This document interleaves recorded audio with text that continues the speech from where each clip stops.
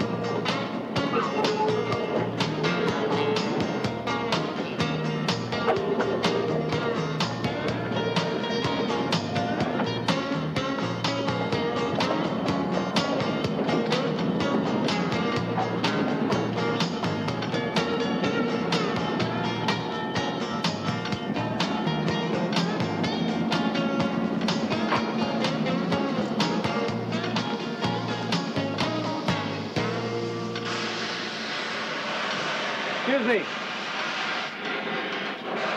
I'm looking for the hiring office around here. You know if they're taking anyone on? Any experience? None to speak of, but I'm a fast learner. Just point me in the right direction. We're all full. Try again next year. Wait. You do the hiring around here? And the firing, if the mood strikes me. Look, mister, I'm just looking for a little honest work. Bandini! Roberts hasn't shown yet we're a man down. Why don't you give my cousin a try? This kid's related to you? On my sister's side. Jake, you didn't even say hello to him. I never liked my sister. 9-hour day, 25 per. The front office is right over there. They'll get you squared away.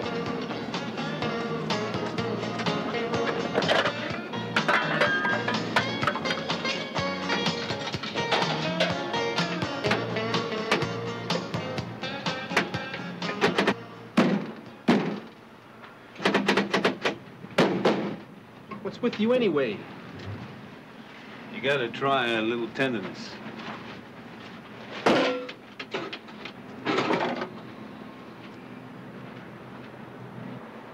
Weirdest thing. I could swear I know you from somewhere. Not me. No. That punch. You're sweet Jake Williams, aren't you? What, are you crazy? I suppose you're Ken Norton. No, that jab. I know that jab like it was my own. That's great, kid. I'm glad for you.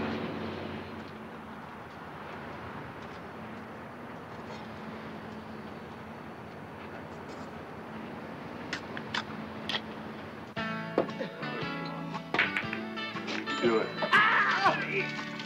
This one'll do it, Jake. One more. One more. There's a dirty piece of cardboard. Get that easy. Yeah, you know what you're lacking in brains, make up for in luck. The loser's lament. Pay up, Joe. Now, one day you're gonna land on night shift, and we'll see who cracks wise. And a box of chicken wings. I'm dialing across the radio. All right, you got my attention. So who's this guy you're looking for? Name is Scorzini. Big guy. Ugly. Flat face, patch over his eye. Not a whole lot of laughs. Sounds like Long John Silver. Try Hollywood and Vine, kid. You sure like to ask a lot of questions about a lot of people. It's kind of a hobby of mine. Keeps me young. I'm broke. Can I buy one? Some other time. I gotta get home to my family. Lucky you. Damn straight. Who's buying? My good friend Jake here just tapped me out. I got a thirst. Hey, new kid on day shift. Buy around, huh? I already have a drink. Well, then buy me one. Pay for your own binge. You're real smart, ain't you, punk? Let me and you just take a little stroll and let Mother Nature decide who's buying what, huh? Give it a rest, Dill. Just keep your mouth shut. Take your trouble outside or I'll crack both your skulls. Come on. I'll give you a little lesson in manners. Rest your mind your own. This won't take but a minute. But that was years ago.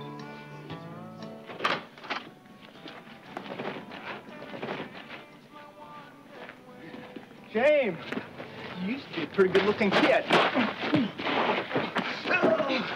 Like you little SOB.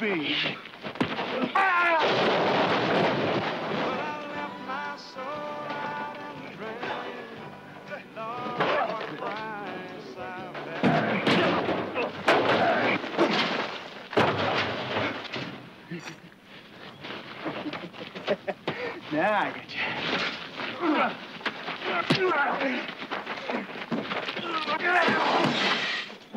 Dill. Stay clear, Jake. This is a private party. Not so long as you're holding that pipe, it ain't. The last time, man, I'm telling you, stay clear. On Jake!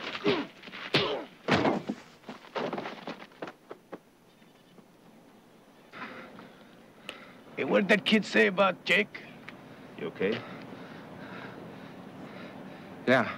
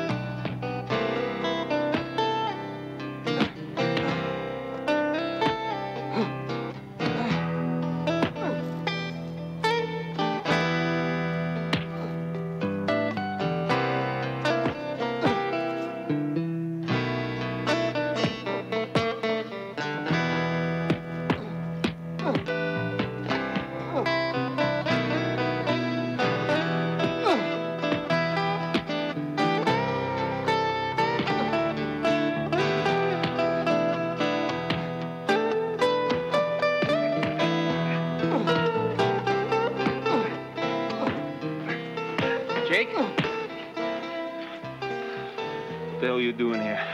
Why are you following me around? Did somebody send you? No. No, you were one of my heroes, man. I just wanted to know what happened to you, that's all. What happened to me is a long story and none of your business.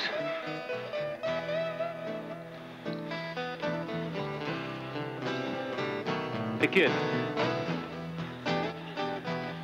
Oh, look, it's a long walk back to town. As long as you're here, you might as well stay for dinner. Louise won't mind. But don't say nothing about Sweet Jake.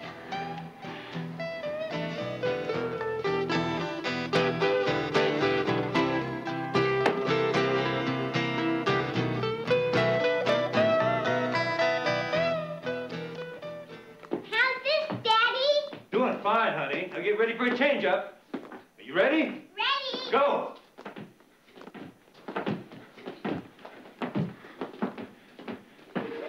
Now for the big finish. Faster. Come on. I give up.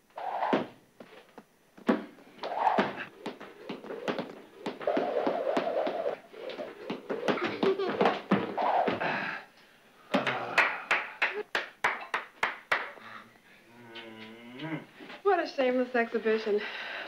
I could never jump rope like that. He also runs 5 miles every day. Believe me, I could never do that. Sensible woman. Oh, at last, someone who understands me. Come on, everybody. The calories are calling.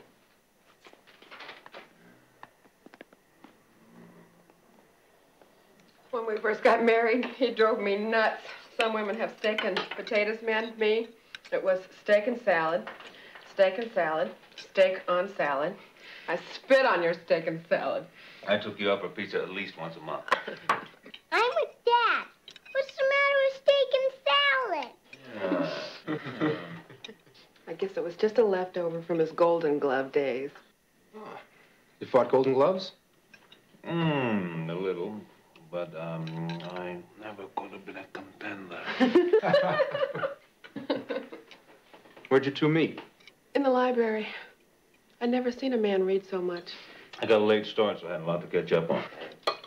You worked in a library? I ran the joint. I wonder who that can be.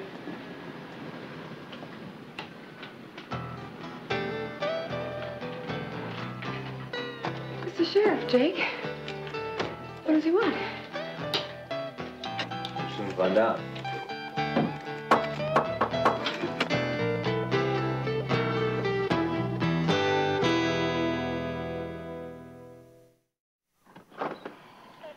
Hi, Ross. Jake. What can I do for you? Oh, a little trouble over at Danny's. I heard you were there. Just a little scuffle. Bill didn't see it that way. He filed a complaint. Against me? No, it's the other guy. What's his name? Eric Cord, it says here. Have you seen him?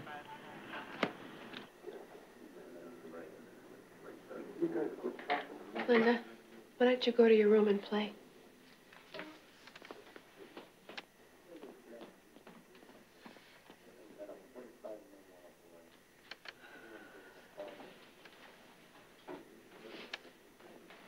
I hope we don't have to move again.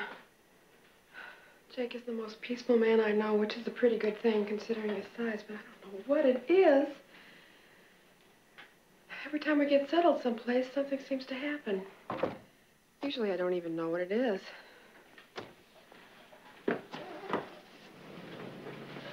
Remember that jerk Dill? Well, he's a double jerk. He went after Eric with a pipe, and I had to pull him off. So what's the wuss do? He goes and files on Eric. Like I said, no big thing. Just go around and see the sheriff in the next couple of days and get this straightened out. I'm going to have a beer and celebrate while I clean up this residue. Ever go to see one of my fights? I saw you on the tube a half a dozen times. My dad took me to the Olympic the night you fought Hodges. That was 76? Tough kid, that Hodges. He had some punch. I wonder whatever happened to him. Whatever happened to you, Jake? Figured wrong in my last fight. You mean against Killer Clyde Peplow? You murdered the bum. Yeah, I beat him like he was a drum, didn't I? Trouble was, it was supposed to be me on the canvas, not him. You see, kid, you need a little more than a good right hand in the fight business. That was me, Sweet Jake Williams. Sweetness, that's what they call me. Sugar and spice and everything nice till I got in the ring and lowered your eyebrows. Real color there. To get you the opener on the card and bus fare home for a purse. To make it to the big time, you gotta have a mentor. So I got me one, a syndicate. I didn't know enough to ask which kind. Maybe I was lying to myself, maybe I did know. Maybe I just grabbed at the first brass ring to come around.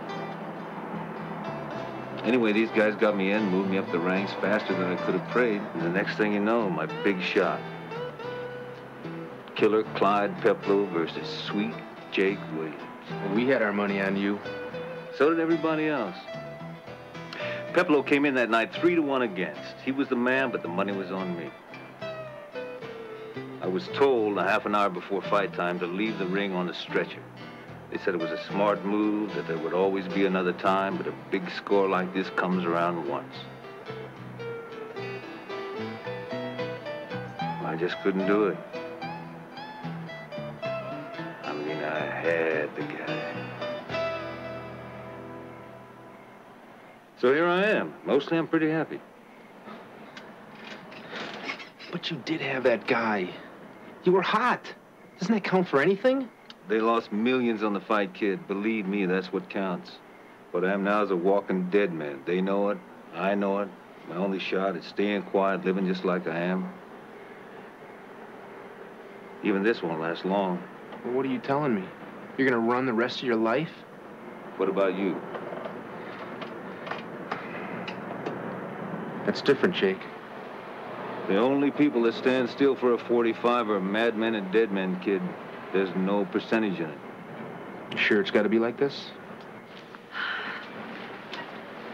I'm gonna put Linda to bed. Will you be up soon? Sure, babe.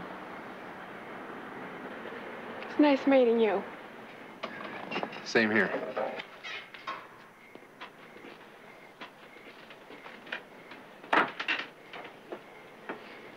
Eric, I got a good life here.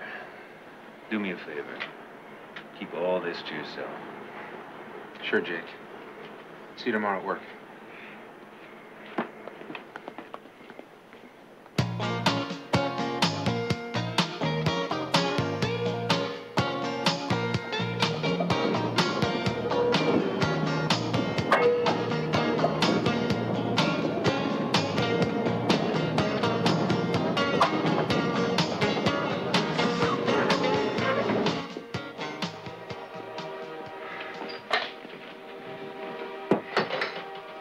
Thanks, Danny. Hey, have you seen Jake today?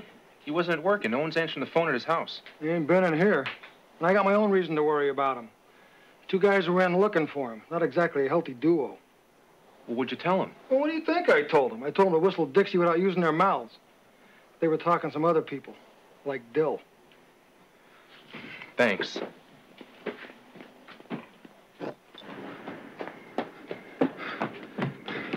Jake? Jake! Oh, it's you. Jake.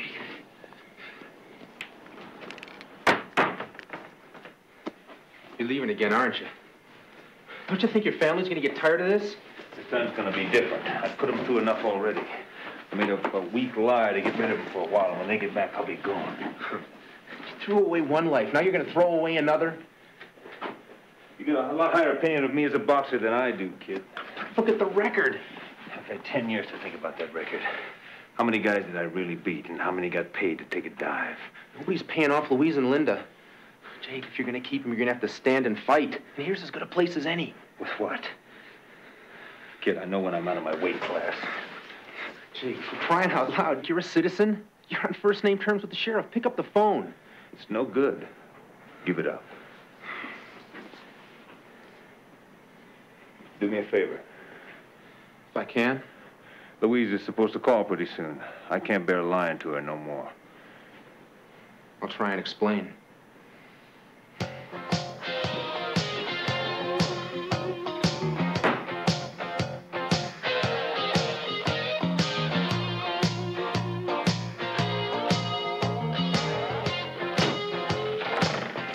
Where's Jake? You're a day late. He ain't here. Maybe you can tell us where he is. With my $1,200, I imagine. That's where I'd be. Let's try this again. Where's Jake? I'm telling you, he left yesterday. Your choice, kid. You guys looking for me?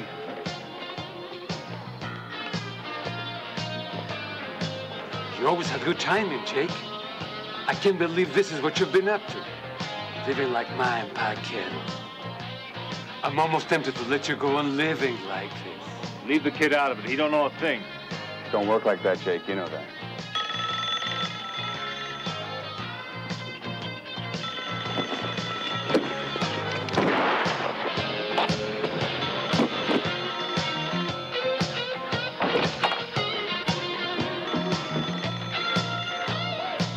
Sweet dreams, bud.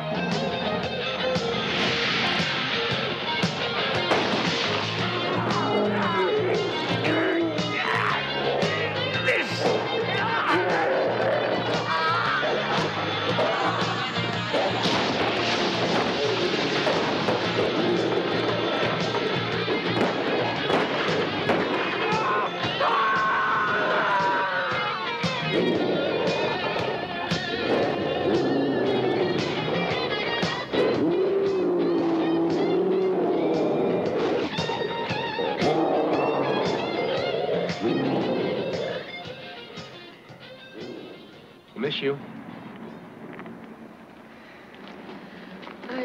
I hope the clothes fit, and I made you a big lunch. Be sure to eat the deviled eggs before they spoil. And... Playing my song. Jake.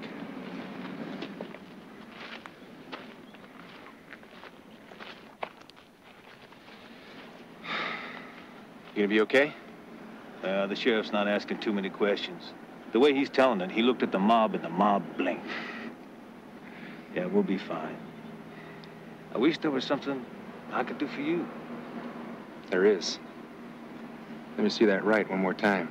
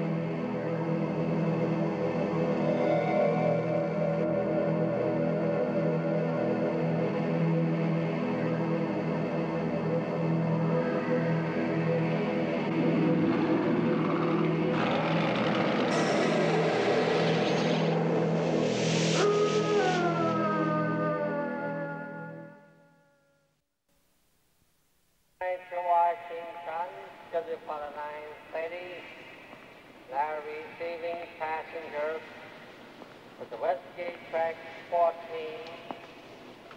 Amtrak Metro to Washington, scheduled for 9:30. Westgate track 14, stopping at 33 Station, Philadelphia. Wilmington, Baltimore, and Washington. Sorry to scare you, but that's why I don't allow people to sleep in here.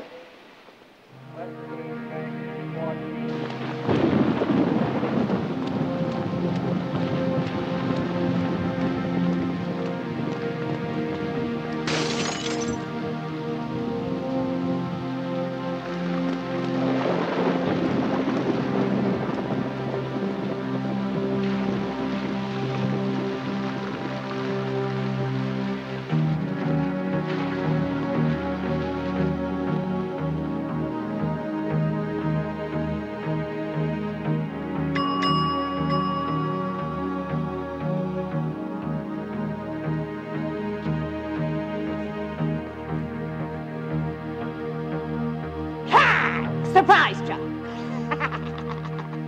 Serves you right for surprising me. You're not looking for a room, I hope. No, not exactly. I'm trying to find someone. So am I. Nothing but old bums and rummies come through here. You the owner? Why, you with the city? Now listen, there's a man, a friend of mine, Giannis Scorzini. I've heard he stays there when he's in town.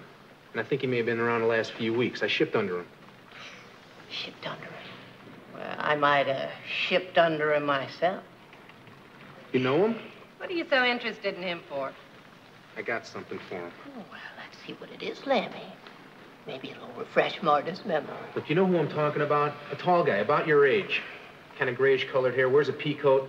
Not real friendly looking. Tom works days. Try him.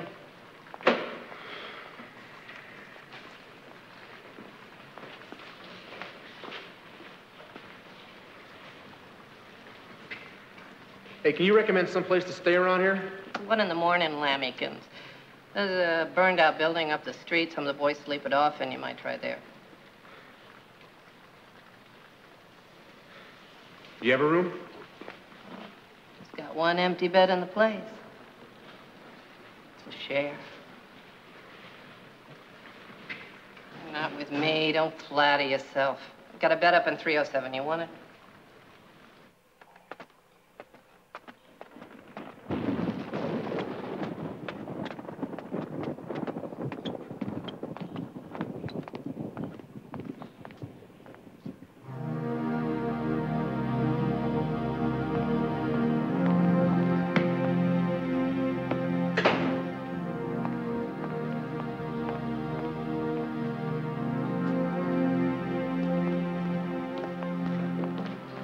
With the slasher anyway. You got a roof, you're safe. Otherwise, it's not news. People freeze and starve every night outside. Papers only care when death breaks the skin. Hey, where's the city morgue? Close enough. 2 blocks from here, 4th and Bay. Why? Forget it. Can't vouch for your roommate, Lammy. Better watch your kid.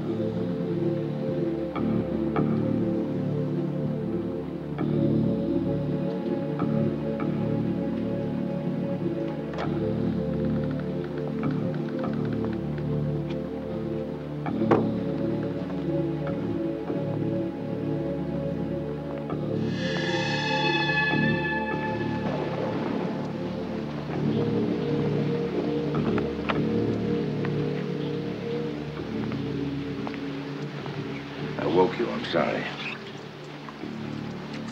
No, you didn't. This your room? Mind telling me what you're doing here? Killing time. Had a bad dream? What? Did you have a bad dream? Yeah. Yeah, you could say that. Dream of a werewolf? I thought you might have. That isn't good. It's bad to dream of werewolves. Once they enter your head, they find places to stay. Lairs.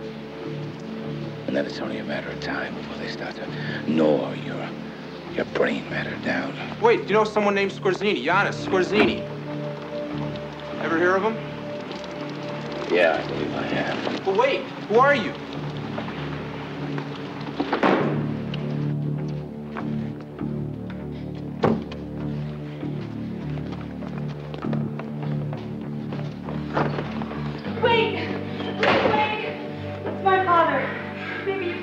Whatever the problem is, I recommend getting out of here. We can't. I can't leave him like this. Please.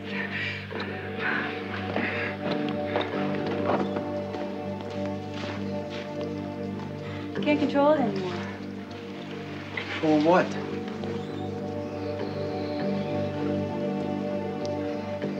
It took me 2 years to track my father here. I haven't quit my job. But now, seeing him like this, I don't know what to do. Even this isn't gonna help. Let me take a look. You need to get him to a clinic. He's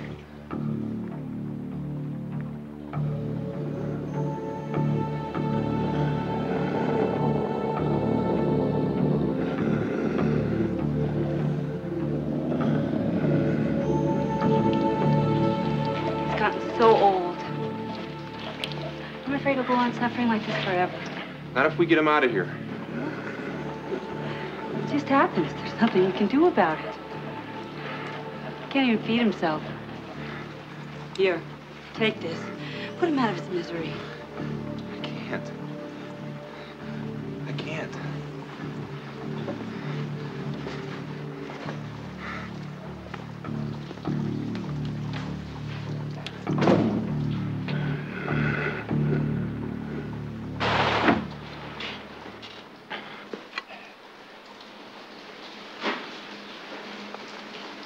I'm sorry. This time I must have really woken you. Let's see it. What? What's in your pocket? The knife. I prefer if you turn that light out.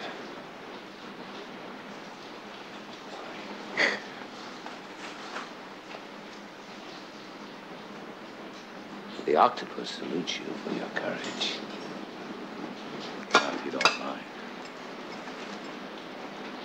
Let's see the knife. I'll show it to you. In fact, I'm quite proud of it. But first, take a seat.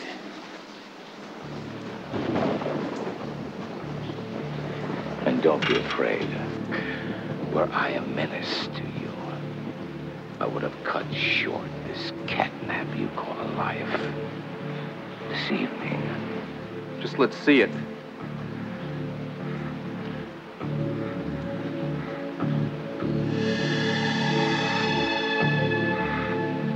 It's silver, isn't it?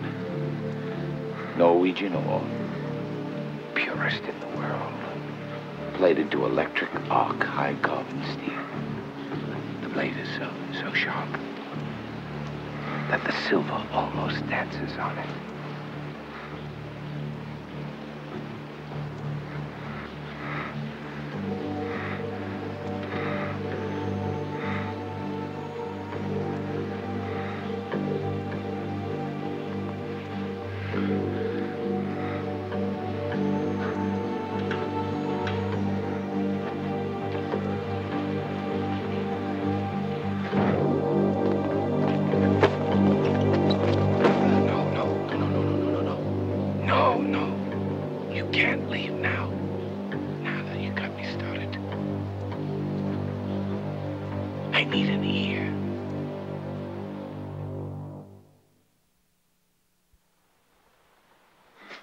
What do you want with me? Silence. You got it. No. Just for tonight. And then I want you to tell my story to whoever will listen.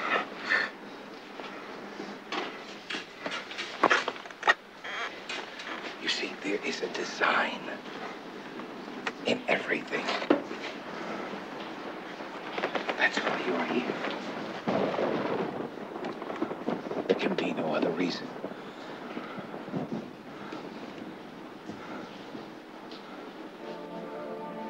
My name is Servan Dombal. I was born in Marseille in 1468, a year of the plague. You might say I'm lucky to be alive. The werewolf you dreamt, it was me. I was sentenced to death 3 times. The first time is when I had the octopus done to celebrate my hanging. Kind of a farewell gesture. And I must add, to shock my executioners, I wanted to remind the crowd that death, like the octopus's tentacles, is everywhere. And at the most unexpected time comes to us all. But I was wrong to think that for me it would be that easy. You should have seen their faces that night at the morgue when I sprung from the dead. But then you did see it for yourself in the dream now, didn't you? But how? It's part of my curse. As it grows stronger, it invades the sleep of all those I am near. A curse that grows and goes on because it feeds at the will of all those who can put an end to it. Then why haven't you killed yourself? For 150 years, I've been seeking my own annihilation.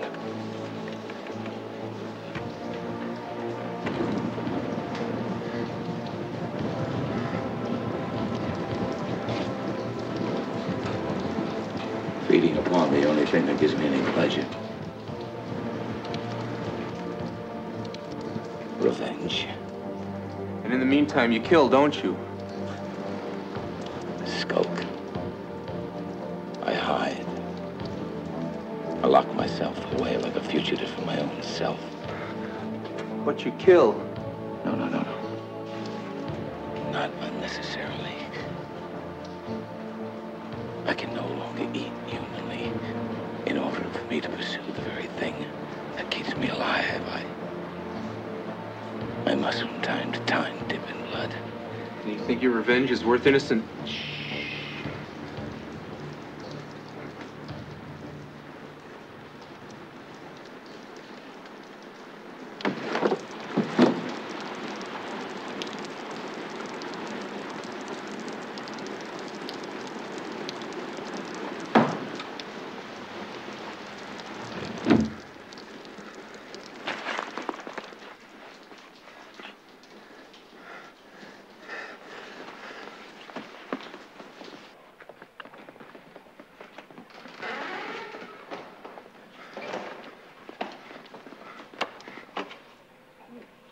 Changed your mind about Omar, didn't you? Listen to me. There's a smiler upstairs with a knife, and we'd all be lucky if he was only just a slasher. I know. Come with me.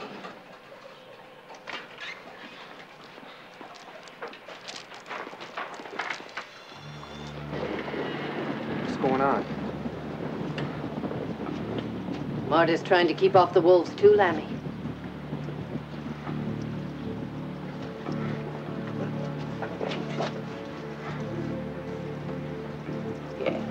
You're safe.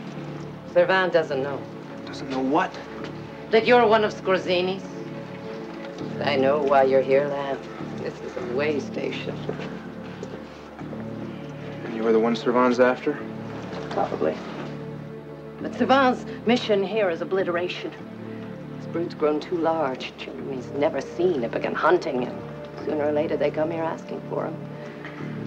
Servan's come to destroy this place, to wipe out his tracks. Then he knows. How? I asked him about Scorzini.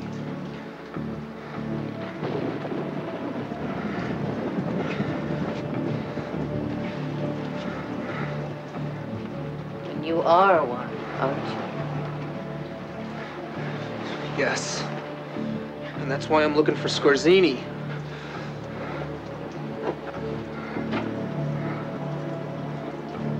To kill him?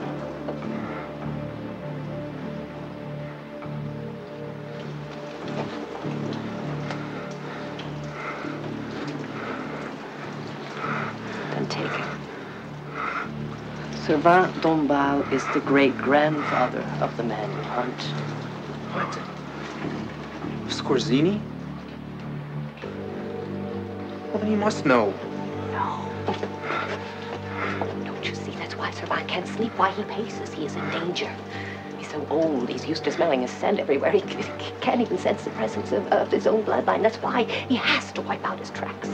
Rick, if you were absolutely relentless, you'll never have a better chance to rid yourself of it than now.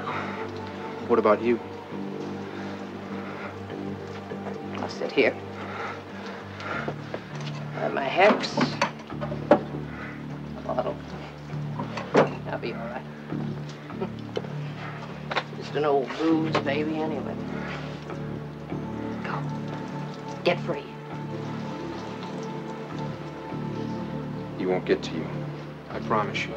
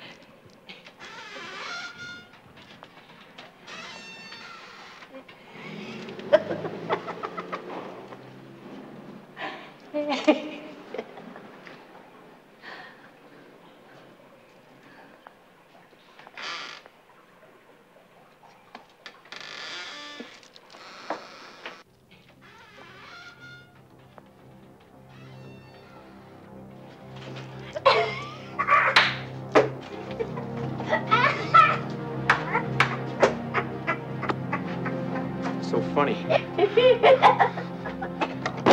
You lied to me.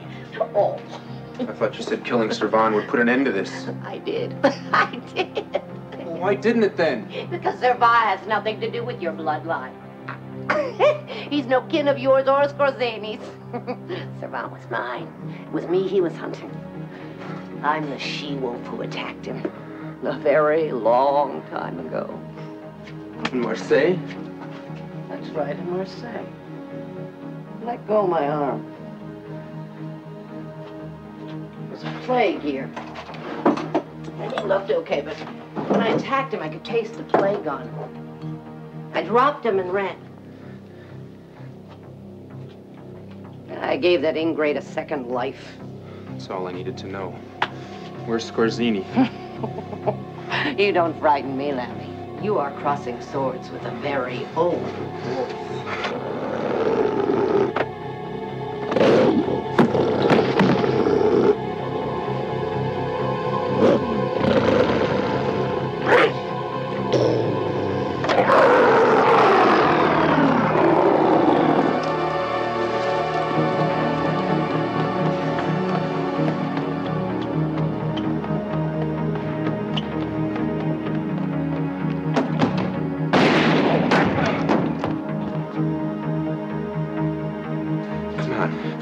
We're getting out of here.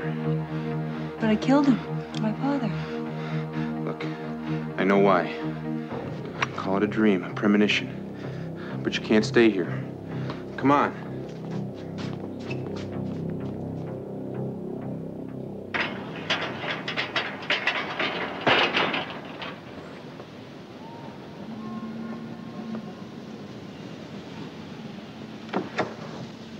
Afraid of the stairs, are we? Well, don't worry, Lammy. I haven't called the police on you two yet. But you better get out.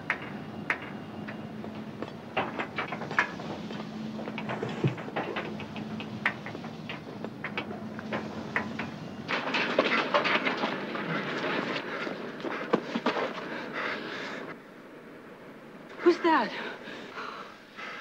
A man I hope I just helped. To get rid of his curse.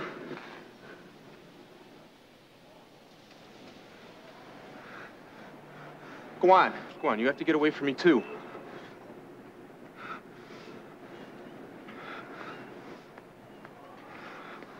Go on, please.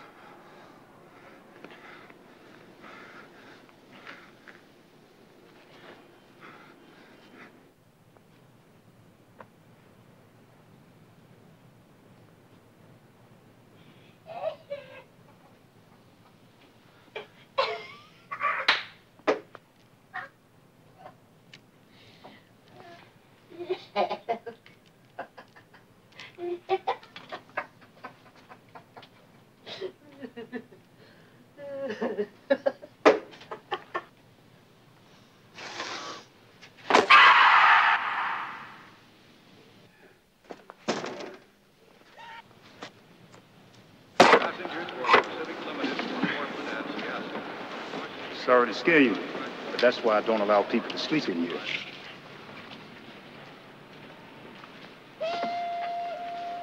Your attention, please. Now boarding on track 4. The Pacific Limited for Portland and Seattle. Departure will be in 20 minutes. Your attention, please. Now boarding on track 4. The Pacific Limited for Portland and Seattle. Departure will be in 20 minutes.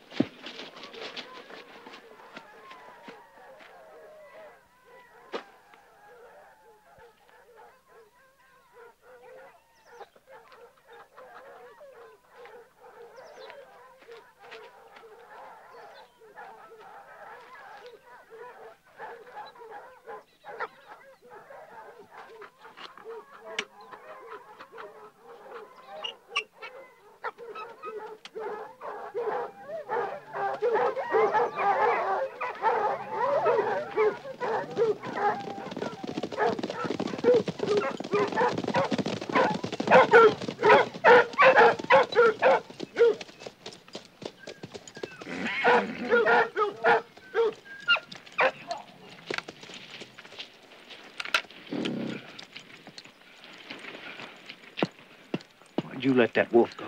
I felt sorry for it. You help something out when you feel sorry for it, right? Kid's a tender-hearted, romantic, Bill. Nobody should die in a trap. Not even a wolf. That wolf did this to me.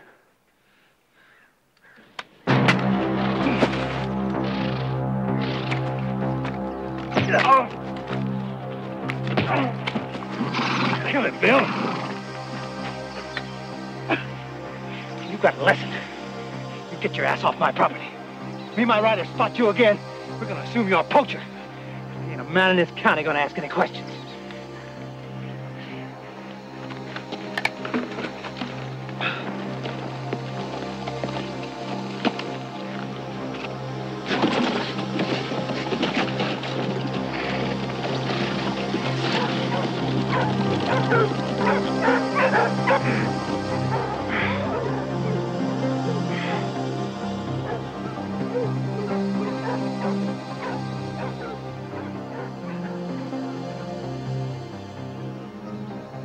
You heard him, Wolf. This place isn't safe for either one of us.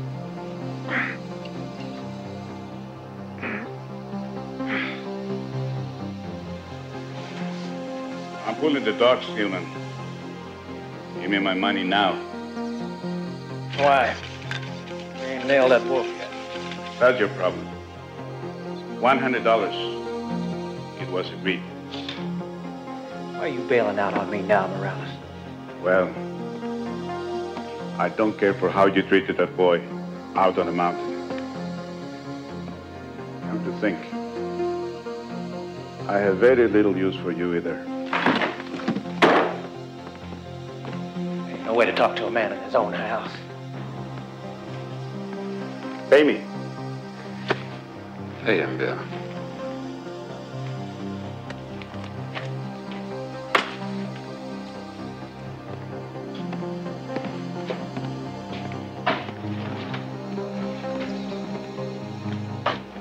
Piece of advice. This is not 1890. You are not your grandfather or your father. As we used to say in the Marines, you would not make a pimple on the ass of either. Adios.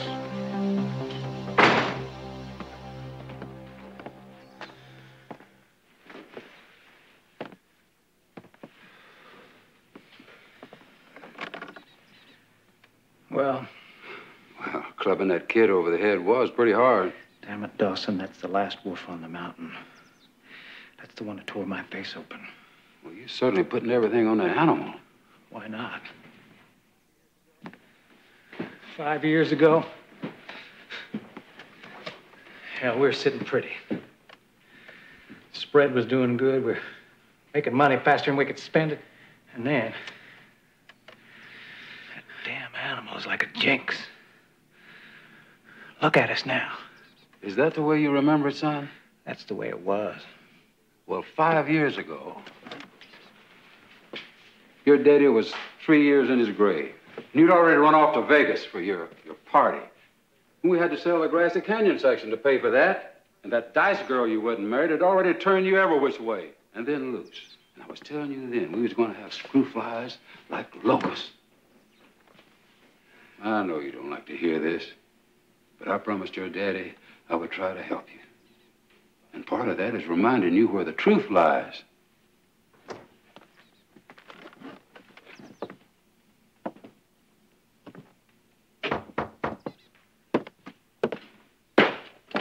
I help you with something?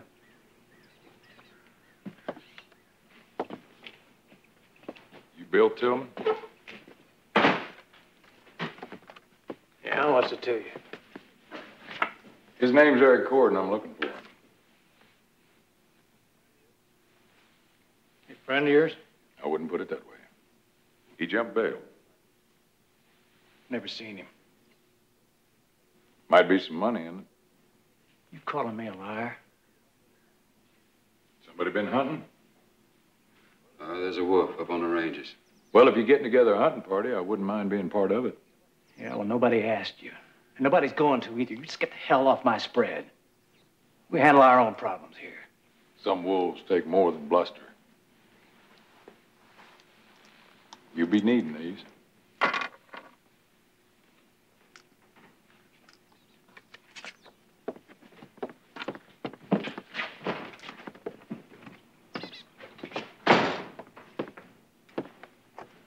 Why'd you tell him about the kid?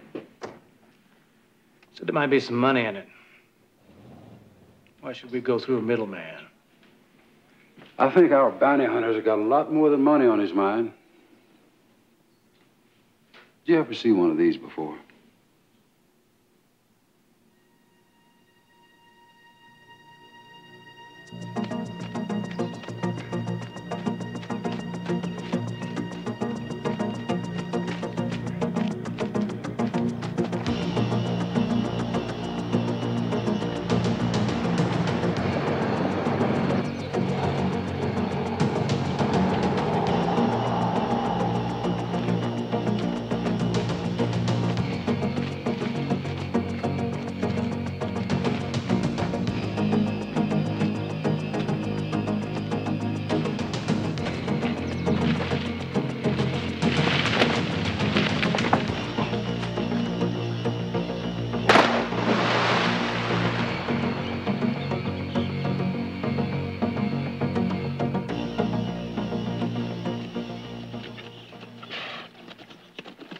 Problem.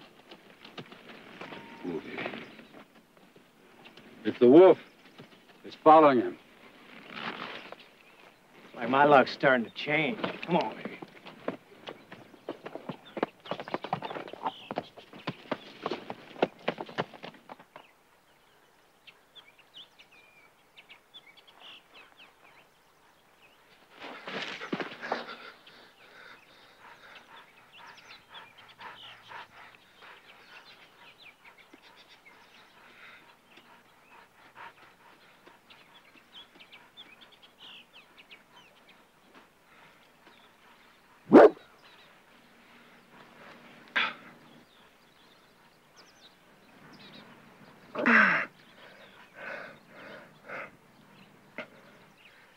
Can't. I just can't.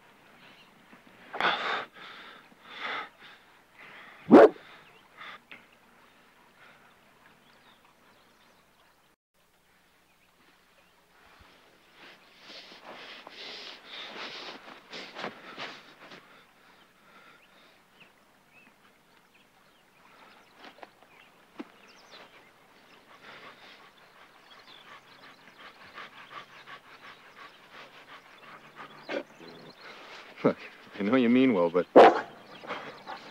Okay. You sound just like my mother.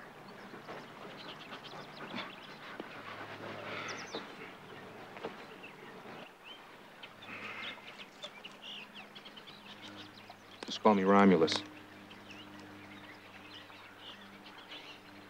Tell me, which end do you start with?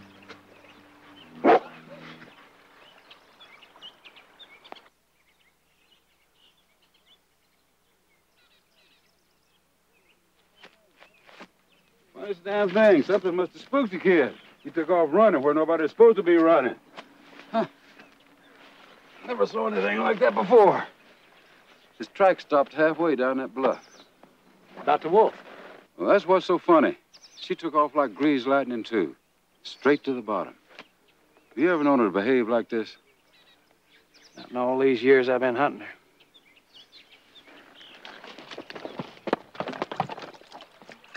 I think the boy went off the bluff, Bill. Probably hurt real bad. You know, that wolf went right in after him just like he was her long-lost cub. That the way you see it? I'd set up camp back there. Bill, didn't you hear what I was saying? I think the kid is hurt. Or worse. I ain't going down that river at night. I'm looking out for my own bones. Whatever happened to that kid? His own damn fault. Besides, it's best to let wounded game stiffen up. Yeah.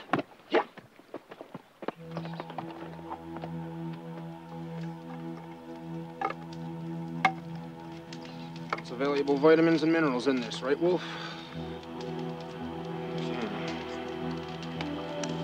Well, they say snake tastes just like chicken.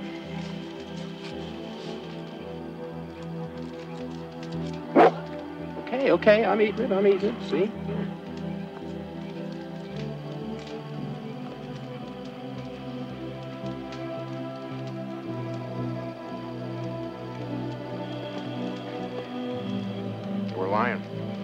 tastes like snake.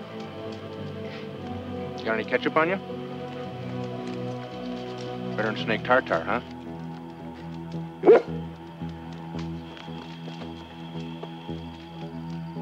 So, tell me about yourself. Okay. So you're not a big talker. But I got some questions I'd like to ask. What's between you and that rancher? Sorry. Didn't mean to pry. He thinks he's got his reasons. I wonder what he did to you. We both owe him one. Funny. You meet friends in the funniest places. You know, we got a lot more in common than you think. We both drew a pretty bad hand. There's no choice but to play it out.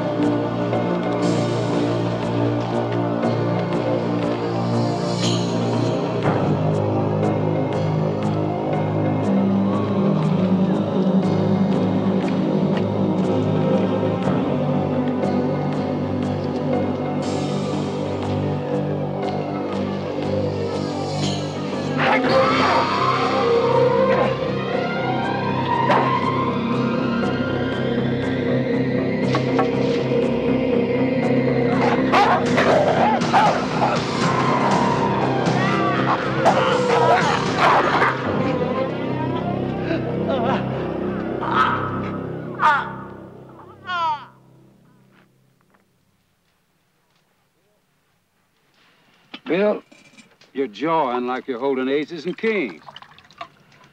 The reward for that kid probably ain't but a few $100. Bet me. That bounty hunter's boots are worth more than that. Well, I figured a guy like that won't go out unless it's pure gold. From here on in, it's rawhide cinch, huh? Why not? Well, I was looking back and thinking about my pa. Summer of 1929. We was sure riding high then. He was going on about Angus breeding stock. Changing over to a dude ranch. Why not, he'd ask.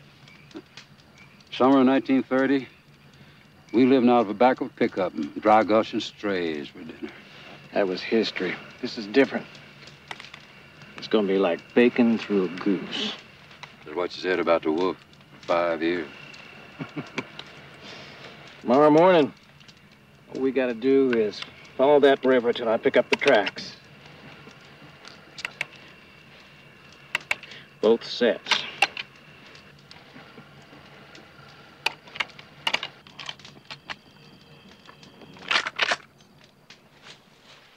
Whoa, whoa, whoa, whoa there. It's pretty early. That boy will keep till after breakfast. That boy can keep till hell freezes over, as far as I'm concerned. What the hell is that supposed to mean? Means I'm checking out of this game. You mean you're just up and heading home? Nope. Checking out permanent. From now on, you're on your own.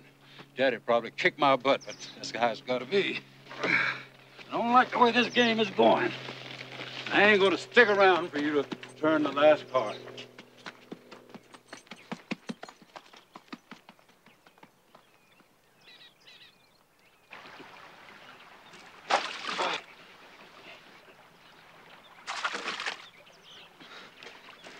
I told you, think positive.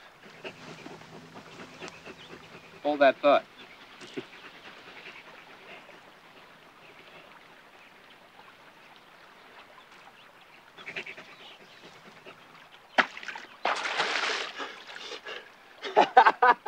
Got one. We got one.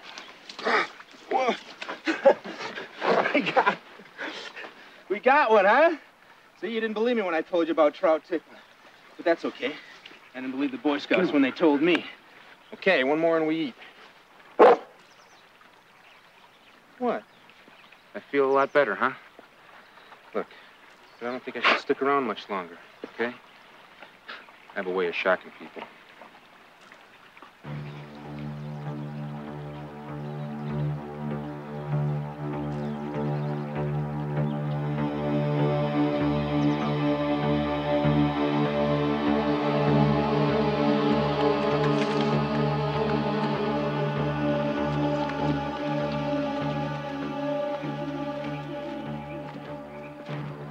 Know anything about fetching, Wolf? No, what the hell? Let's give it a shot.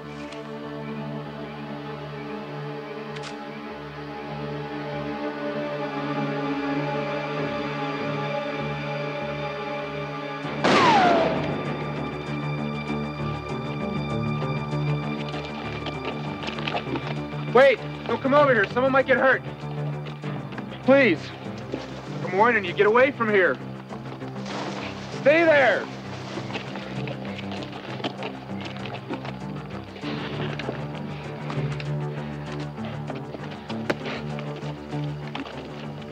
You no more respectful than the first time I met you, boy. Friend of yours come calling. His card.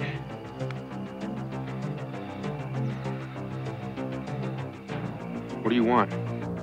I want you. And then the wolf. I got a silver bullet for each of you.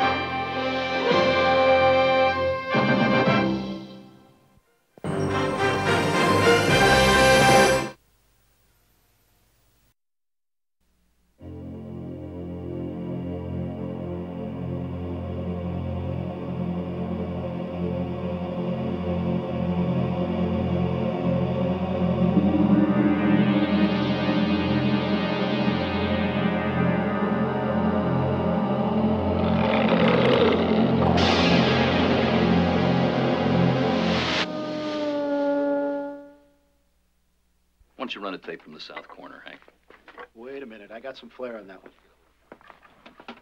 Hey, did anybody check the door locks for gym marks? Look, you don't even have to bother dusting. I mean, you're not going to get anything off of that surface. Dave, toss me those rubber gloves, would you? Put some dust on the window next. We gotta get some air in here. Is it okay to bring the gurney up, Lieutenant?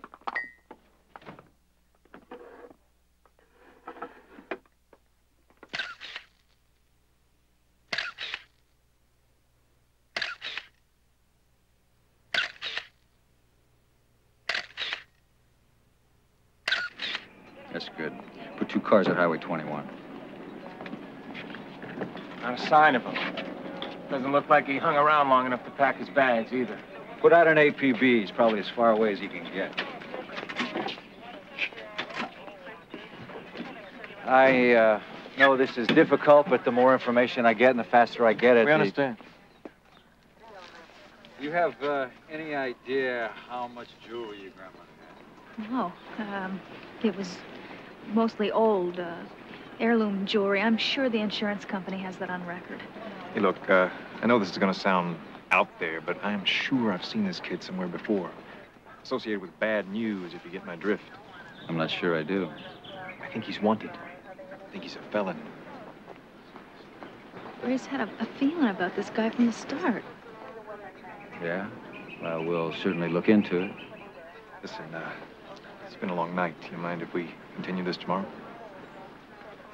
4th time it's happened to him. We're just about ready to get off duty. We'll be in touch.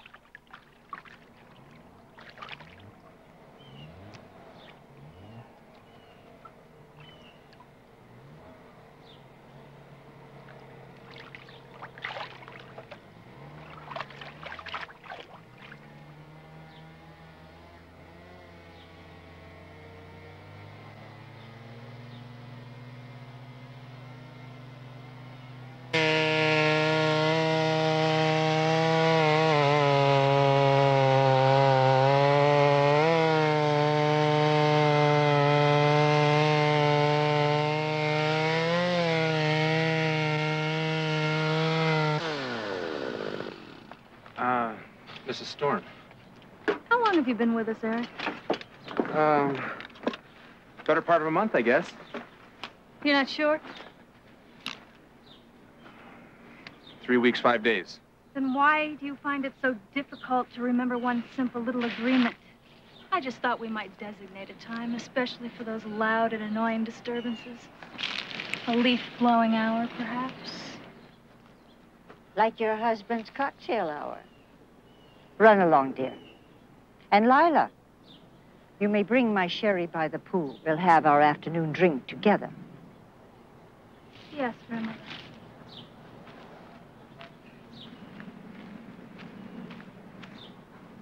What is it that you find so interesting about my granddaughter, Eric? She seems like a nice enough person. I hope you're an honest man. Liars and thieves who blush end up behind bars.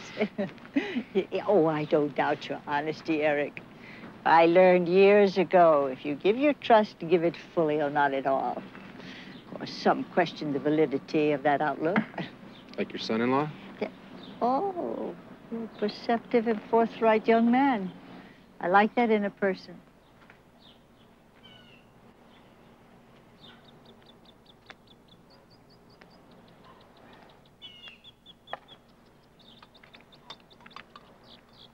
Duty calls, and look who answers. Care to join me? Have a back-breaking day at the office, Ray? You know, I just don't find this kind of weather conducive to industrious behavior. You are paid to do a job. Grandmother's mercy money.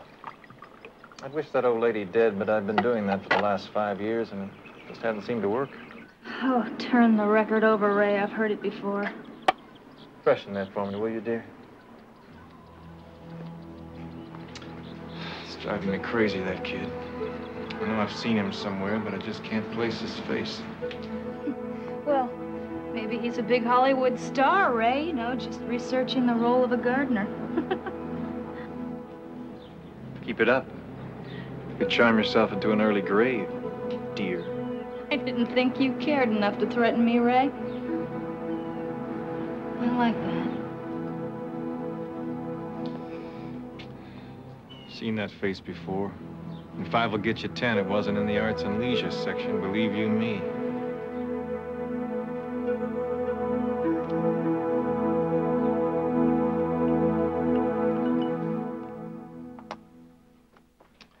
Pretty white of you, Evelyn. Dining with the help. You were once the help, Raymond. Now you're heir to a fortune. Provided Lila doesn't leave you first, of course. Oh, I'm sure you'll be leaving us before she leaves me. Don't make threats at the table, Raymond. Oh, you'll have to excuse me there, Eric, is it? You see, I'm still learning manners. Don't mean to be intentionally rude. Of course not. It just comes naturally to you. Would you look at this? Finally, a decent challenge. You're rather forthright for the gardener, aren't you? So I will be, too. Why don't we know much about you? I guess there's not that much to tell. A mysterious answer from a mystery man. Does that just make the ladies swoon? Or are you hiding something? Because that's what I think. You're not here just because you love to prune trees. He's just working his way across the country. A lot of college kids do that for the experience. Does there have to be an ulterior motive for everything everyone does? Yes. Would you like to say grace, Harry? You know, it's all very well and good for a young man to go out and experience the world. Nothing can take the place of family. Your husband?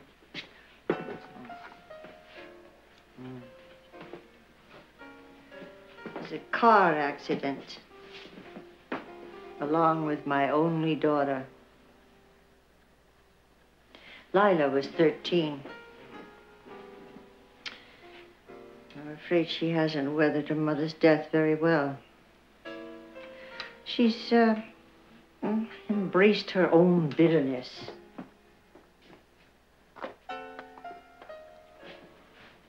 Are you running from something, Eric?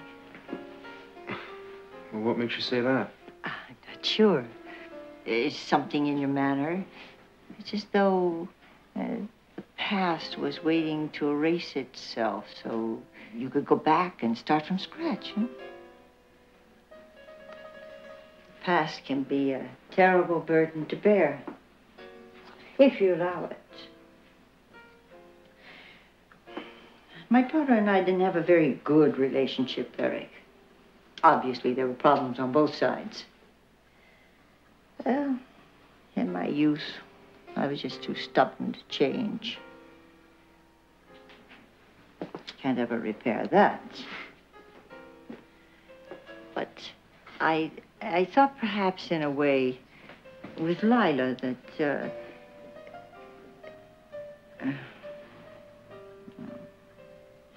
as much as I want to, I am too old to change. And Lila's too young to see that you want to. I understand. Yes. I believe you do.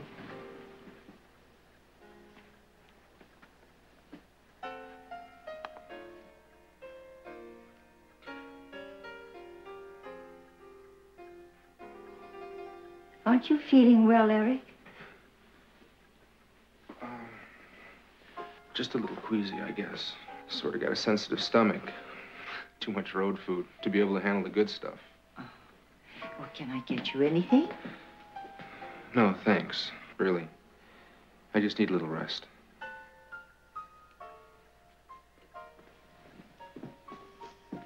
Eric, I really enjoyed talking with you this evening.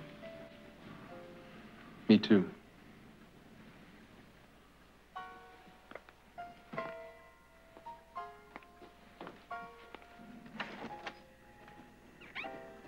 Good night.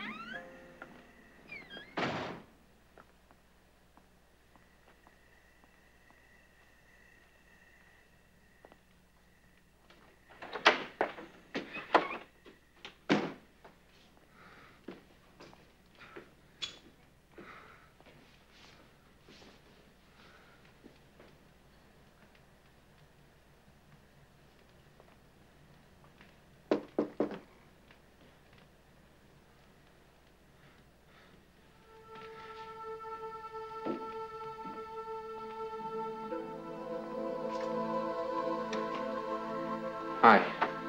Eric? Leave it open, please. Well, I don't bite. Cross my heart. I need the air. Women always make you this nervous, Eric?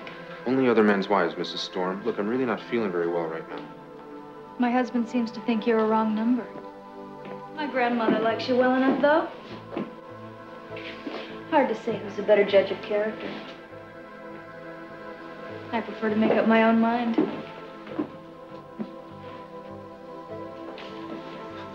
If you're trying to seduce me, Mrs. Storm, you picked a lousy time. I think you've seen The Graduate once too often. I'm hardly Mrs. Robinson. Yeah, I can see that. What is it you want? Peace of mind. I don't like the fact that a total stranger without a past happens to be living on our property. I sometimes think with her old age, my grandmother's become just a little too trusting. And you'd feel a whole lot better about this thing if I gave you some kind of assurance. More or less. Well, then you have it, my word of honor.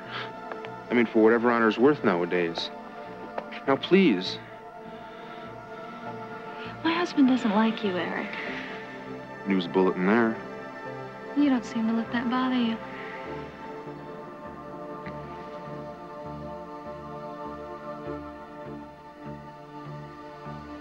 You sure?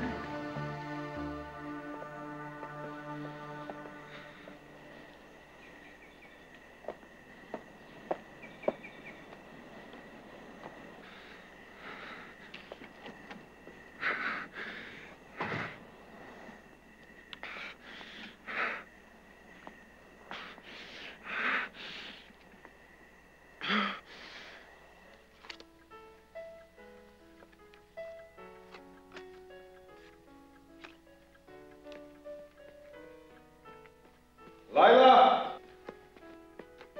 See my wife around?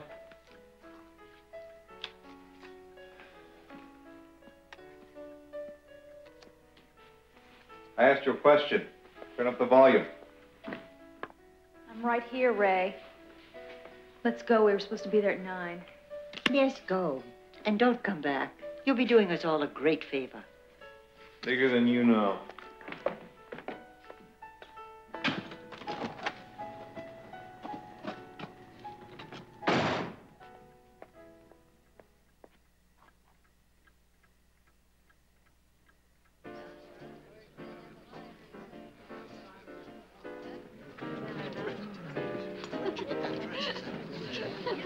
Hello, Gus. I'm sorry we're late. Lila. Gus. Good Ray, to see you. good to see you. And I forgot my cigarettes. Will you excuse me just for a moment, Go though? have cigarettes. They're just in the car. Would you look after my wife for just a few minutes? Love to. Listen, let's go get a drink.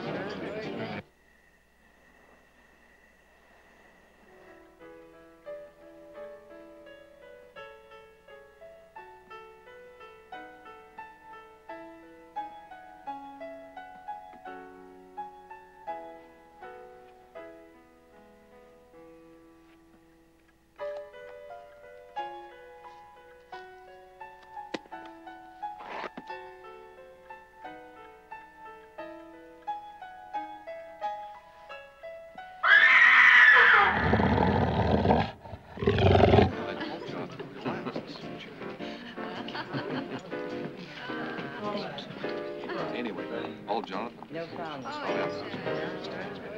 Am I right? Yeah. Well, good seeing you. Thank you.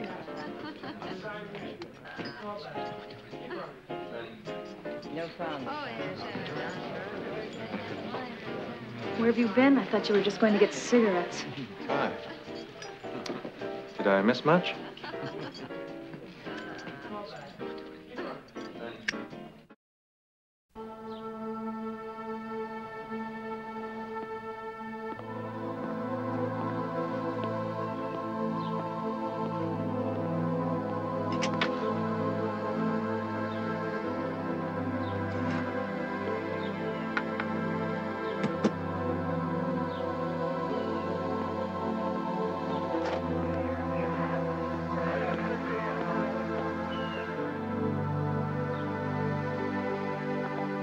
I think he's wanted. I think he's a felon.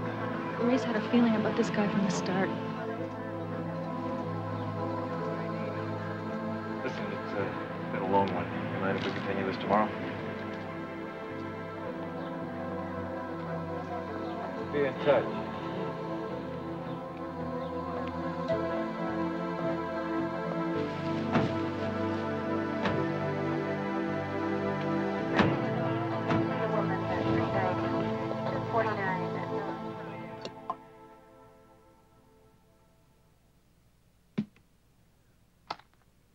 Well, not exactly in mourning, are we? I'm going swimming. I can't sleep.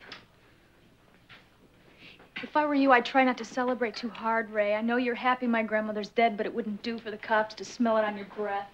Secret of vodka, my dear. No residual odor. You just think of everything, don't you?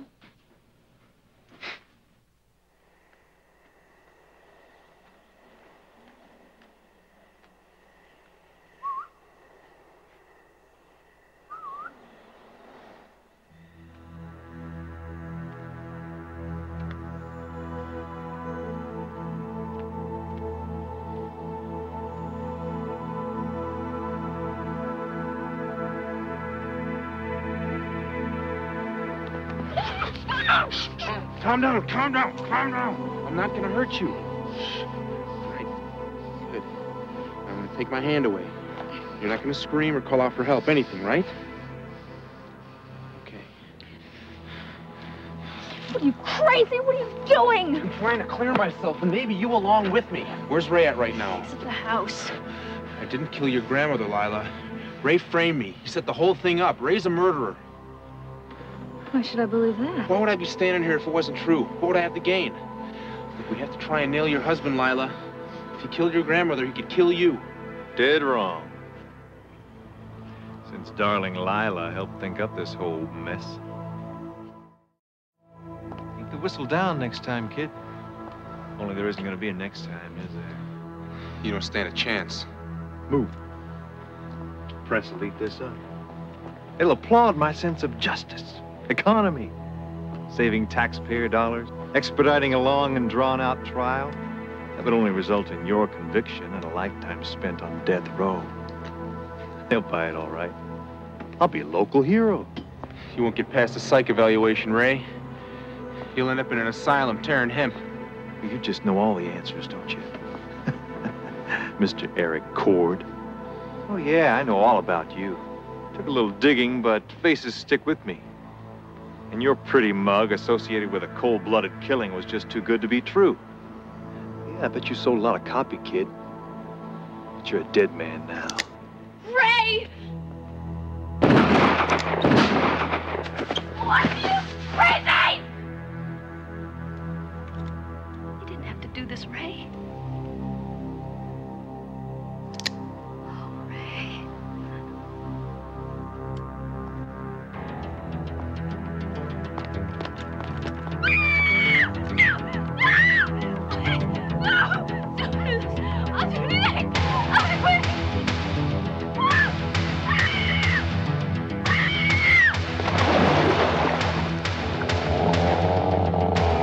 I didn't count on this kind of luck, though. The unfaithful spouse and the man on the run. Who'd question my having to kill you both? Please, Ray. I'm sorry.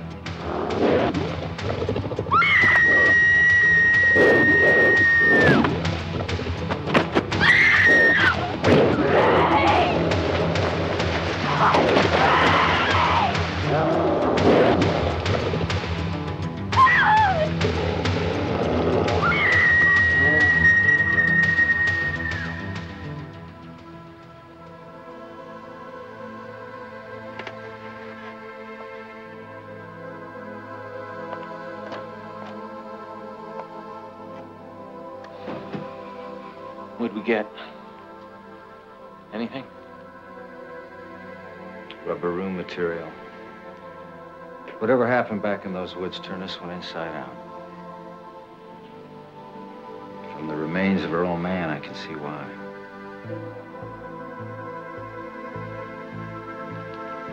Get her out of here.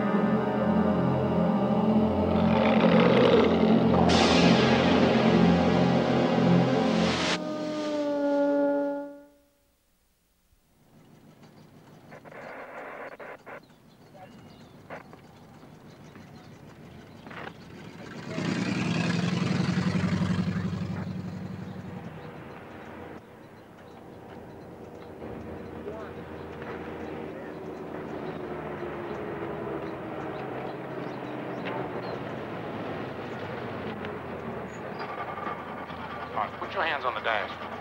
Now. White boy, out of the car.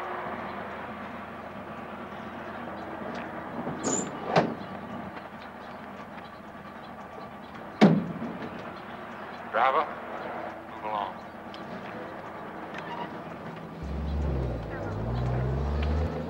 Turn around, boy. Turn around. Back over here. Put your hands behind you. Don't you move now, boy.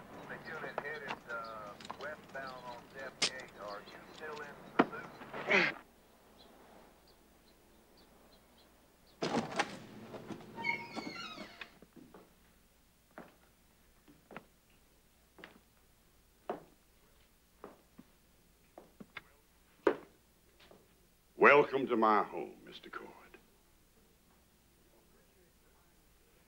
You won't appreciate this, but finding you took some doing. What do you want with me? We'll talk business later. Right now, I'm happy to have you as my guest. I'm Will Fraser. My friends, what few I've made, and my enemies, and there are long lines of them, call me Big Daddy. But you ain't from the South, so I doubt you recollect my name. No, I heard of you. In college, from one of my poli-sci professors. Oh. What do you have to say about me? You said you were a 20th century anachronism. You said you were like Pendergrass from Kansas City, or Daly in Chicago. A ward boss, a machine politician, as crooked as they come. Ha! Boy, compared to me, those two feather merchants were like a one-legged man in a butt-kicking contest. Listen, I ran this state for 15 years like it was given me by the Almighty as a christening present.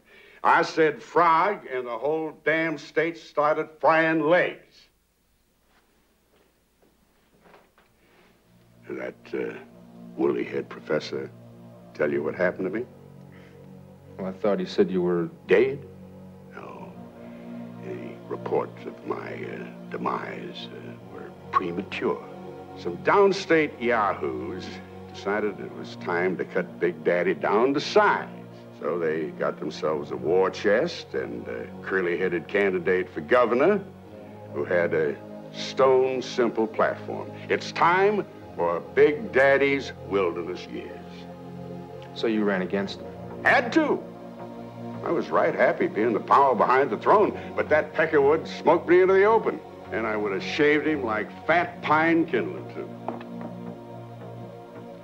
And 2 months before the election, I had a routine examination. Cancer. Suddenly, I was confronted with humility. I was humble, and the peckerwood was governor. There was 6 years gone. 6 years of chemicals and getting whittled on. Then 4 months ago, I got the final word. They said there wasn't anything more they could do. They said, you best make peace with God or the devil. There was nothing left for you except the hearse. I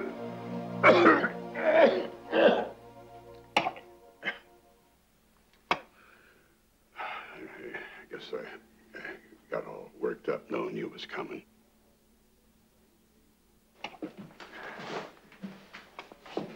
Ain't these the flowers of the old South? Romantic as all hell, ain't it?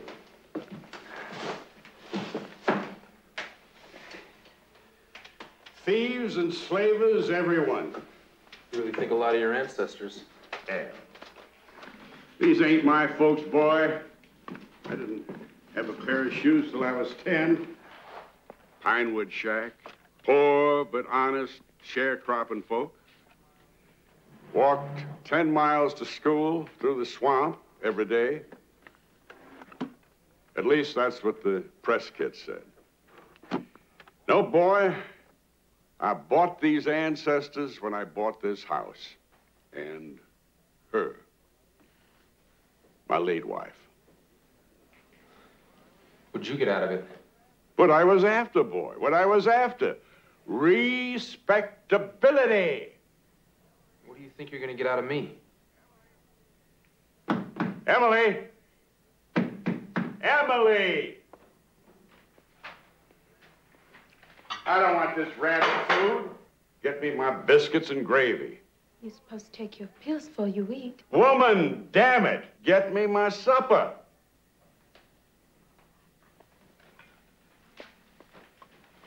That's Emily, my daughter. And not her. All she could breed was horses. Emily was the result of one of my indiscretions, one that lasted for some time. Matter of fact, they say that finding out about Emily and her ma is what killed my wife. They said she died of a broken heart. Ha! She didn't have a heart to break. But then that left me with this whipped dog excuse for a human being as my sole heir. Sometimes I admire the good Lord's sense of humor.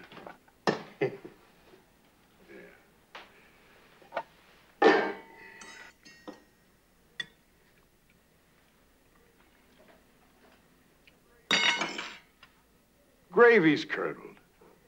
I strained it. How can anybody mess up biscuits and gravy? Ain't there nothing that you can do right? You can't talk, you can't cook, and you have to get a man drunk to make love to you. You're about as useless as the face on a toad. Oh, the hell with it. Get me a drink. But the doctor said... Woman, I am dying, remember?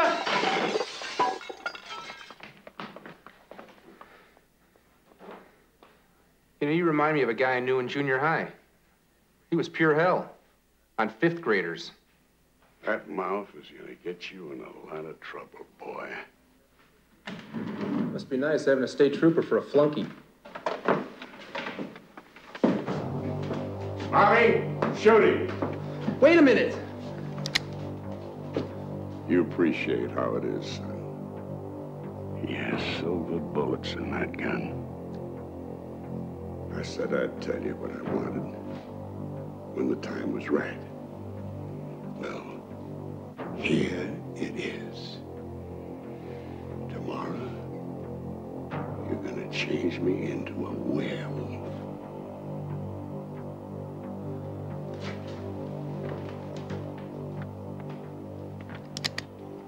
You've got to do what he wants. This entire thing is insane. Can't you see that? Of course I do. I know there's no such thing as werewolves, but you go along with him. You humor him, and maybe in a few days he'll realize how deluded he is. There are no bars on your windows. Nobody's holding a gun at your head. Why are you here? What did he do to you? What did he do to me? To me and my mother. She was a school teacher. Back in the days when we still had segregated schools. This good-looking young man just back from the war going to law school started wooing her. Oh, not talking like he wanted her to be his high yellow backstreet girl. And she went for it. Me.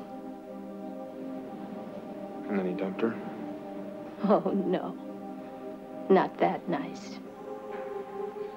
As soon as he had the power, he built a nice new schoolhouse for us coloreds.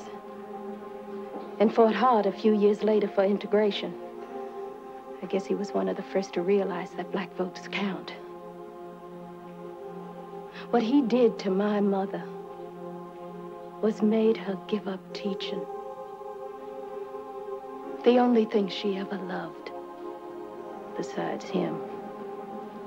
And he put up an apartment up in the Capitol. And all she had to do was to be there anytime he wanted. That was all.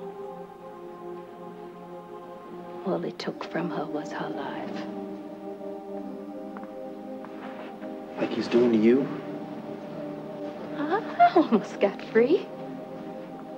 Once, he let me get a job. Working at the hospital in Tulane. I was just a research assistant, but it was something. And then it was, Emily, I'm gonna die. Emily, you're all I got now. Emily, you come back and you stick by me. I did. Help me get out of here. I'll take you with me. Why would you want to do that?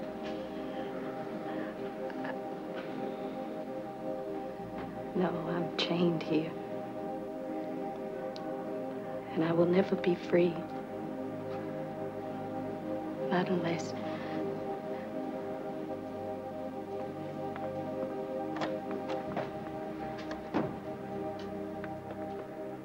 Boy, don't play the innocent with me. I was brought up in the bayous. There were stories. You ever hear the loup-garou?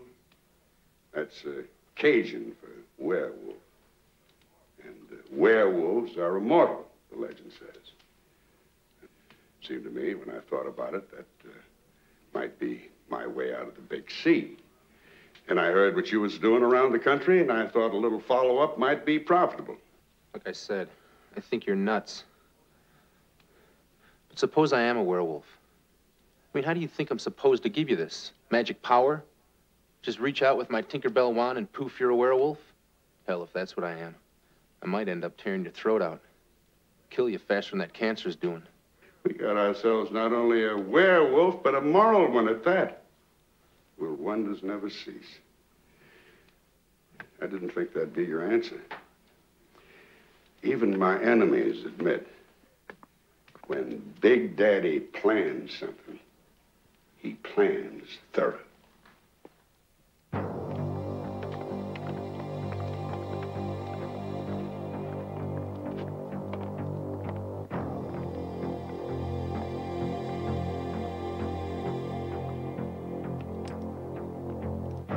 All I need is a little of your blood, son.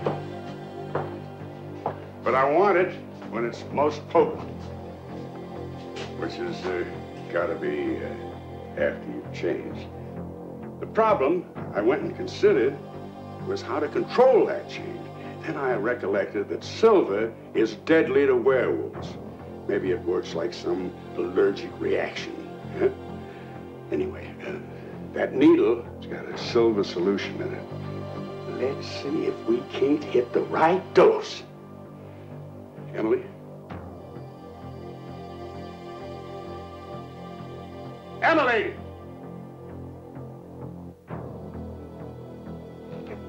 He's having some effect. A little more.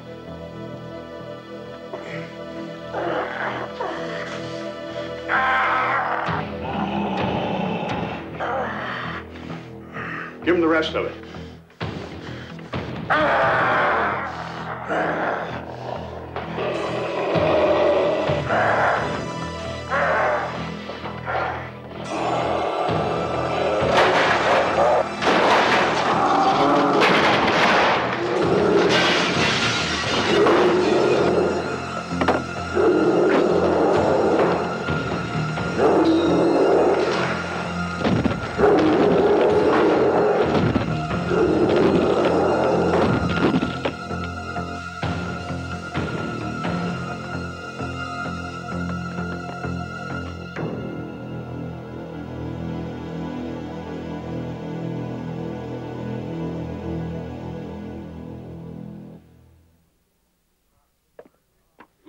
God of mercy. There really are loot and garoo. Them Cajuns wasn't just selling wolf tickets.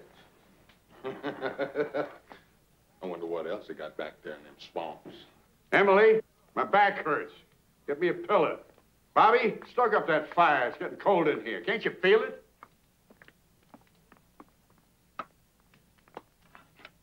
Give me that thing.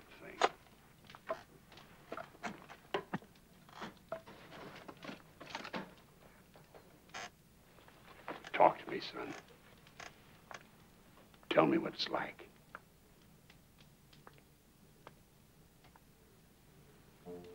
There isn't a you there anymore, really.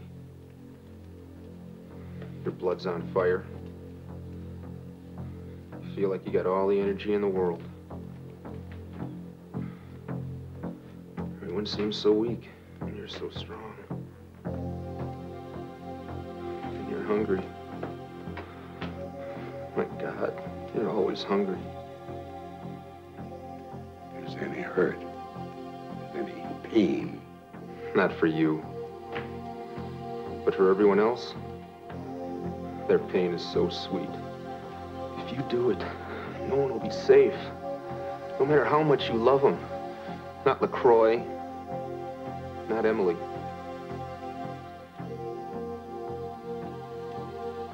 But you can take precautions.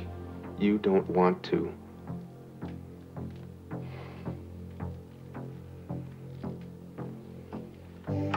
Emily, get it ready. I want it over tonight.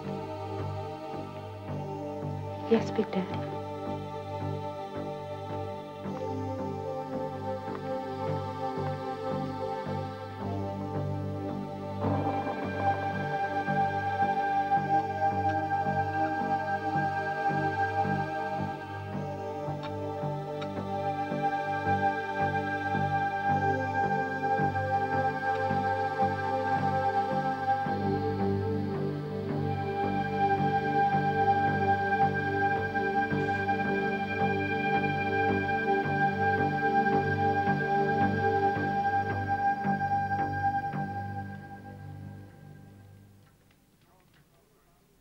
This calls for a celebration. What do you think, Bobby?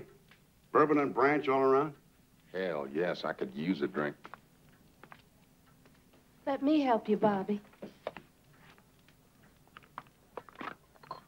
You're standing out in the crowd, son. Cheer up. You remind me of that dog that Johnson used to pick up by the ears. Sorry, but I've never been much for laughing past the graveyard. Well, I figure this stuff should start working sometime tonight. It being the height of the full moon and all. Probably hit me about midnight, wouldn't you say, Eric? I think you've been watching too many horror movies. As far as I can tell, the time doesn't have much to do with it.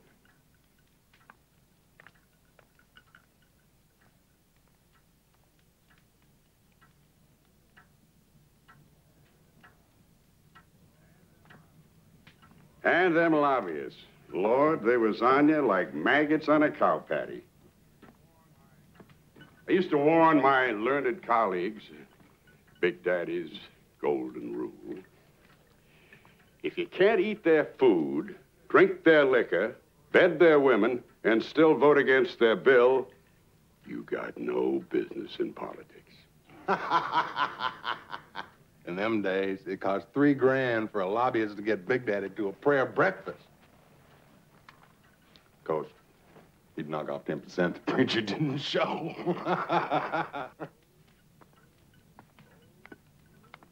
Those were the days. I remember it differently. When you got drunk, you used to come home to my mama and beat the hell out of her. What are you thinking, child? I never raised a hand at that woman in her life. Like I said, I remember things differently.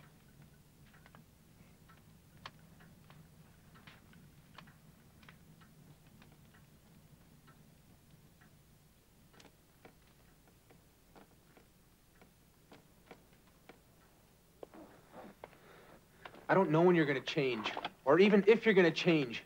But you better get yourself down in that cellar and have LaCroix bar the door. I warned you what could happen. Son, you tend to your knitting, and I'll tend to mine. There ain't been nothing in this world I couldn't control. Except the cancer. Yeah. But I've done something about that, too, haven't I? Besides, with all this power you give me, for now and forevermore, wouldn't I be some kind of damn fool not to try it out? Huh?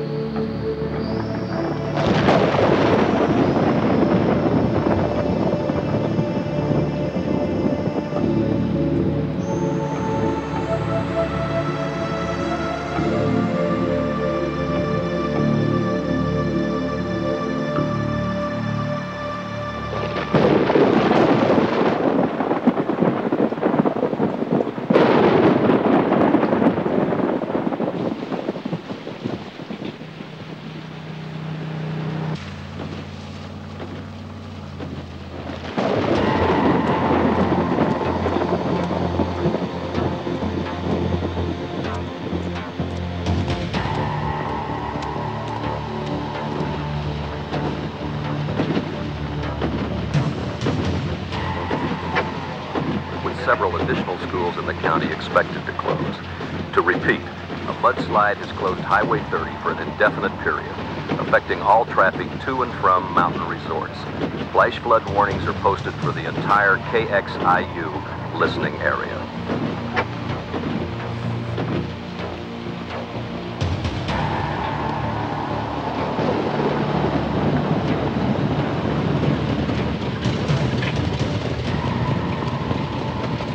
Where you headed? Any place but here sounds good. Get on in. Thanks, I really appreciate the lift. Dan McKenzie, Park Service. Eric Cord, nice to meet you. Eric, you know, I'd really like to see some identification. Nobody's ever carded me for hitchhiking before. Yeah, well, I'd still like to see some ID. That makes two of us. I lost my wallet. Money, credit cards, everything. I mean, my girlfriend's really gonna kill me for losing that picture she gave me. Hey, what are you doing?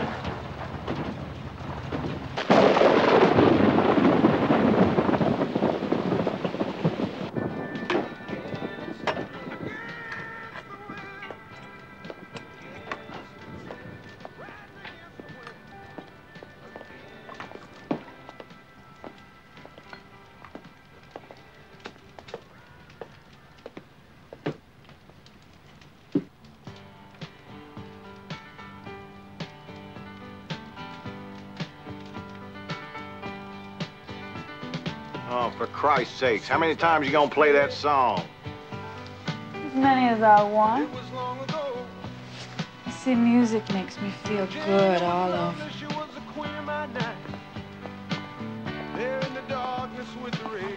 What's the music make you feel like, Mr. Crawford?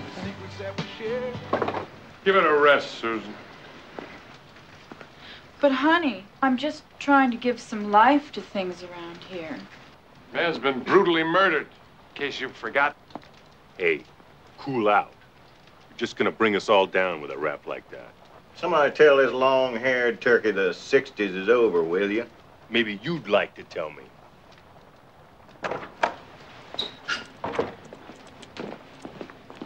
About time you got back, Mackenzie. It's a big mountain, Mr. Wexler. There's some things even your money can't hurry along. But it looks like you came home with the prize. Is this our killer? Wait a minute. What the hell are you people talking about? They found a mutilated body in the forest. The authorities seem to believe that one of us did it. And the list of suspects is getting more interesting by the minute.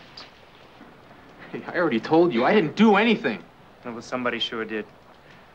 And I got all 8 people on this mountain right here. Yeah, but I noticed I'm the only one wearing handcuffs. All right. You'll be free to move around till the sheriff gets here. But I wouldn't recommend moving too far if that's what you got in mind. I don't have any reason to run. Oh, yeah, and I bet you sing in the church choir, too, don't you? And just how long are we supposed to sit around here making small talk, anyway? Look, there's a storm outside that won't let up. The highway's blocked by a mudslide. What would you suggest, Crawford? Well, we could try and solve this murder. I mean, I don't know about anybody else, but I'd like to try and clear my name. Who could tell me what happened? It seems the dude got popped in his cabin, and then they dragged him out in the woods. And then all God's little creatures must have had themselves a real feast, because there ain't much evidence left. And then Mackenzie dragged him into the walk-in freezer. So I'd stay clear of the meatloaf special. Know what I mean? You sure got all that down, Stone. Maybe you did it. Who you supposed to be, Sherlock Holmes? Just somebody who's paying attention. Come to think of it, I don't remember seeing you or your girlfriend last night. You keep Judy out of this, pal. Looks to me like she's kind of out of it already. None of you sees it, do you? None of us sees what? It's all just the way it was before. People are each other's throat. Even the way the murder happened. There was another murder? Back in '53? That's just an old campfire story now, nothing more. Tell back to those who died. It was in the dead of winter. A group of young people like yourselves was snowed in.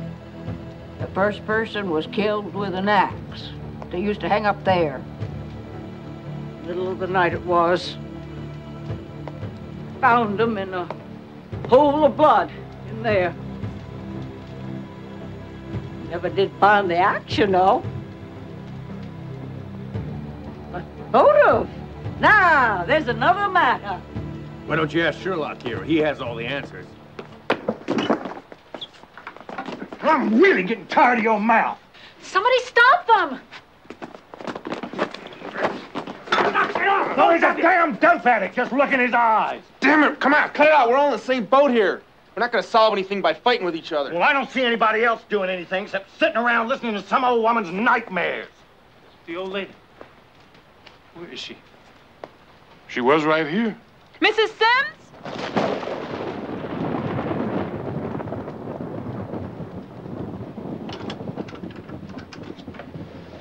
What do you mean, sabotage? I mean, someone deliberately blew these fuses.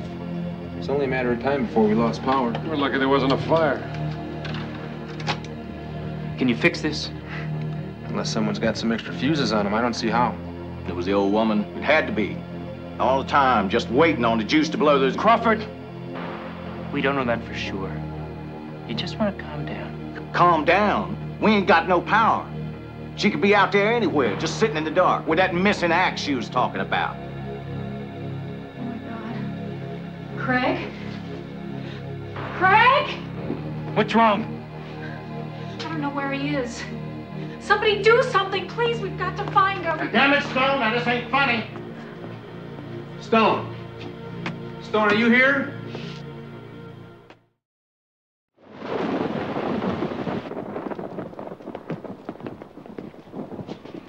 Hey, Miss Mackenzie, I don't care who's in charge. We demand some kind of weapon. Wexler's right. I don't want to be no sitting duck either.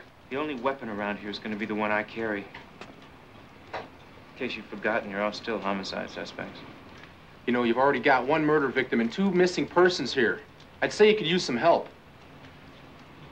All right. Let's divide up in groups of 2 and search the place. Where'd you meet Stone? We met in a diner outside of Tucson someplace. I'd gotten in a fight with this guy I was backpacking with, and he split on me. God, was I a mess.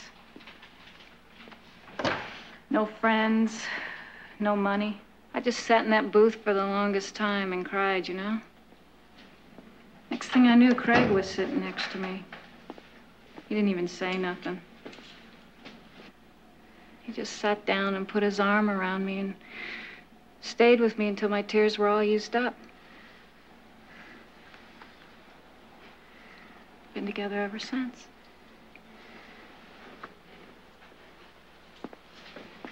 Now he's probably dead because of me. I'm the one who wanted to go to the mountains in the first place. Judy, hey, come on, we don't know what might have happened to him, okay? I've been around a long time, Eric. One of the first things I learned was to spot a snow job when I saw one.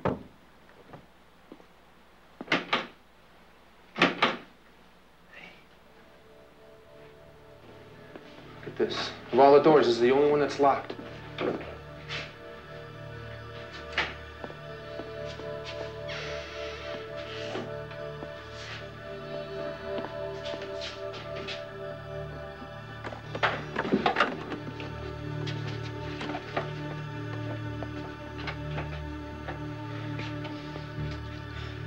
I don't think I want to do this. Me either. Come on.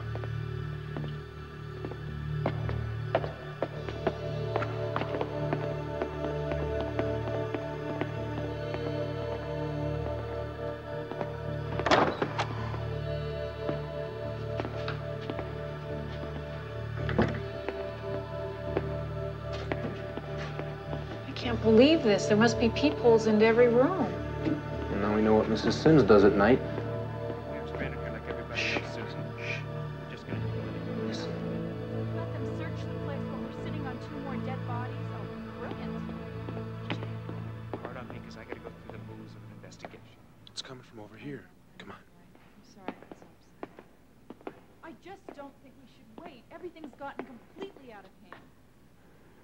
You're the one that panicked and killed him, not me. I hardly panicked. The old woman was spying on us, wasn't she? She was going to tell everyone. And what about Stone? You're not even sure he actually saw you move the body. So what was I gonna do? Take a chance? Honey, I did it for us. I didn't hear you complain when you had to kill that private detective. It was different. Then there was a way to make the body unrecognizable. You know what the funny thing is? This whole thing started because we were so afraid that Kenneth was gonna find out. We probably should have killed him to begin with.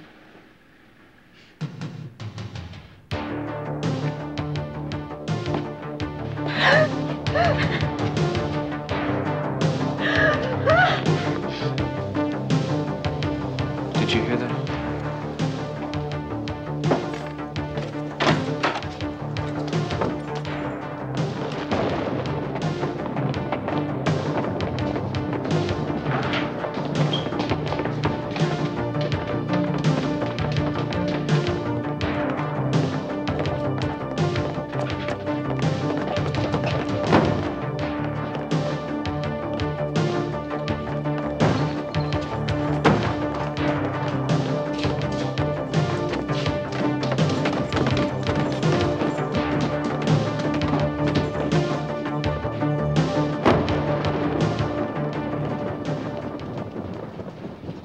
So much for playing hide and go seek. Now what? Anybody find anything? I need a drink.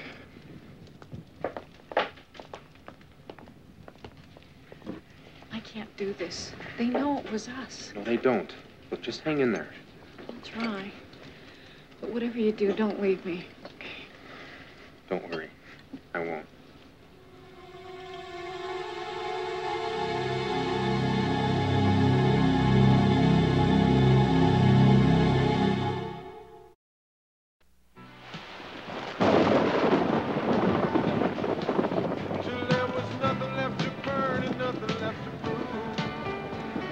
Eric, what's the matter?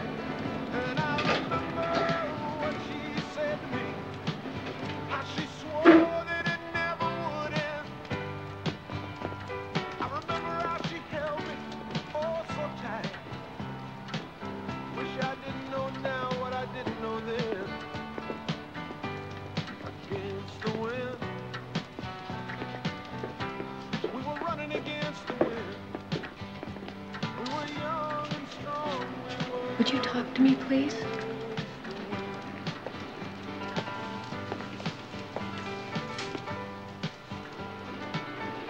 Something terrible's gonna happen if I don't get out of here. Things couldn't exactly get much worse now, could they?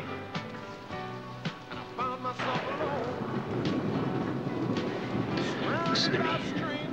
I'm gonna distract Mackenzie. And when I do, I want you to get away from here and hide. Hey, Cord! What's the problem? Where'd this blood come from?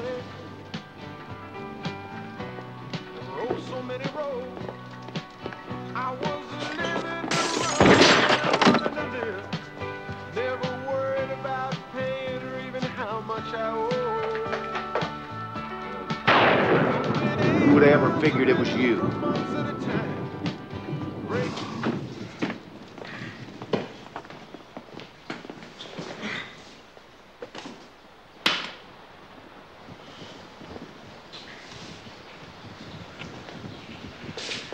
All right, Cord. What the hell's going on? I just can't stop myself sometimes when the urge to kill comes over me. You just saved that for Crawford. He may be buying this, but I'm not. Crawford's not as dumb as he looks. You were in that passageway. What passageway? Look, you were there. Maybe it was Stone's girlfriend. So you know the truth. I'm telling the truth. You didn't kill anybody. Why would I lie? I don't know. It's the part I can't figure out. It's almost like you want me to lock you up. Then don't. And see what happens.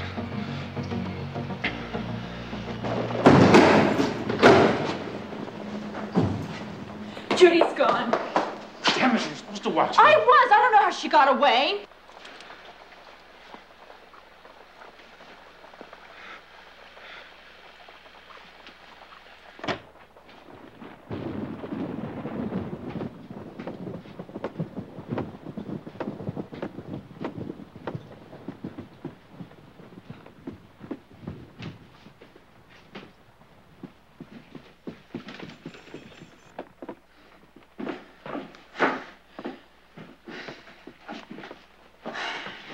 She could be anywhere. It's going to take hours to find her. Maybe not. Remember closing the door?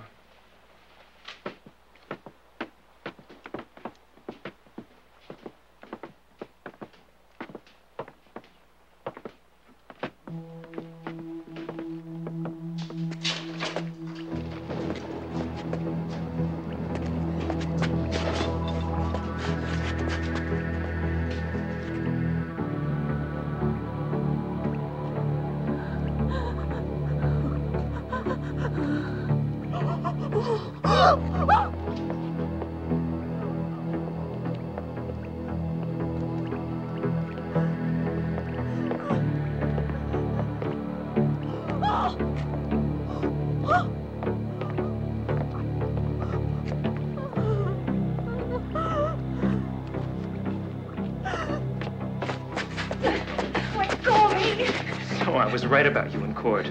They're the ones who were watching us from the passageway. I don't know what you're talking about. Then they know everything. I think it's time for Cord to kill again.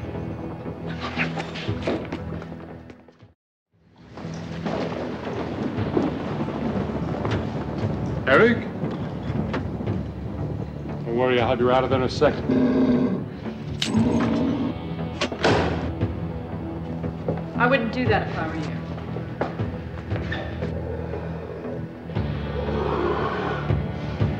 There are penalties for releasing criminals from captivity. Except Eric didn't kill anybody. But you know that better than I. What are you waiting for? Kill him.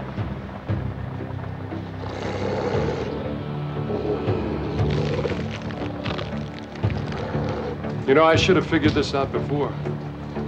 To be honest, I only pegged you for adultery, dear, not for murder.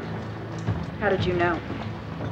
I finally realized Eric was in the cellar when Mrs. Sims and Stone disappeared. He couldn't have killed them. I couldn't remember where you were.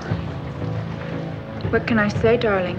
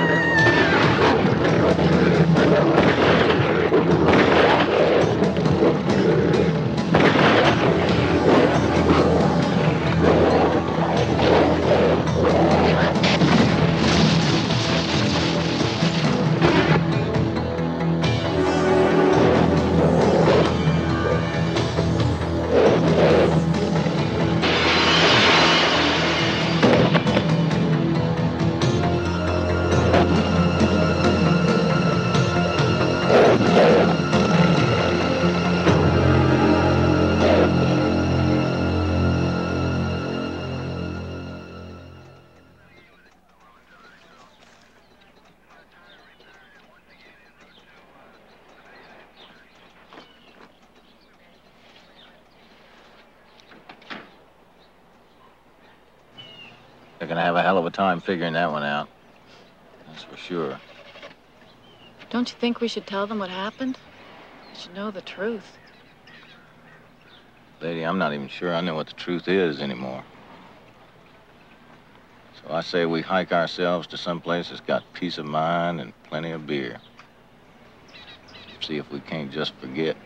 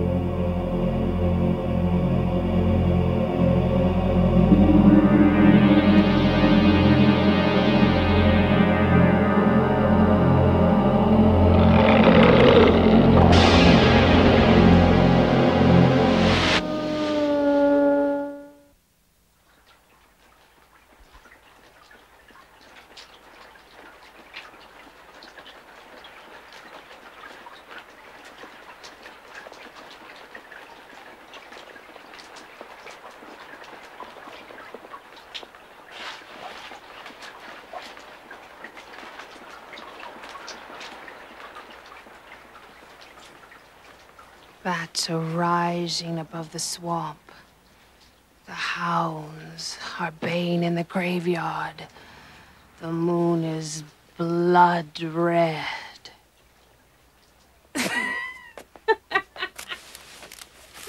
In other words, the eagle has flown. It's payday.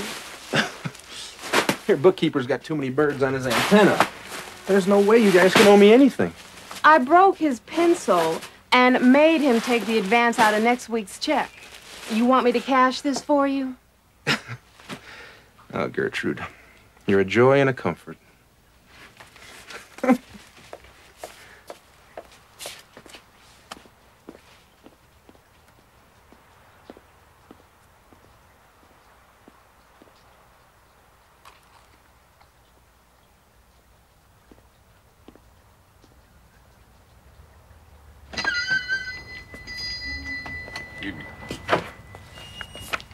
Looking for a fella.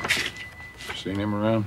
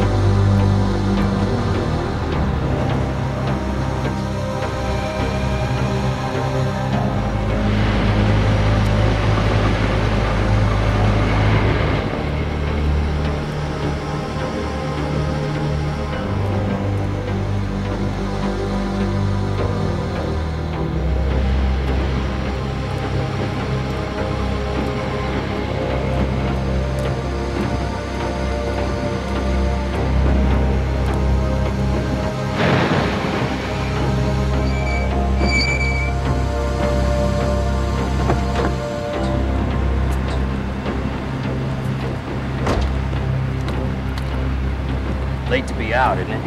I just got into town. I was looking for a room. See your identification, please. I lost it. Do you have any money? Well, it was with my ID. Look, I was going to get a wire off to my Turn folks around, tomorrow. please. Please, hold your hands behind you.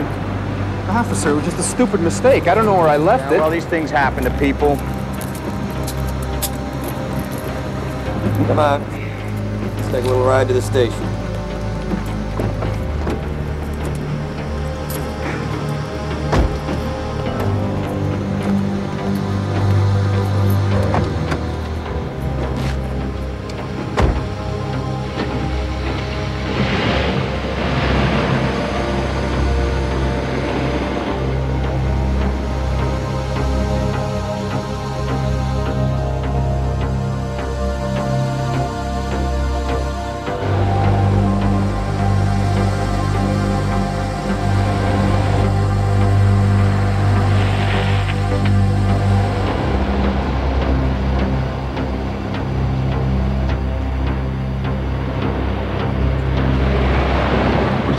Son? Collier. No, I mean your Christian name. Eric. Where are you from, Eric? I'm an Army brat. My folks just got reassigned to the States.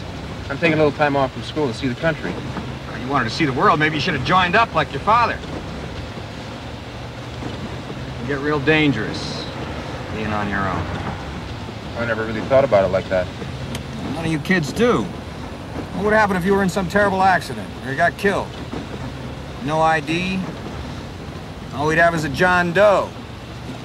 It could be real agonizing for your people, not knowing what happened. I don't plan on anything that bad happening to me. None of you transients ever do. The way you talk, Officer... Ritter. Officer Ritter. The way you talk, you sound like you got a lot of kids. 2 girls. So far, they're my little princesses. No trouble, good grades. Just hoping it lasts. They're with my ex-wife, you understand? Oh. That sort of thing happens. Well, she's not a bad person. My high school sweetheart, as a matter of fact. Cops seem to end up in divorce court more than most. They must get pretty lonely. I miss the kids, but lonely? You meet a lot of ladies on a job like this. Never knew one that didn't go for a man in uniform.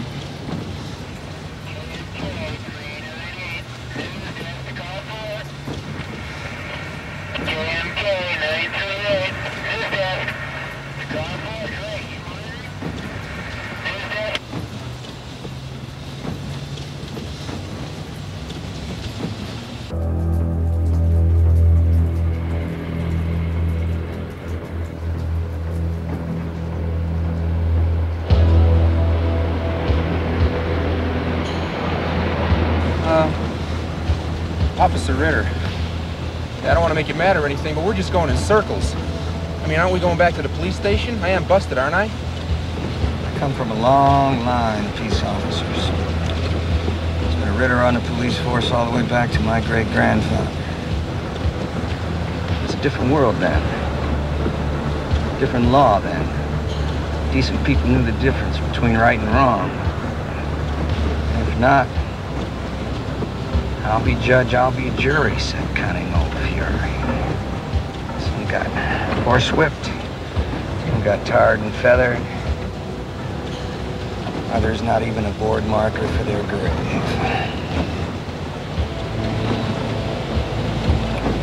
But when it was over, we had a civilized town.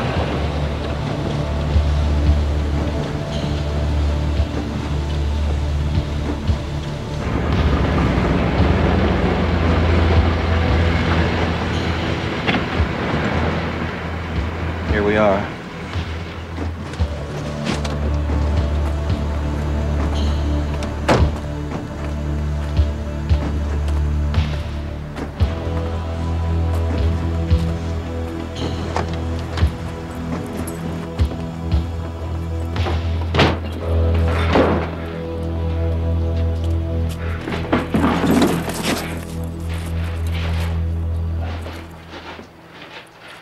Put in one of those little Japanese generators.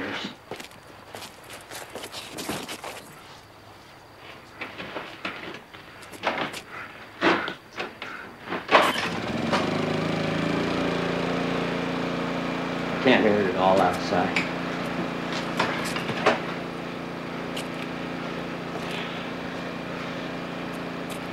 Aren't these old places amazing? We could really do something with this kitchen, don't you think? It's a shame people don't keep them up. I bet under this old linoleum there's real hardwood.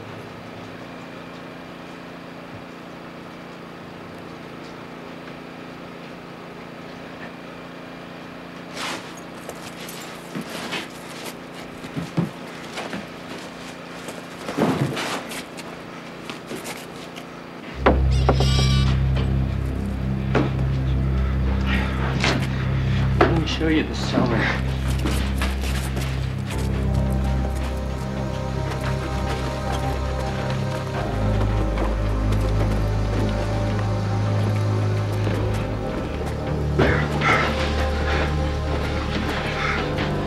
Keep going. There. Right there. Right there.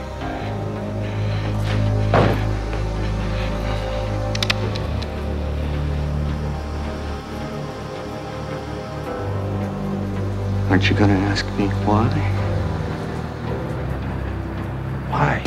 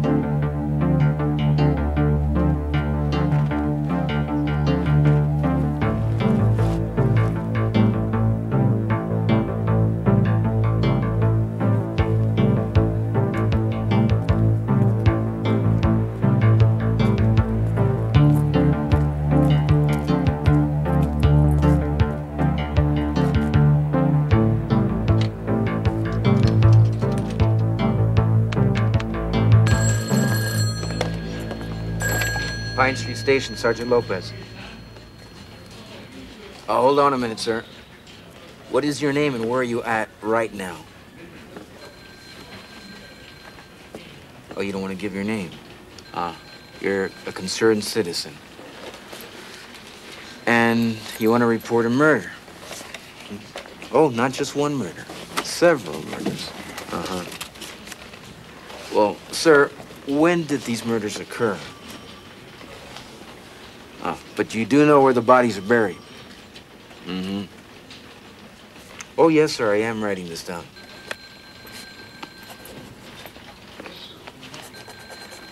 Excuse me, sir. Sir, and what is the name of this police officer? That's Ritter, right? Sir, you're quite a detective, but I can't just put down concerned citizen on this report, sir. Besides, there is no Ritter on this force.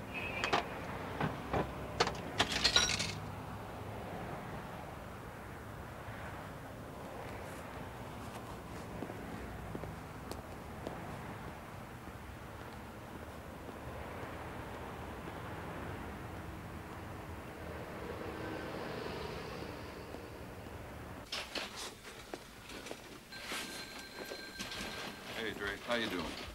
Detective?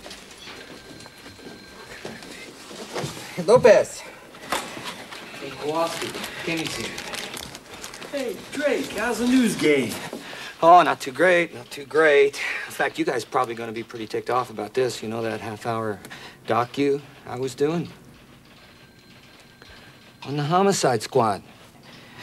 Oh, yeah. You know, at the station, they cut it back to 2 minutes. Gee, those are the breaks. Hey, Drake, let me ask you a question. You like to hang out with us. You like to drink at our bars. You're always trying to do something on police work. Why is it you just never became a cop? Hey, I tried, man. I was new in town, you know. I didn't have any connections. You know how it is. Oh, yeah. Yeah, I mean, that's how I got on the force. I'm the mayor's illegitimate daughter. Well, I better be going. These are for the guys coming off shift.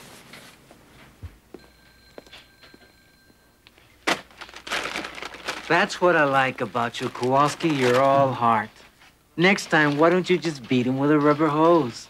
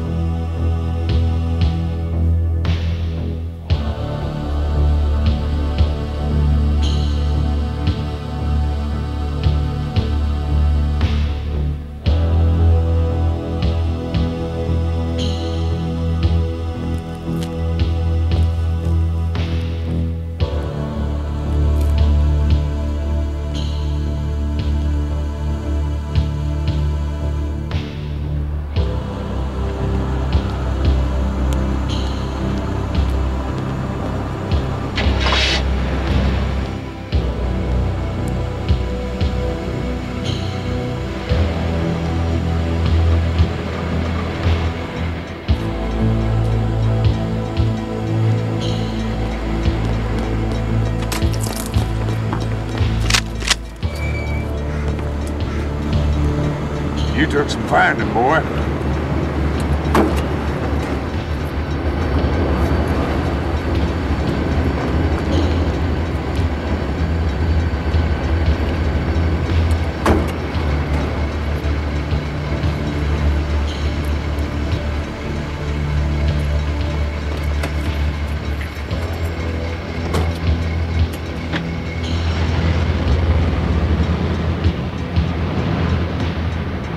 You're not listening to me.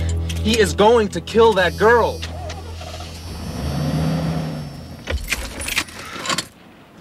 Look here. You got your delusions about who's killing people, and I got mine. But mine are for real. It's no delusion, Rogan. Look, I didn't imagine all those graves down in that cellar. All those people with no names. There's nothing I can say that's gonna make you change your mind, is there? Keep on talking, son. It's a long way to L.A. Okay. Look, I'm gonna try one more time. You saw that cop, right? I saw him. Well, if he's straight, he's downtown booking that girl right now. But if his car is parked out in front of that house...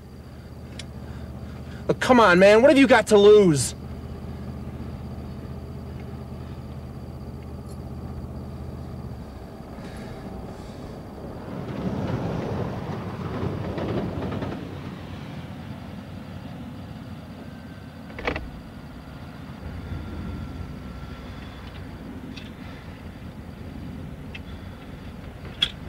Let me see your palms again. You'll keep. He's not gonna roll over for you, Rogan. If I'm gonna make a damn fool out of myself, I'd just soon keep the crowd down.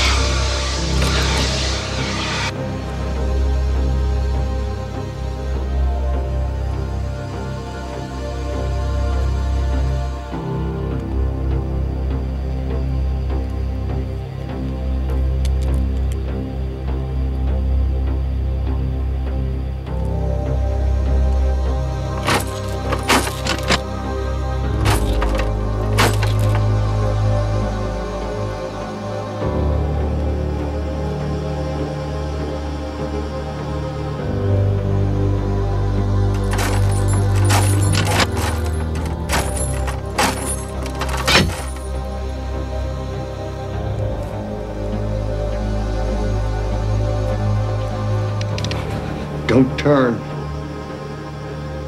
The gun.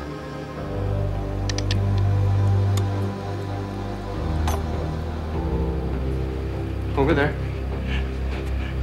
Right there. Turn around.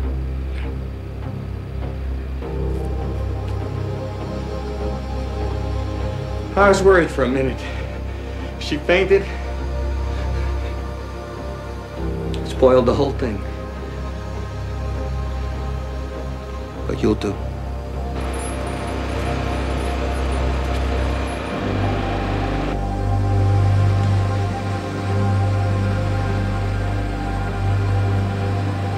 Aren't you gonna ask me why?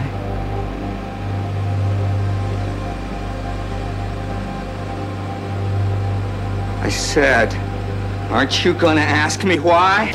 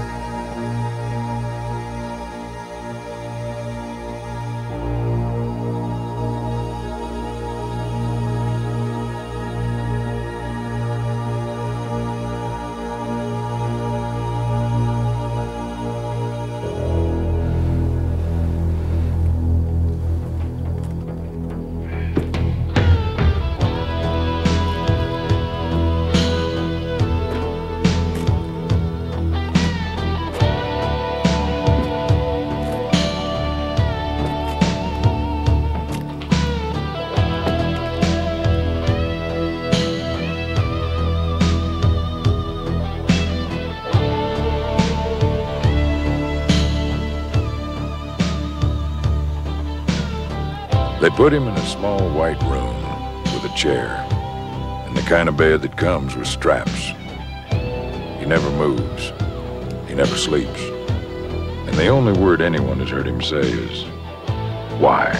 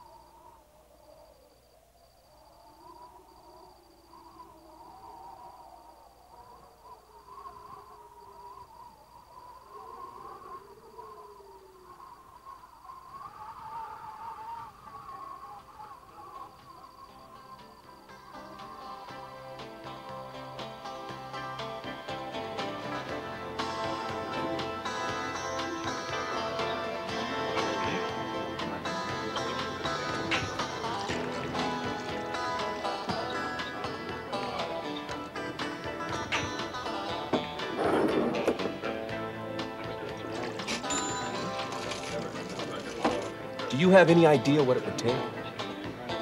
A chainsaw couldn't have ripped a guy apart like that. I was there. I saw him. He was sliced so thin it looked like he'd been dropped in a shredder. Don't you get tired of telling that story, Jim? I seen guys step in front of a claymore look better. Try getting that out of your head. Somebody get rid of that crap and put on Merle Haggard? Hey, Smiles, down this way. We're short on happy Indians tonight. Chief, Jotto, Roosevelt, all the way down the line. This round's on me. Pour the good stuff. So what's the occasion, partner? You been counting coup or what? Well, you're looking at the new foreman down at the plant. He who gives orders. For babies and bucks. Happy days. Hey, Captain, what's the deal? Thought we were gonna celebrate. I'm afraid the old lady's waiting on this. Marie's a lot tougher than any of you guys, if I'm late. See you guys later.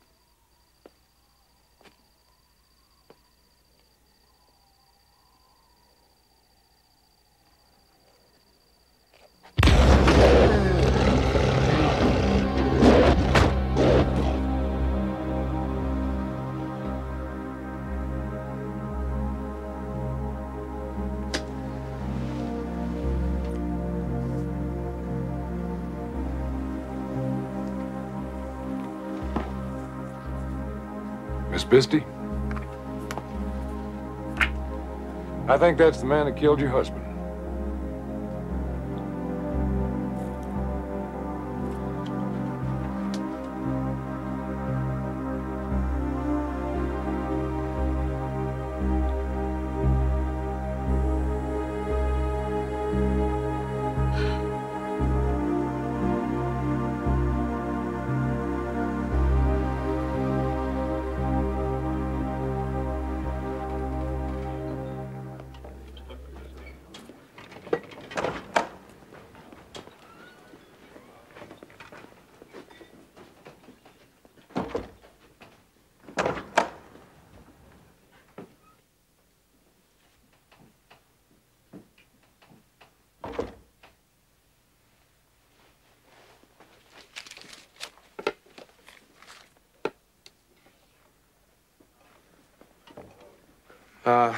I'd like a... I'll buy Roosevelt. What you drinking? a beer. Draft. Thanks. Now, you look like another one of those damn college students researching a fast paper on the drinking habits of the urban Indian. Well, that's a regular bar bet around here. You just lost. What, you got something against college students? In general, no. Used to be one myself. But in particular, yeah.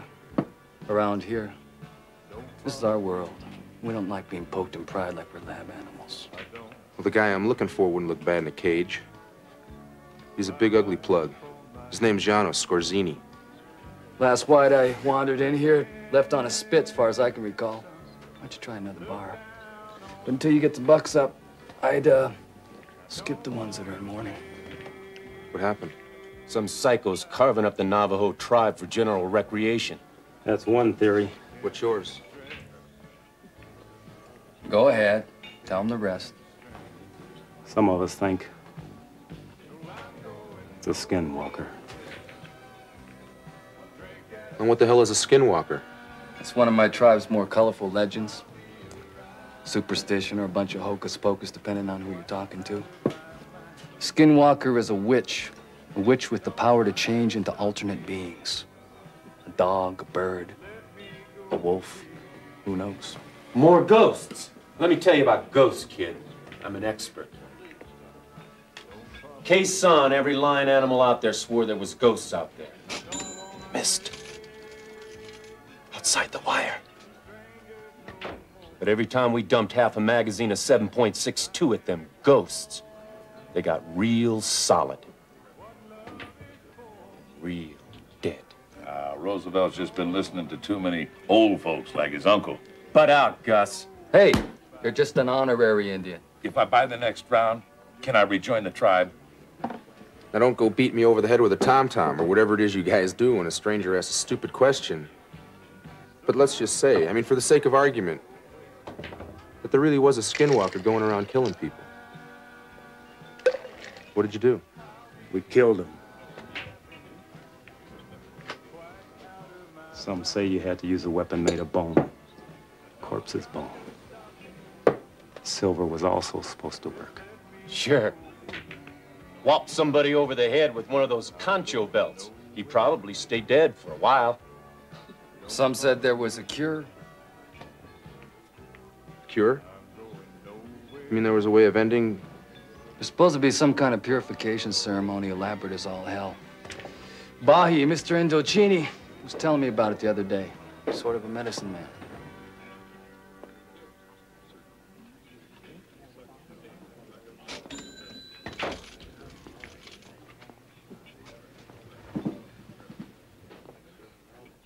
Mr. Indochini? Get the hell out of here. I ain't nobody's dancing bear. I'm not here about a circus act. I'm here about a skinwalker. I think we can help each other.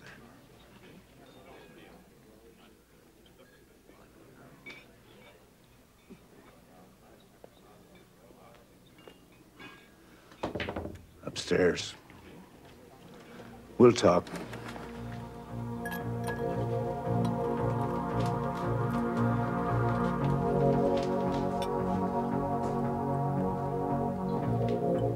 You didn't make it to the top of Suribachi. I was down slope with a flamethrower, roasting snipers out of the caves. Orders, no big deal. Whole company of us Navajos there on Iwo, including that guy Ira Hayes. Now, there was a hero. Yeah? What happened to him? Died drunk, broke, angry. These days they got a special handle for it. Post-traumatic stress disorder. Well, happened to most of us. Some worse than others. Hit my nephew Roosevelt, bartender downstairs. Well, you seem pretty settled. Oh, he is now. A few years ago, he was living, not living. Just wasting away down the VA center. Come back from his war, they weren't holding any parades, not pinning any medals on vets. Real bad shape. Well, that's why I bought that bar downstairs. Made it into a kind of a recreation center for those of us from the reservation.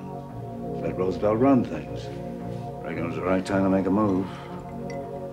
I guess everything's just a matter of timing. Breathe in your history, Skinwalker.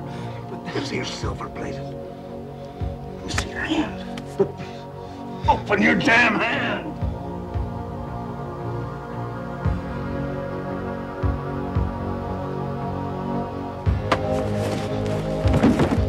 Not so. All right, I'm a Skinwalker, but not the one that's killing your people. Look, I just got into town today, all right? My bus ticket's in my wallet, it's got the date on it. I'll show it to you. Believe me. Look, I told you, man, that's why I'm here. We can help each other. You better talk fast, Skinwalker, else your head's hanging up over my bar.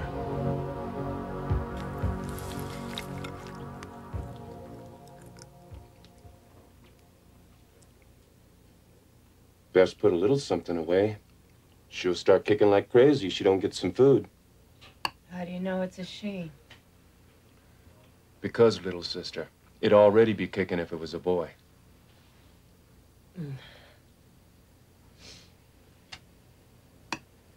Turn on the TV while I clean up.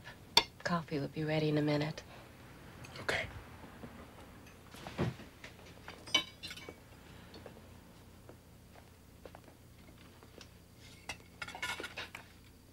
Marie?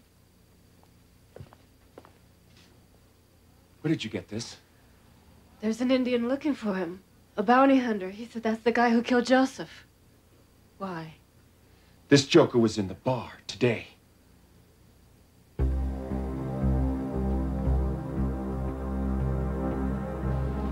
you believe the witch, Skinwalker? This guy's Scorzini? Exactly.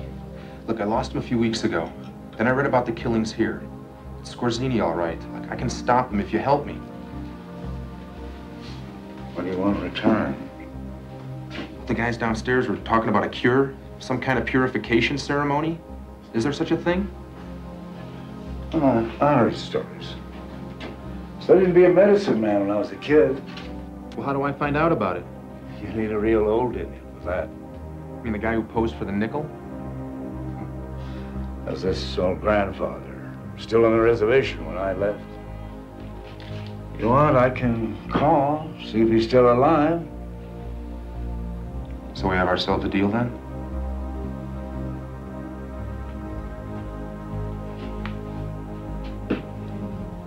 Set a wolf to catch a wolf.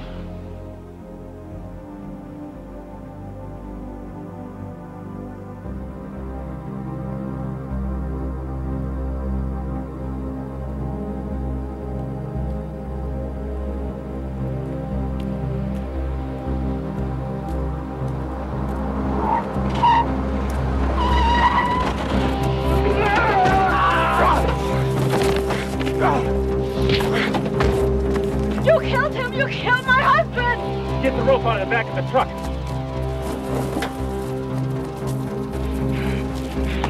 You're in for a bumpy ride, white man. It wasn't me. By the time we dump you at the police station, they won't know what color you are.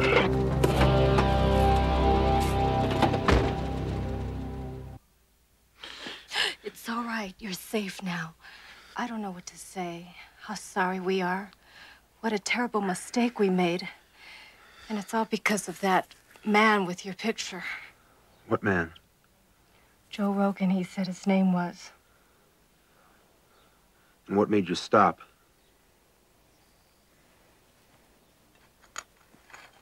I guess you made an impression with Mr. Endocini. He came by just in time. Staked his word on you. I'm sorry.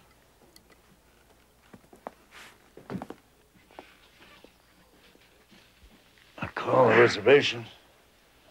The old man's still alive. Sending somebody up in the mountain to bring him down to the post. Now, don't get your hopes up now, Skinwalker. Even if that old grandfather does remember, the ritual ain't gonna be easy. Whitefoot thinks all us Indians do is dress up in beads and skins and dance around till our feet get sore. Thing like this is real complicated. It takes time to set up. Needs several helpers, a lot of rigmarole. Sweat lodge purification, no food, no drink, smoke, sage. What other choice do I have? Give it our best shot. My word. Nothing broke. You'll heal fast. Skinwalkers always do. Besides, we gotta get going fast. Tonight's hawk moon. Your Scorzini will be out in the hunt.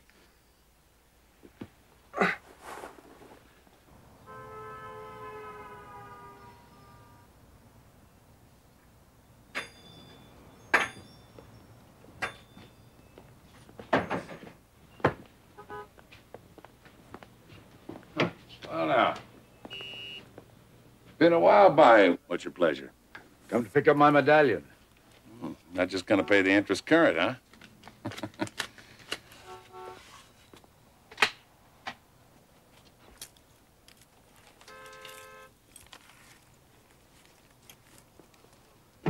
Sure is a run on silver today. Wasn't 2 hours ago, Marie came in wanting to buy that stupid silver short sword I used for a box opener. Even had me grind an edge on it.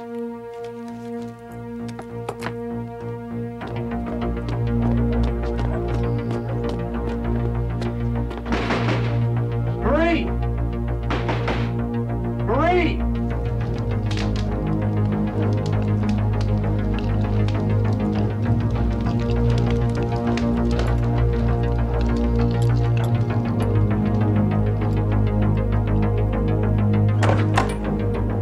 Roosevelt, have you seen Marie?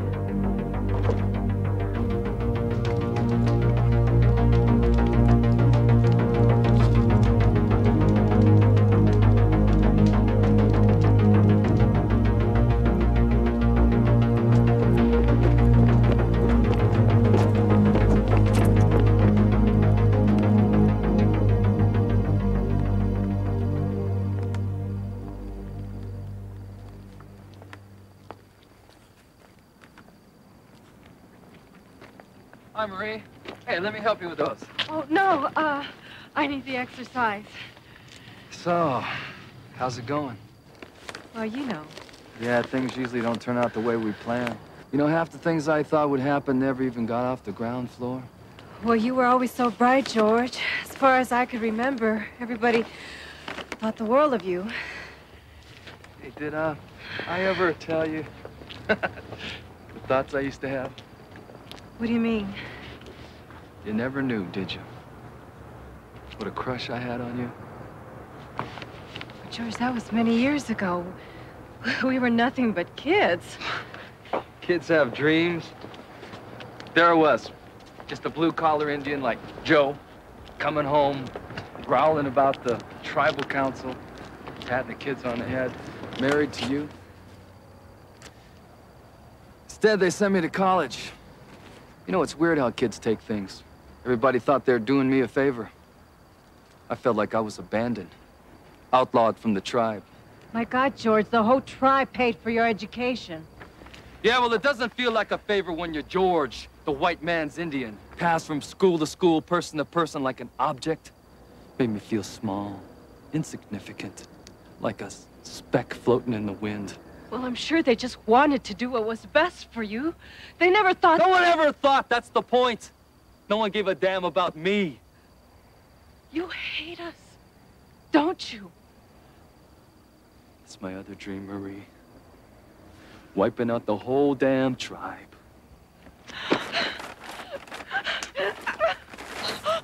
What the hell were you gonna do with this?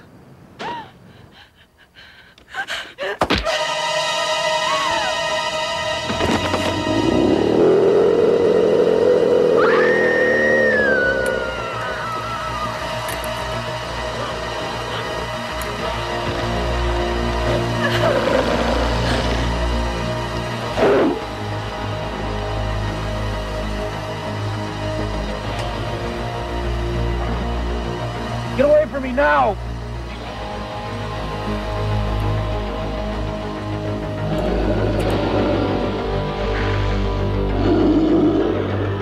Kill him! Don't I will.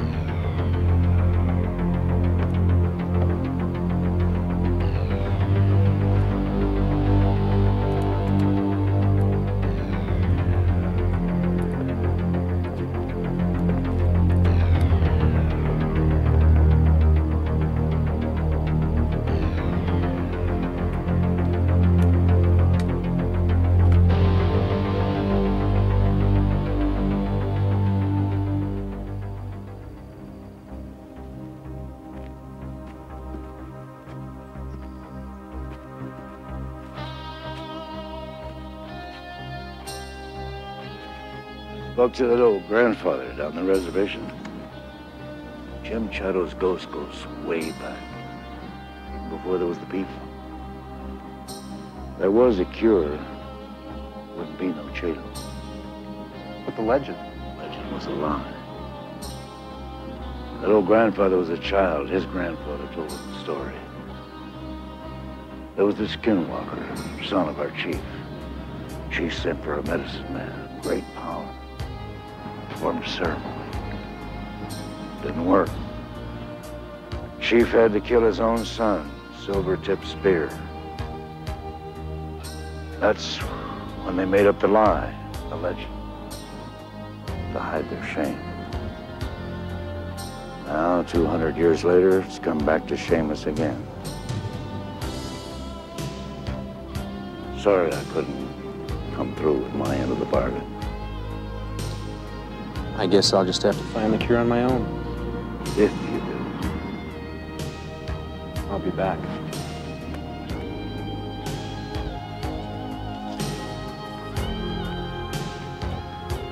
I wonder.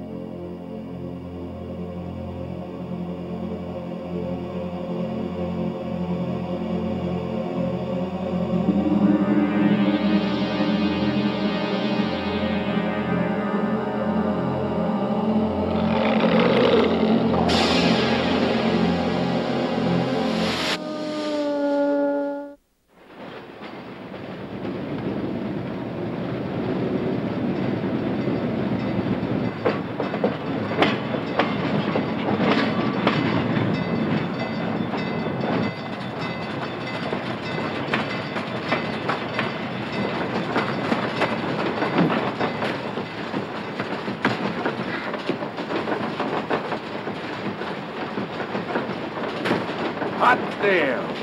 Fresh meat. It's a lucky day today, guys.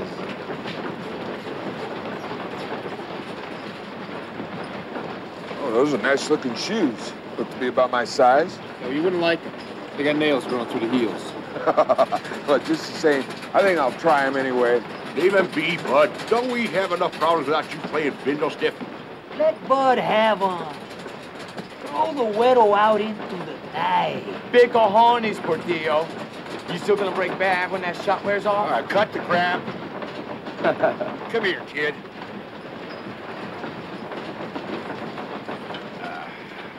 Come on, sit here by the fire. No one will mess with you. You look like you could use a drink.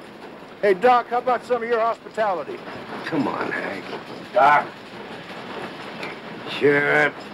Sure, Hank. Hey, now, kid, help yourself.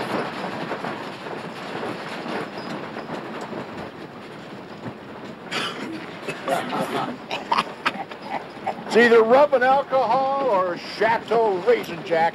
Minute over 3 weeks old. What?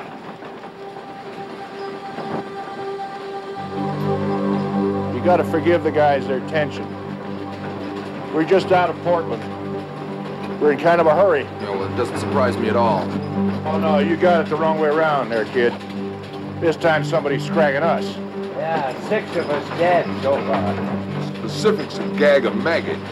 So you can see why we're trying to put as many miles between ourselves and that ripper. Scorzini. Huh? Scorzini. He's a friend of mine. He's a big guy about your size. A sailor type. He wears a sailor's pea coat, hat like this. He's got a patch over his eye, a real big scar on his face. Seen him? Eye patch and a scar. Stand up real fine in a lineup. Kind of sounds like the guys that used to bunk with Fresno and the joint. Yeah, more like one of the good old boys that growed up in the hills back home, where folks have been interbreeding since the first Elizabeth was queen. This stupid old man was just... Go! Fresno! Fresno! Let him go! You gotta look after Doc. He can't help it. Besides, you know me and Doc go back a long way. Don't we, Doc? Yeah, the good old days. They used to call us gentlemen of the road. Way to go, Hank. Shut up, chill. You ain't been on the road long, have you, kid? Answer the man's question. You come in here and you eat our food, drink our booze. You got a tongue in your head, use it. Wait a minute. What'd I do to you? Spit in your plate? Just keep your attitude to yourself. Oh, you better watch out, Bud. The kid's a badass. You got a lot of pluck, kid. I bet you could give Bud here a bad minute or two. Spit him not recruiting. I guess I could use somebody to show me the ropes, huh? I mean, what I know about trains, you could put in the short end of nothing and still rattle. Jumping on and off freight trades, that ain't much. Doc here does it dead drunk. What I was talking about was the whole McGilla being a bow. Like, for instance, you get hungry. Bud and me, we go into a store looking terminal larcenies. Well, all those clerks, they got to keep an eye close on us. Then some clean-looking college kid. You, in the other aisle, stealing every steak that's not nailed down. That's what I mean. That's what you got to learn. You know what? You could cruise all the chicks for us, man. Oh, what the hell. I'll give you a couple of tips. Lord knows we got nothing else to do for 3 days but just flap our jaws. This old junker's highballing straight ahead to KC, then to the scrap heap. Nothing on either side but nothing.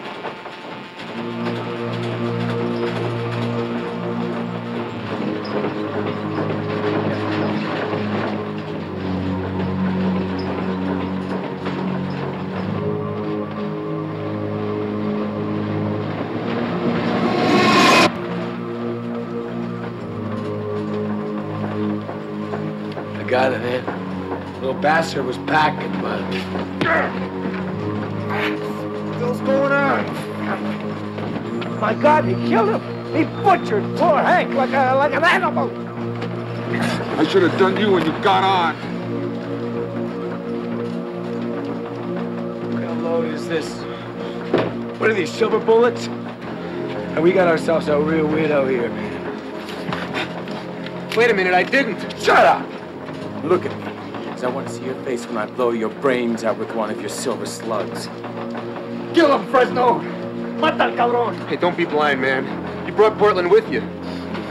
What? 6 guys dead. Hank is number 7. What is this crap he's talking about? He's saying one of us did it. He's crazy. Why would I lie? I had a gun. Why didn't I use it? 6 rounds. That's enough for all of you. Because the gun's too clean for a psycho.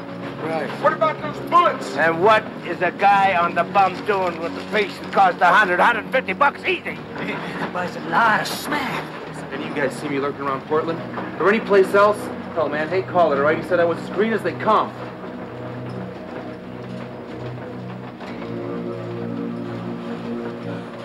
That's right. Hey, well, I didn't do it, man. Hey, look, he was okay. Hank was okay. The Ripper is one of us. This. Can't think with you waving this around. God, what are we gonna do? We all want to be alive when this train pulls into Kansas City. There's only one thing we can do. We're gonna have a trial. Bum's trial. Come on. Go over there.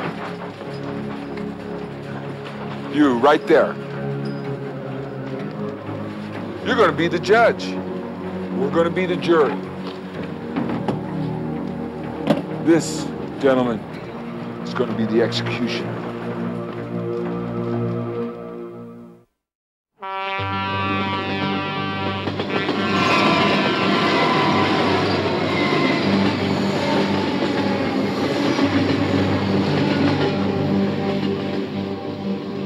We've all been in and out of enough courts to know how it works.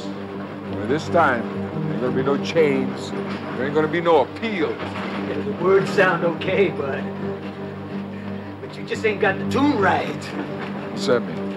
Means you better not think you can ramrod like Hank. I agree. Don't think you got my vote for this kid here yet. He's not so damn innocent from where I sit. Well, he does from here. But I still don't like this. I mean, why should he care who kicked Hank? Punk has got no stake in this. Sure as hell do. Listen to me, remember when I was telling you guys about Scorzini? Yes. Well, he's no friend of mine. That's why I have the gun, to kill him.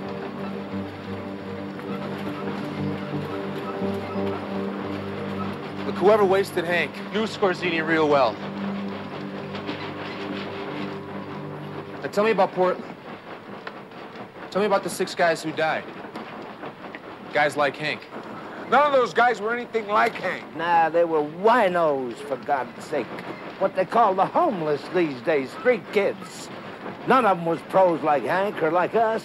Still, 6 people dead. I mean, the whole city must have been freaked. Don't worry, man. Citizens don't care if there's a slaughter on Skid Row. Yeah, it goes in cycles. Every year or so, some nut thinks it's his divine mission to go murdering bows, and sometimes they catch him. Sometimes they don't. Hey, man, there's stories that'll scorch your curlies, man. They go back, way back, to when they fired up the first boiler on the first train. This one happened back in the 20s. Hey, my grandfather tells this story to this day. His cousin got a letter from a friend up in Abilene. He told him, hey, why don't you come on up? There's lots of work up in El Norte.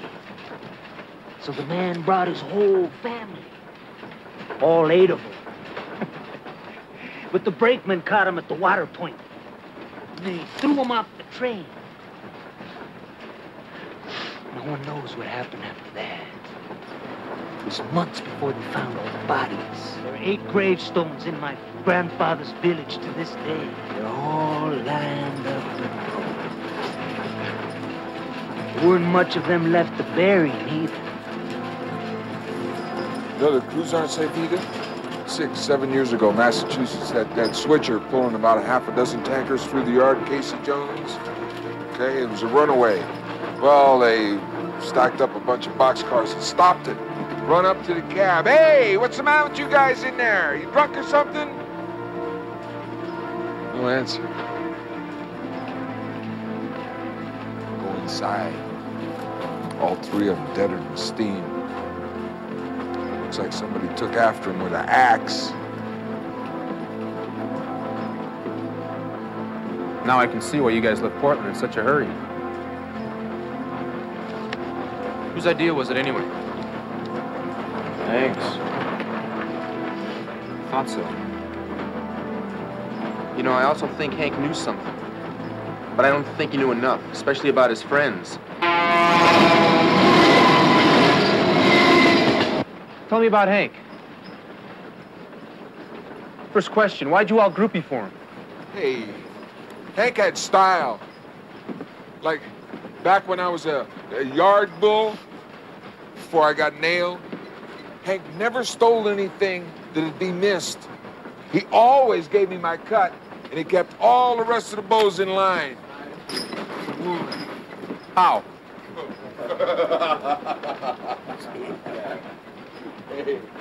Hank could go Fist City in a minute. Sometimes he let me thicken up their ears for him. The guy wouldn't listen to reason. Well, hey, he just set him up for the fall. Okay. All right.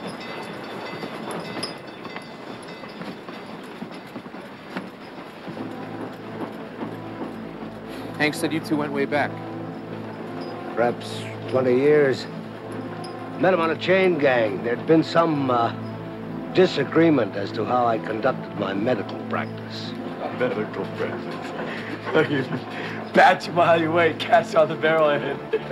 No questions asked, isn't that right, Doc? Little tip, lad. Chain gangs are not a thrill a minute. I didn't imagine they were. Well, anything strange happen then? Ooh, pure routine. The guards beat the hell out of us regularly. One guy got gunned down trying to make a break. Oh, there was a guard got caught out in the compound one night without backup. Someone hacked him to death. The warden thought it was Hank. Was it? No, it turned out to be some lifer, a mental retard. Could hardly speak. Well, they hanged the poor bastard, and that was that. But, you know, there were times like that. But mostly Hank, he led us into green pastures, right? Like me and him, we were tight in Frisco. We had some crazy times. The little chicks, oh, man, they didn't care who they party with. And the dope, oh, man, they were just giving it to us. Same question. Anything weird happen? No, nothing, man. Just good times. You're a lying sack. I ran into Hank in Chicago. He told me you had to pull up stakes because somebody was flashing teeny box down on the Tenderloin. Man, what are you saying? You heard me. I'm an educated man. I speak real clearly. Why, you... Look out! He's the one. Look, all I see right now is a junkie, and like Doc said, a liar. Let's make sure. Look, the last victim, the one that put you guys on the run, who was it? Come on, who was it? It was this chick, man! Me and Hank saw her first. Hey, isn't that right, Fresno? Hank told you, didn't he? Yeah. She was his whore. She's about 17. Her and her partner used to do the old hey there, big boy, right here in the alley. Then her partner come up alongside the John's head and they jack roll her. Hank says she was madder than hell when she come into the jungle because her old man got busted. She's looking for drugs, booze, anything. Yeah, Hank was worried than all hell. He said if she stuck around, there'll be all kinds of trouble. Yeah, well, she found her. Me and Hank seen her. The broad was ripped. Guys were moving in on her. Hank run him off, told her to get her tail out of town before she ran into a problem that nobody could handle. What about you? Me, I didn't see the girl till the next morning. There was cops all over the damn place. You, man, where were you that night? I was with this guy. He had some fine stuff. You remember, don't you guys? Hey, come on. He was that hippie boy. What was his name, man? Substance. That's it. All right. Let's narrow this down, Judge. You see, Fresno and me are clean, too. Cops picked us up. D&D didn't release us from detox until 3, 4 o'clock in the morning. 4. This ain't getting you very far, is it, smart boy? 'Cause I got the best alibi of all of them. I was with Hank all night. Drunkard and sick. He's telling the truth. Bud and I saw him when we came in. Doc was taking on a load. Put the average dude under 2 or 3 days. See? I was with Hank all night. Passed out cold.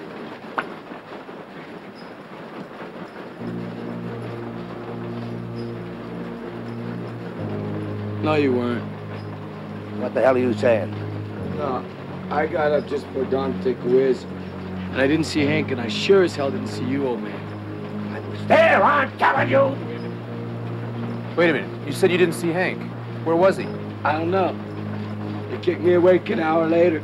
Said he was looking for Doc. Hank was real worried, said you never could tell what Doc would do as drunk as he was.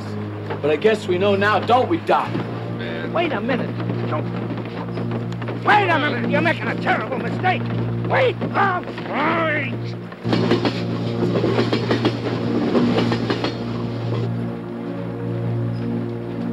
I killed Hank. I cut his damn throat while he was snoring like the hog he was. But I didn't kill that hooker, and I didn't kill anybody else in Portland. That was Hank.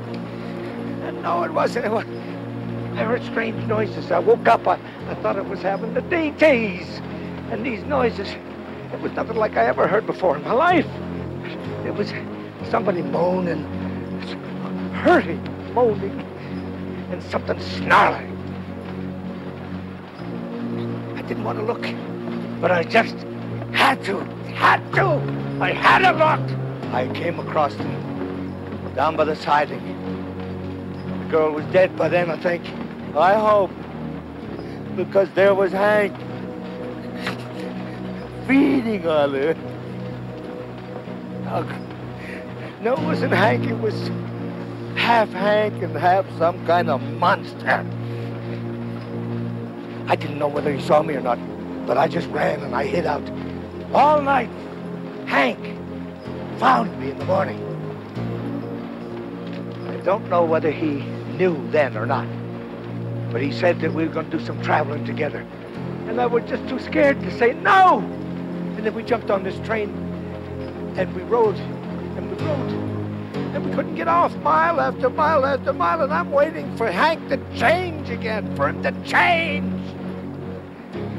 I'm telling you, I waited just as long as I could till I couldn't stand it anymore. Are you trying to tell us that Hank was a werewolf? Yes, that's what he was. A werewolf. Greasy drunk. Don't you realize the only reason we kept you around was because of Hank? If it wasn't for him, we would have saved you a long time ago just to shut you up. This is the way you repay him, huh? By slitting his throat? Fresno, kill this guy. I can't listen to him anymore. Wait a minute. He's telling the truth. ¡Ay, madre de Dios! ¡Ay, madre de Dios!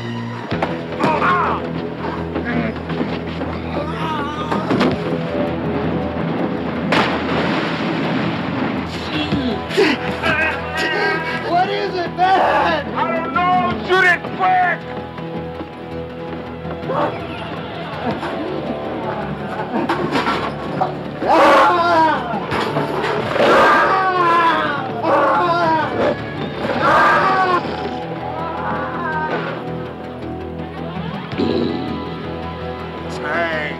Hey!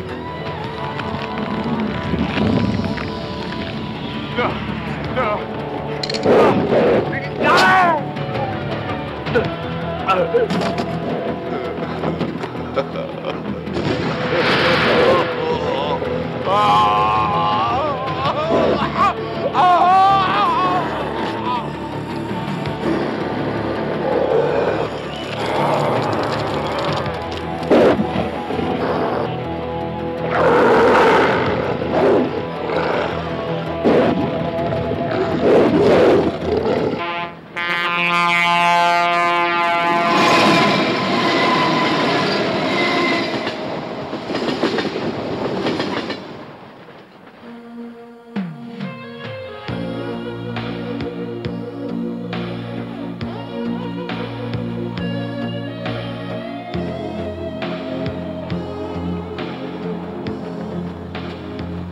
Oh, God, thanks. I didn't think anybody'd stop for a bum like me, but I had to try. I just had to get out of the night. Oh. Not that it matters, but where you headed? Same place you are. Kansas City.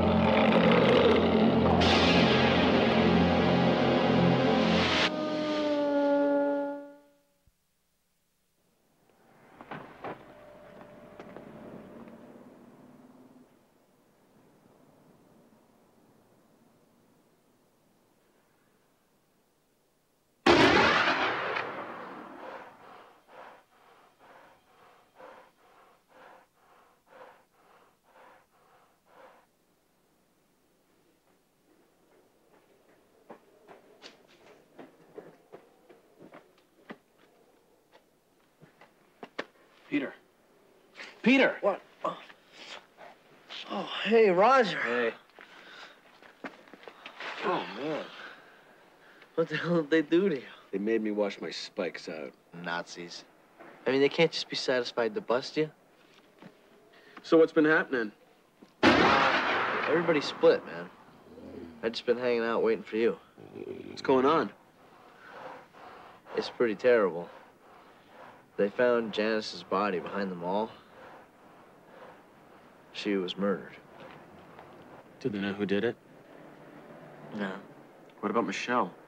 She split. I think she went to Frisco. Hey, you got a place to stay tonight? You're looking at it. But what after you just told me? Doesn't sound like such a bright idea. Come on, I got you covered. Cool. So where are we headed? This crash pad over by the airport mall. A couple guys turned us on to it. It's no big thing, but there's this man always coming around. Food, beer, anything you want, man. Who'd he hit on? Nobody. He just said he liked being around kids. Right.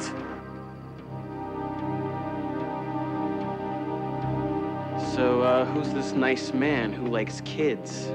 He's a big guy, man. He had this scar on his cheek and a big patch on one of his eyes. Hey, man, don't try to scare me. I'm not your little sister. Whoa. Who's that? A rat. I think.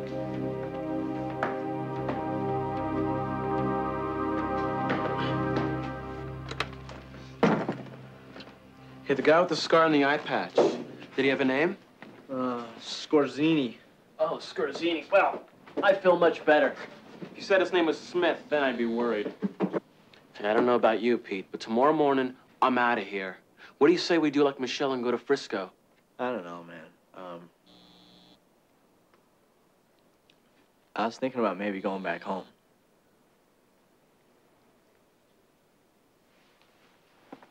Yeah, I really think you ought to do that, Pete. Wish I had a home to go back to.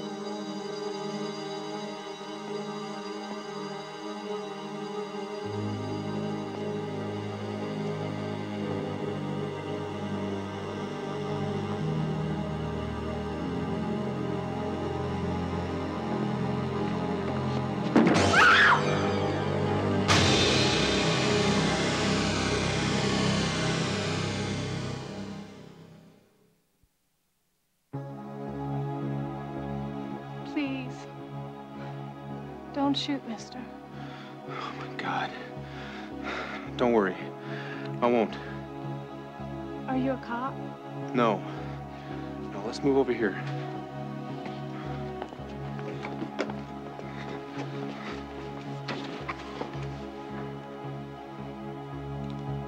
I heard shots. That was me. Was anyone killed? No. I think I heard, I don't know, growls. Are you after some kind of animal? Yeah, something like that. Sit down. Who the hell are you and what are you doing here? Michelle, I live here. Oh, great. I won't tell anybody about you. Honest, you still got time to get out of here. The security guard won't be around for 5-10 minutes. You don't know what you're dealing with. There isn't gonna be any security guard. He's dead.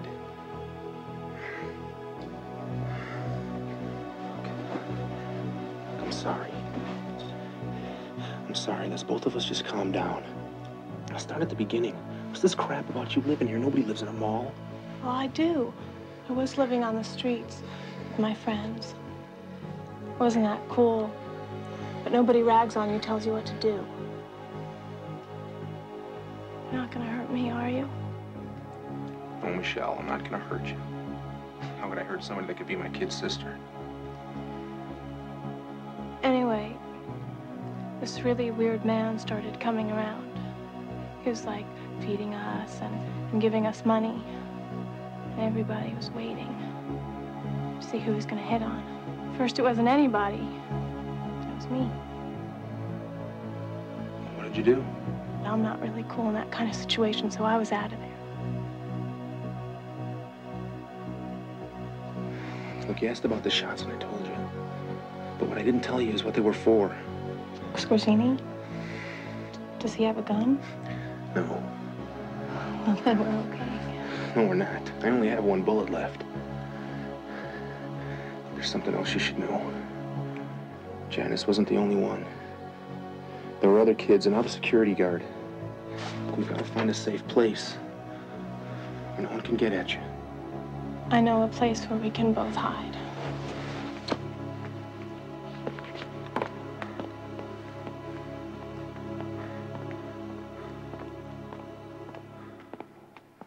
That way.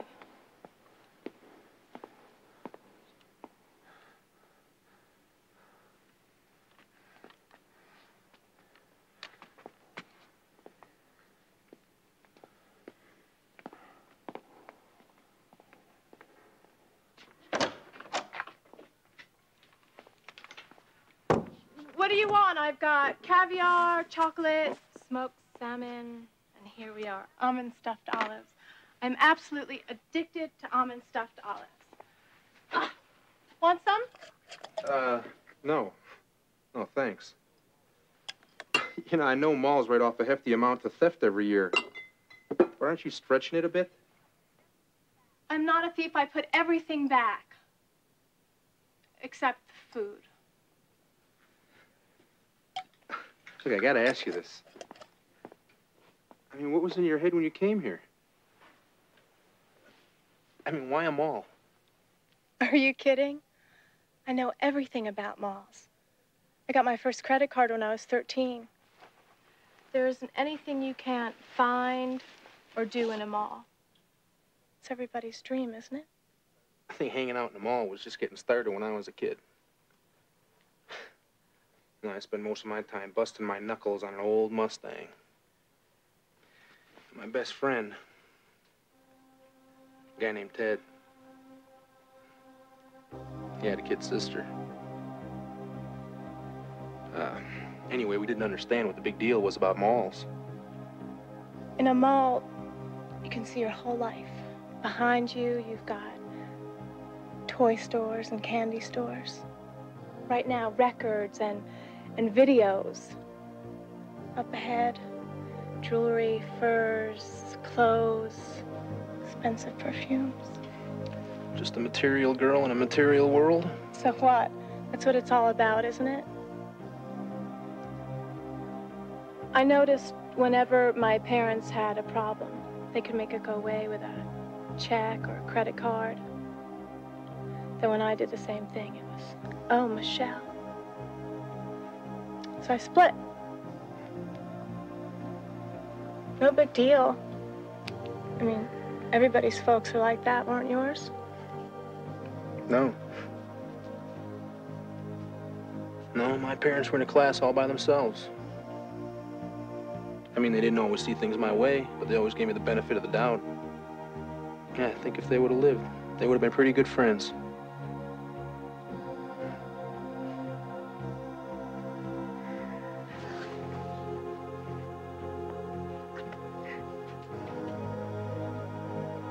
You know what I remember most about him? The wedding picture.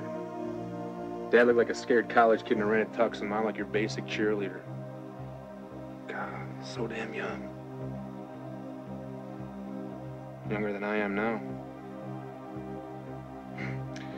That's the scary thing about it. They looked like they had everything in front of them. Instead, I don't even know what happened to the wedding picture.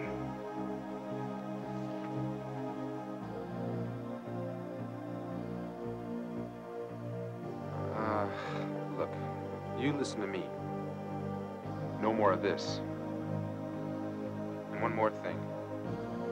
I want you to stay right here. Okay? No matter what you hear, no matter what happens. Promise? Yes, Eric, I promise.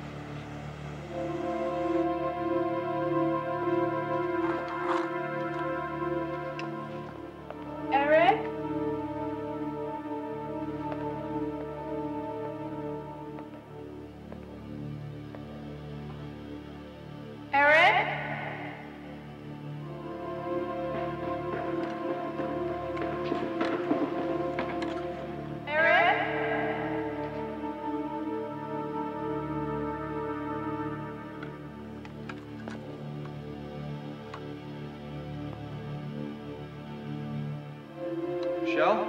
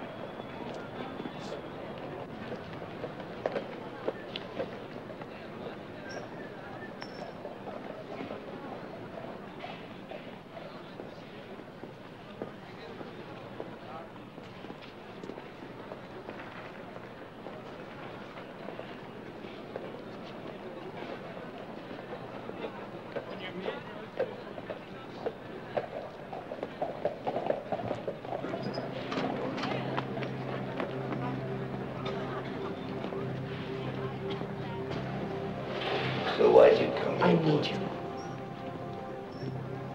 Why'd you come, boy? Nothing can cure me. Except dying.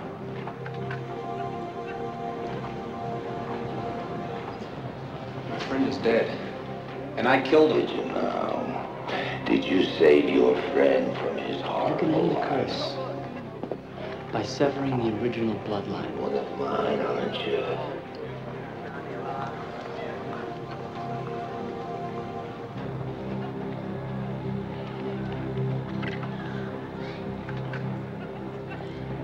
That's the way a werewolf dies.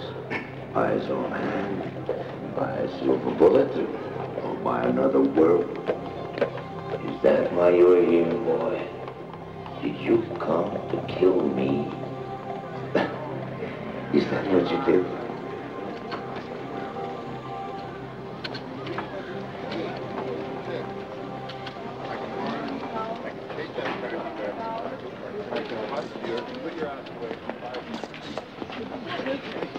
What's the matter? Are you camera shy? No, I just take lousy pictures. Oh, come on. Whoever told you that couldn't have been a woman. Are you interested in doing some modeling? No, thanks. I pay. Here, look. That's my card. If you change your mind, give me a call.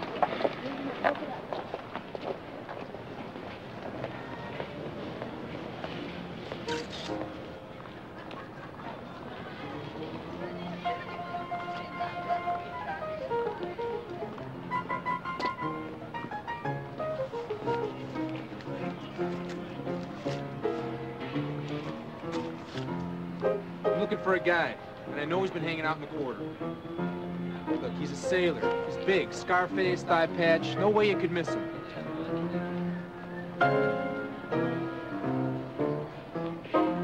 Man with the face of a devil. Hell shines in his eye. The woman who works with the camera. The world is in her eye.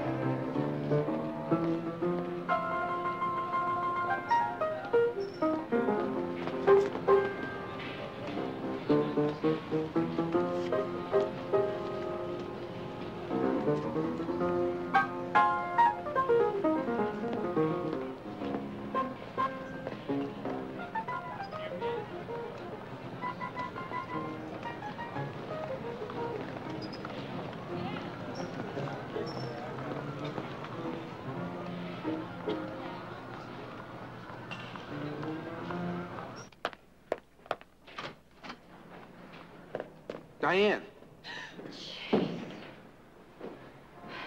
You know, my card wasn't an invitation to lurk. Look, I'm sorry. I didn't mean to scare you. I had no place else to wait. Oh, great. Look, I'm glad you changed your mind, but I have business hours like anybody else, so why don't you come back tomorrow? Oh, wait a minute. Wait. My father was a photographer. I mean, an amateur, but pretty good just the same.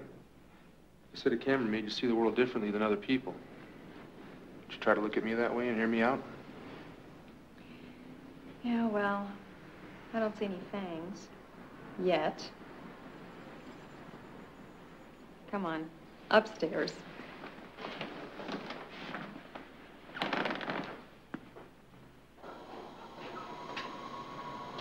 Remember Scorzini? How could I forget him? A lot of character in that face. Well, he's got a lot of character in his face, all right. Like Charlie Manson, or Bluebeard. Was that all you got? Yeah. I tried to get him to pose for me a couple of times. You know, I thought he would have been great to do some shots down at the harbor. But I got the wrong idea. He thought I was after his body. So then you don't know where he lives or where he hangs out? Oh, I know who might, though. The guy who introduced me to him in the first place. Professor Nicholas Remy. Professor? I mean, why would a professor hang out with a scumball like Scorzini? Don't get the wrong idea about the professor. He's weird, but he's nice weird. Listen, he spent his whole life with his nose in books. I don't know. Maybe it's because he lost his folks when he was young. Anyway, now he's a big hot rod economist and he's up for some huge political position. But there's more to him than that.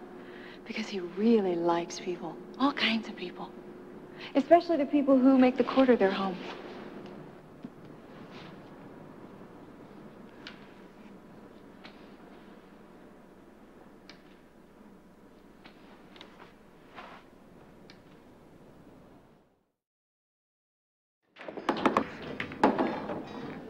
All Janos needs is a hook. He'd make an excellent pirate. He has some bone-chilling tales of the old days. 5-ball side. You'd almost think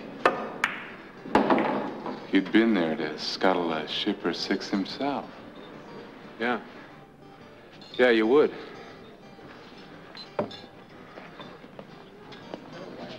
Seven-ball side. An amazing man. Lubricate him with a bottle of rum or 2, and he'll go on for hours. So where did this lubrication take place? At a bar down at the docks. He's taken quarters, his words, at the old waterfront church. Keeps wanting to show it to me. The place probably smells like dog. 8-ball side. You're buying and flying, Mike. Okay. Who'll be the next victim? I wish I knew. Diane, why don't you take the next game?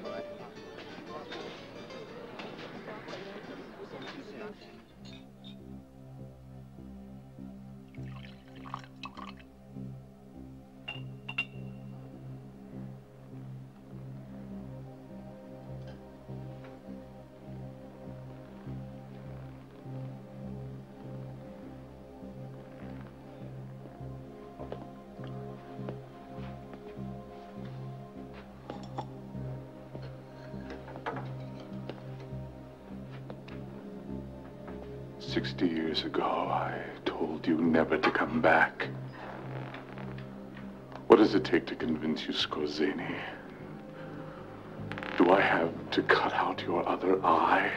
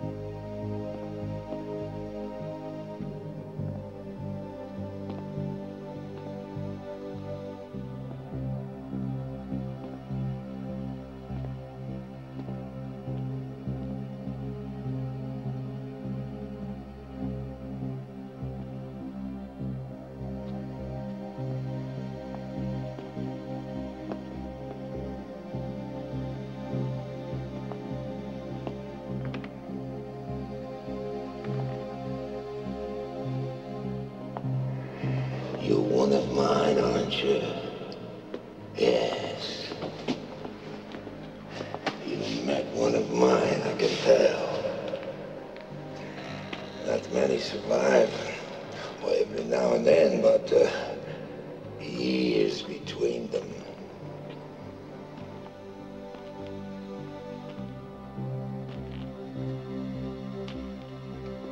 You found me, didn't you? Do you think your instincts are any match for mine?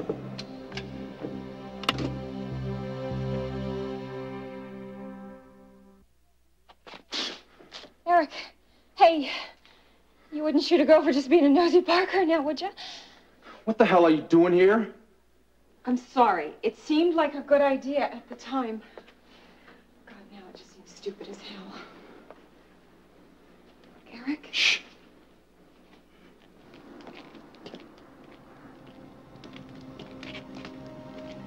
Want to buy a flower, mister?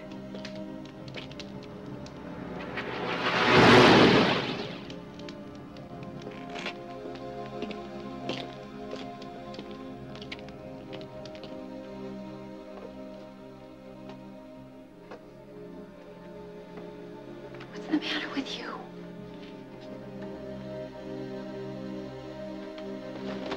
This time, we'll teach Boney a lesson. Raise a cheer, lads!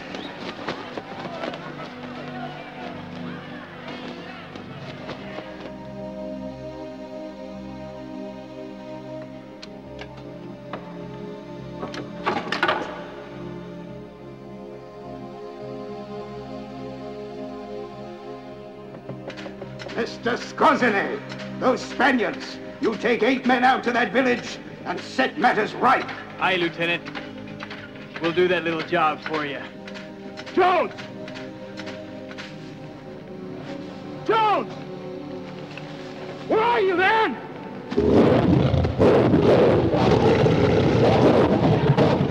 8 went over the ridge. And only I came back. They put me in a room with the dead and the dying. And I never smelled or felt such beauty. I killed them all. Every man, Jack. The surgeons and the swabs. They all died. Then I fired the ship. I was gone. They never knew. No one ever knew. Leastways, no one I've left alive.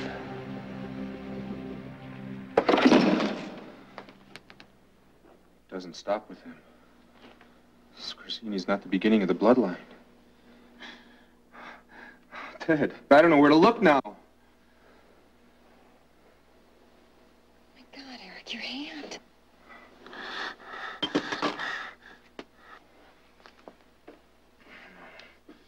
Not now. Not now. Diane. Diane, you gotta go. Go on, please. Get out of here, please.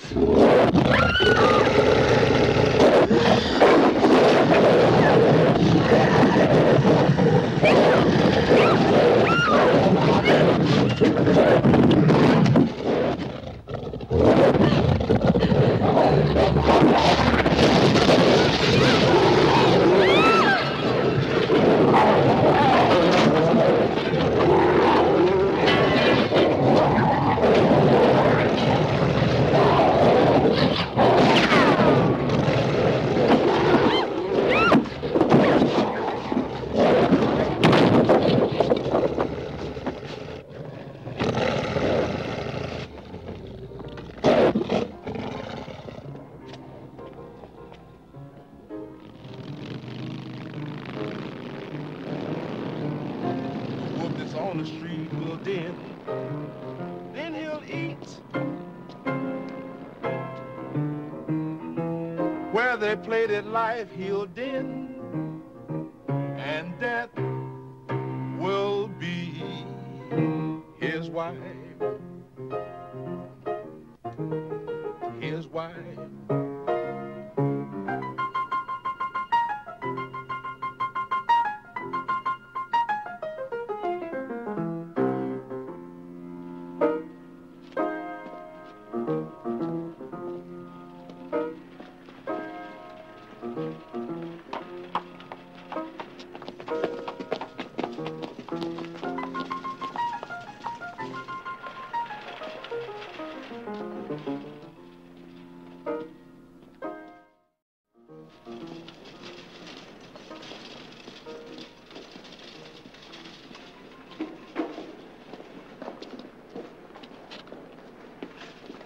Hey, don't bum trip me, man. No.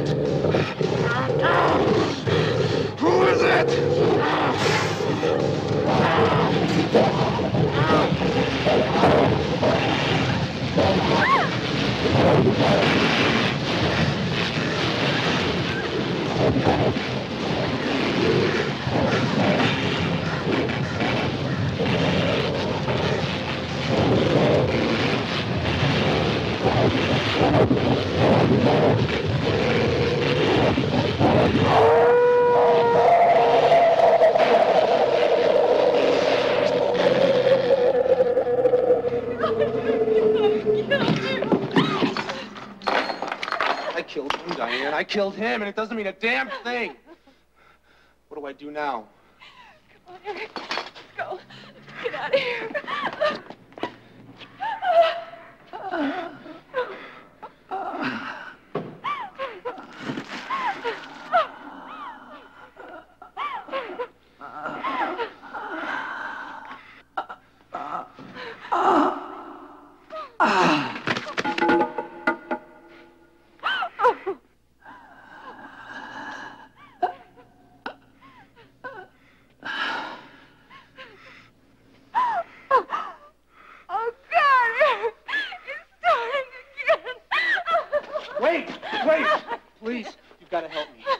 Help me. You saw what happened. Please.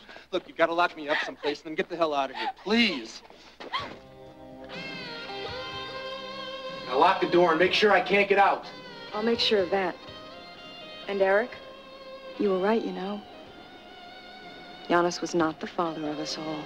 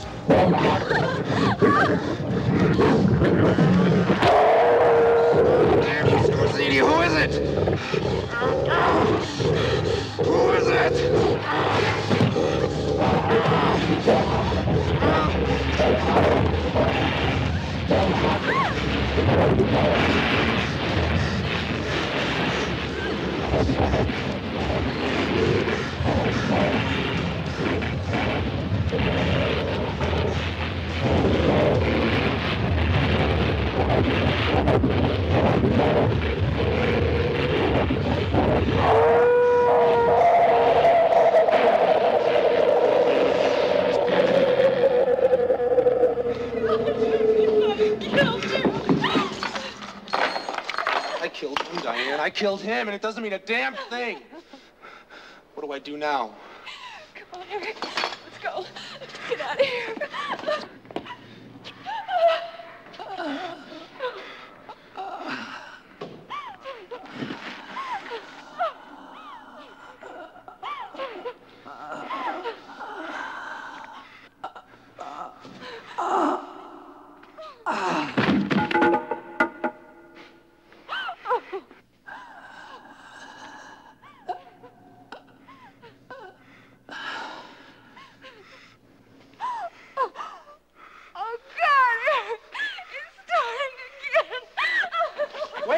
Wait! Please, you gotta help me. You gotta help me. You saw what happened. Please. Look, you gotta lock me up someplace and then get the hell out of here. Please. Now lock the door and make sure I can't get out. I'll make sure of that. And Eric, you were right, you know. Giannis was not the father of us all.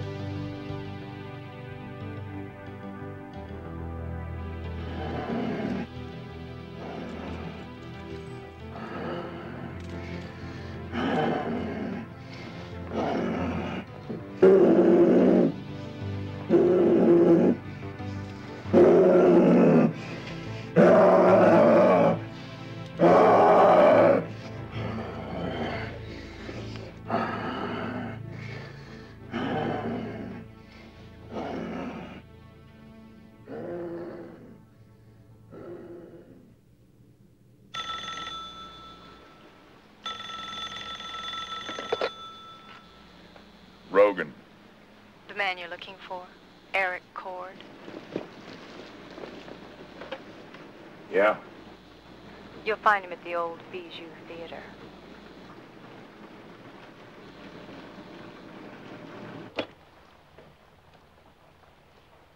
The Indian is on his way. One down.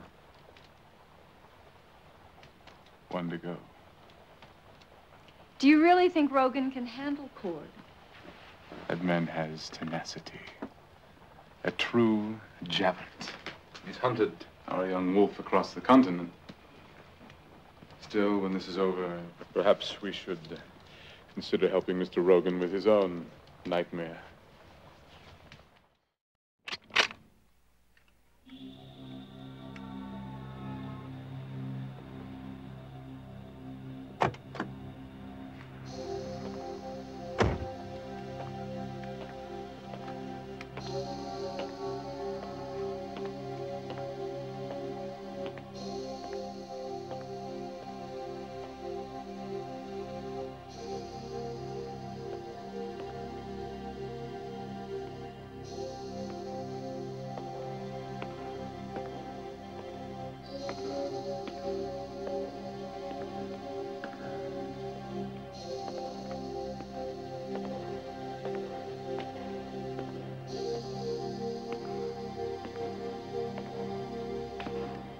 I don't understand you.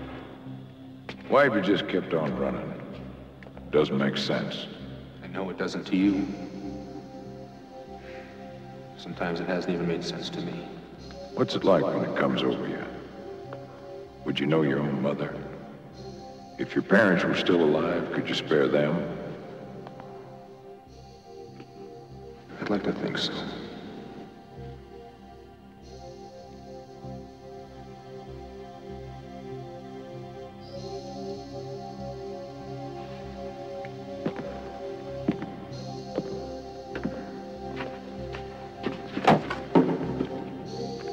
The hunt's over, son.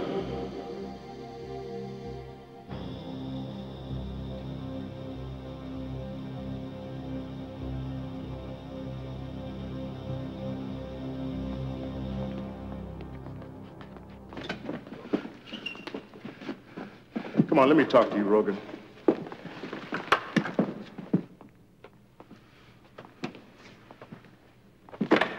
Consider my problems, Rogan.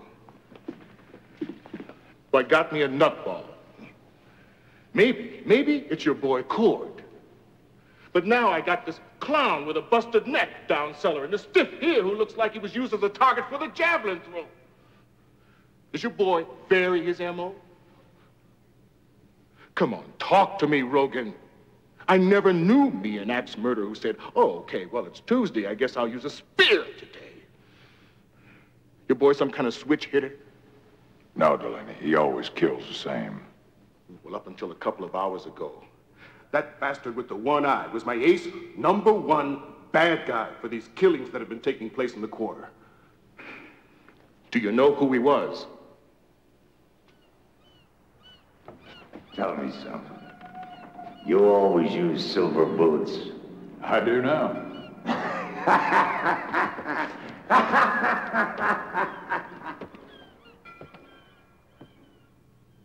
I thought I did. I thought he was some kind of fisherman. Who killed him? Cord. He told me he was looking for something, but I didn't believe him. I was wrong. I suppose now you're gonna ask me about the silver, the bullet you found in the church, the spear you found here. I was. I've been tracking Cord all across the country. Mostly he zigs around, like a fly that got in a cider. Then all of a sudden, he takes off in a straight line for here. He came to hunt someone. And I think he found him.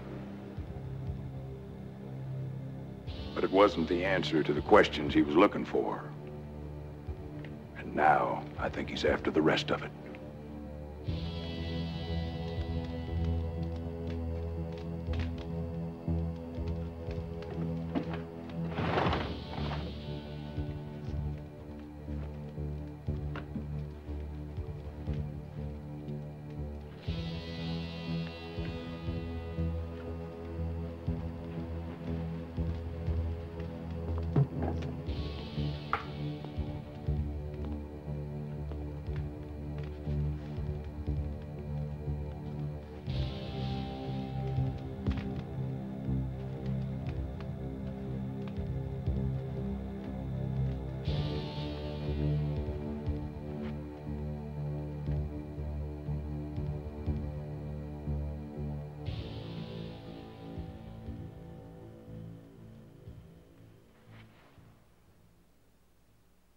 Confess, Father.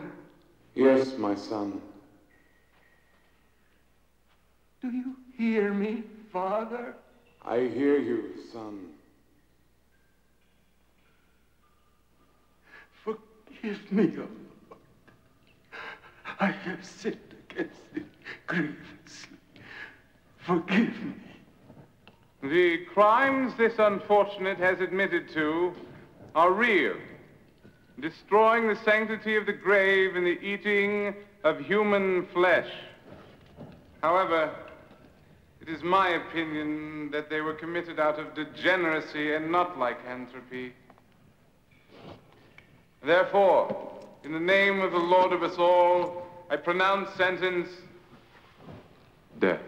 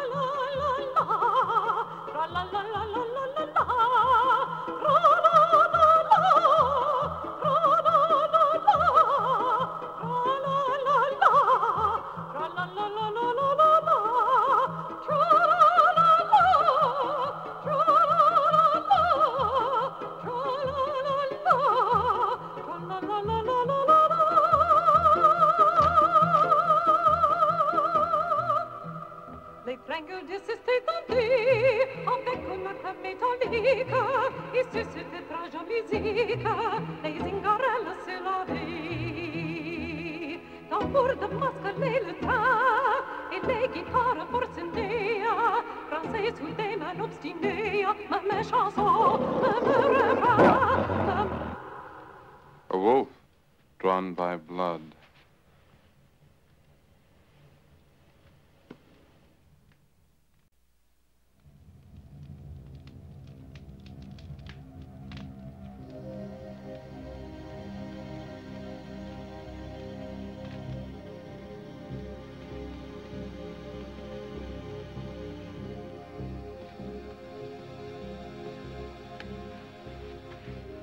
The Nazis.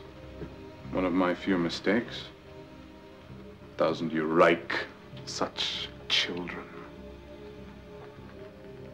What can I say except that for 12 years, Europe was a brothel of death and blood.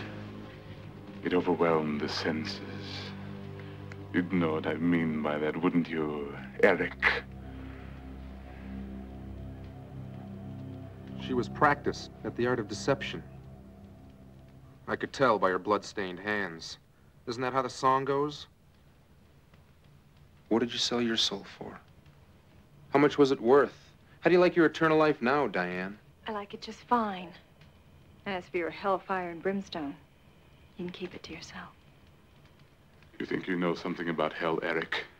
You think hell is no more than the destiny of a soul that failed? Let me teach you about hell.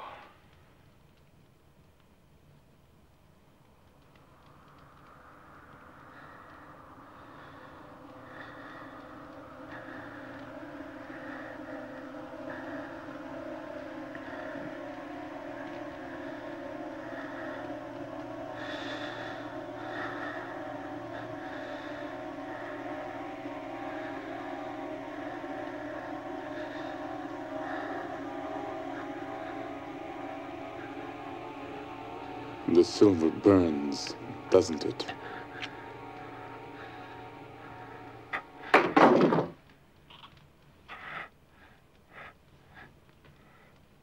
You see how it is, Eric?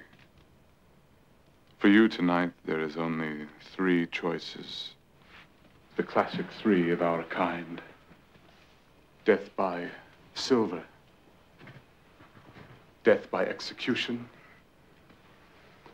Or by your own hand. I am relishing this.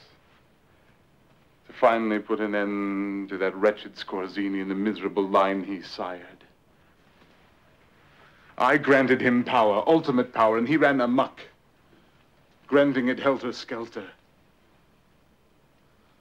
I suppose I should feel gratitude to you for saving me the trouble of hunting down the last of Scorzini's bastards.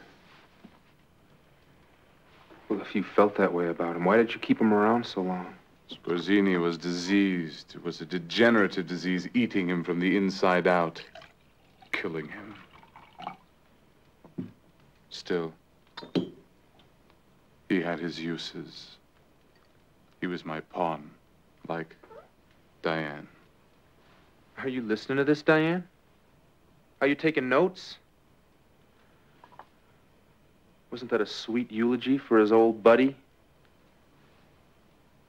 A few hundred years from now, what's he going to be saying about you? Maybe then you won't care. Maybe then you'll be a rotting hulk like the late unlamented Scorzini. How many others, Remy? How many pawns have there been? How far back do you go? What do you want me to say? Do you want me to take responsibility for all the troubles of this silly little race? Do you think it was I that slew Abel? You poor, puny thing. In your own way, you disgust me as much as Janos did.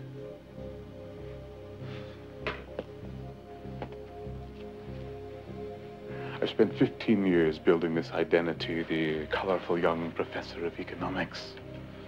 One entrance line away from the State House. I haven't been this close to real power since 1914. And Scorzini comes running along to me, trailing blood and a rabid young wolf and an Indian with silver bullets. When I saw Janos kneeling there in his humiliation,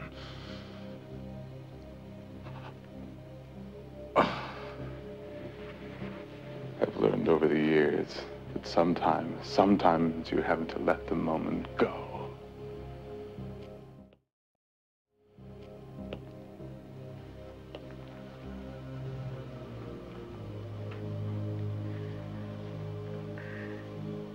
It's time, Eric. Time for your release.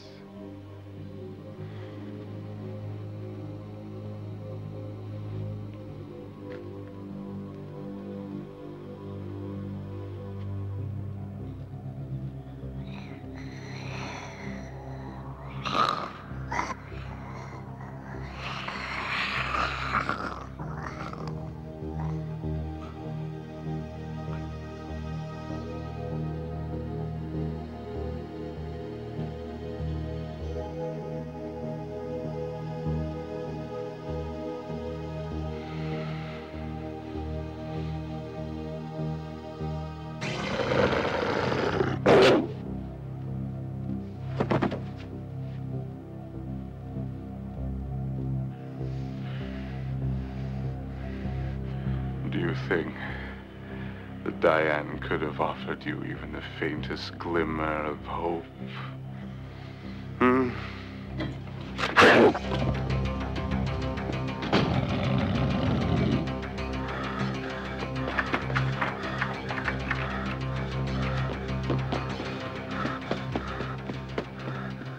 In ancient times, the Vikings believed if a man dreamed of wolves, the enemy was about to attack. Scorzini dreamed of wolves, and there you were, Eric. What about you, my friend? Did you dream of wolves?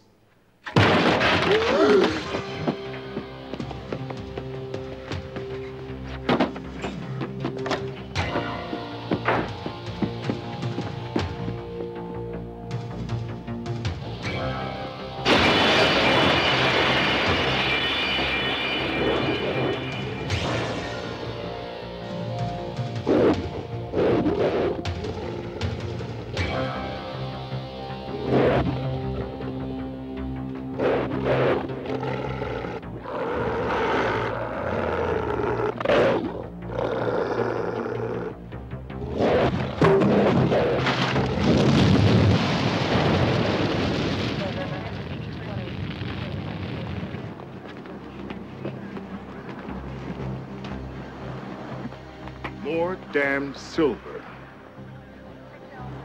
Makes you wonder, doesn't it? No, it doesn't.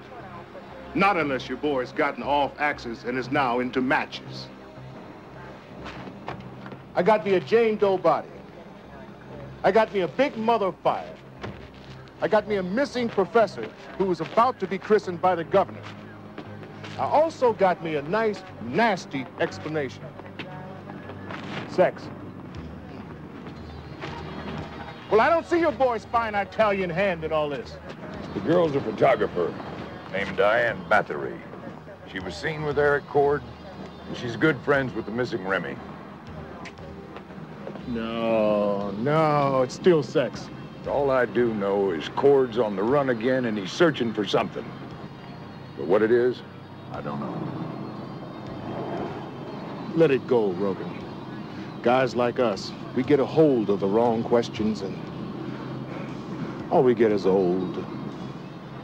You don't understand, Delaney. It's not what I've got a hold of. It's what's got a hold of me.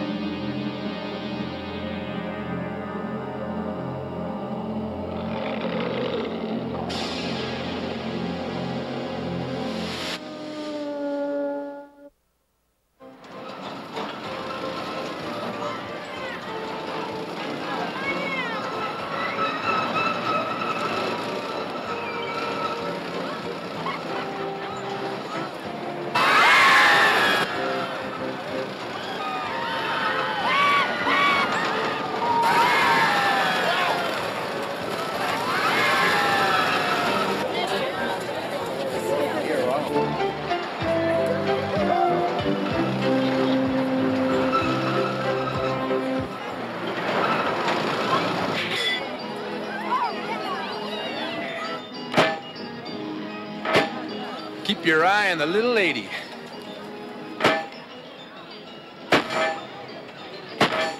Whoa, eat your heart out, Annie Oakley. Oh, this isn't Monte Carlo, lady, but you just broke the bank. What did I win? Well, either a box of imitation Havanas or the biggest panda since Nixon went to China. I'll work on the cigars next time. Whoa! It's just like the one I had when I was a little girl. You're blind. As old man Pew. Well, how'd you do it? The ears have it. I can't leave you alone for a minute. Turn my back and you're flirting with the help. I did it, Austin. What did you do? Last time all I got was to go fish in a bowl. I hated it. I kept thinking it was making faces at me in the bowl. Are you ready for the biggie now? Huh? Shall we dare the behemoth that is the roller coaster? Come on, what do you say? You're on a roll. Not just yet, Austin, please. Okay. Hey, you want to earn $20? Are you kidding? I have a two-seater car. And with the bear, that makes 3 of us. She lives at 507 Mead Avenue. You got any problems with that? No, sir, boss. Us help aims to please. You ready? Yep. Okay. Okay. Bye. Bye. So, you got a date for tonight, or did you come with somebody?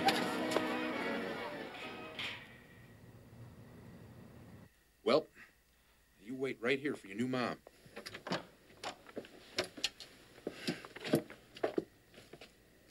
Hello? Is there somebody short there? Nope. Only the guy with the bear. Let's put it inside. I'll figure out where her new home is when I get back. Okay. I can give you a lift. No, thanks. I can take the bus. I'm going to my fiancé's apartment. I'm planning a little surprise for tonight. Oh, no, really? I counted the boss into giving me the truck for a couple hours. There'd be no trouble at all.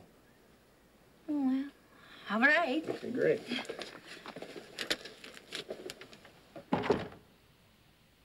And Austin had me sign up for some cooking classes for the blind.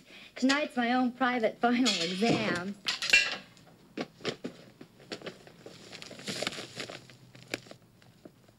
Austin's always surprising me. So I decided turnabout's fair play. Wine, dinner, romance, the whole bit. Tell me something, Eric. Is candlelight as romantic as they say? Sylvia, speaking of light, I could use a little myself. Oops, it's right behind you. Well, what do you think of Austin as an interior decorator? Well, he must have put a lot of thought into the place. He did. Austin thinks it's worthwhile to buy handmade, even if it does cost a ton. I play a little game with myself. Whenever I walk into a room, you can tell a lot about a person by what you find. Fine art, a computer, technically minded, but creative as well. He's even taking a class in Braille right now, so he can see what I have to go through.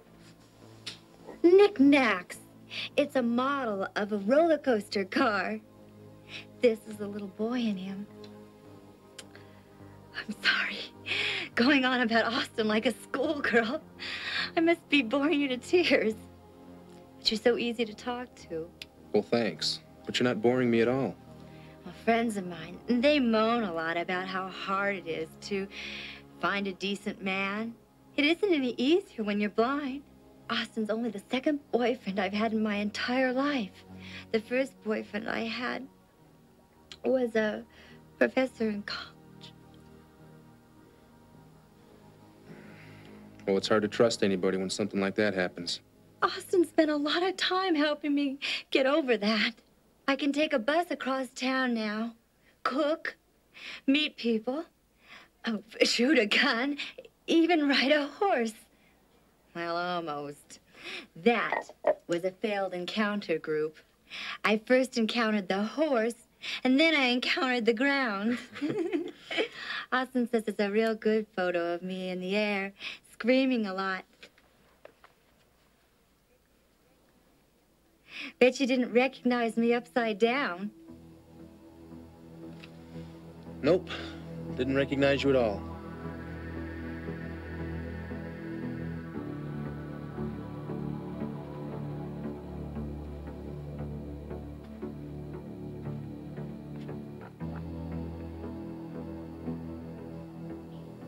Honey, did you clean the house today? No. Why? Oh, nothing. Honey, is something wrong? Was dinner a bust? No, honey. I'm sorry. It's just this stupid meeting tonight. Not only does this jerk think that he knows something about computers, he's ruined your little surprise party. I can stay here till you get back. I'm not fit company now, and I won't be when this imbecile meeting is over with tonight. I'll just go down to my office, get my notes, put my race face on, and try to convince this yo-yo that he needs Cathcart images more than he needs a brain transplant. Oh, honey, you'll do just fine. Got your good duds on? Nope. Drop you at home? No way. The least I could do is pull KP and find my own bus. Remember, independence. Right.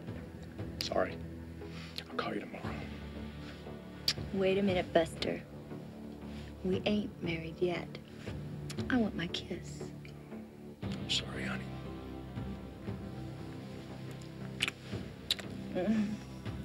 Goodbye. Have a good night.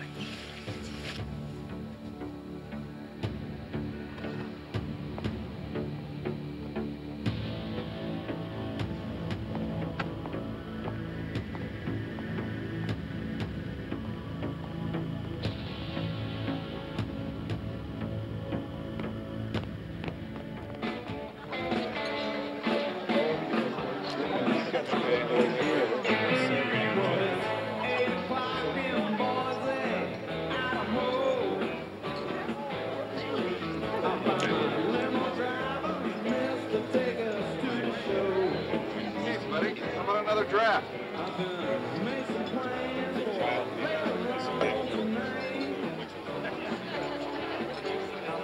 Hi there.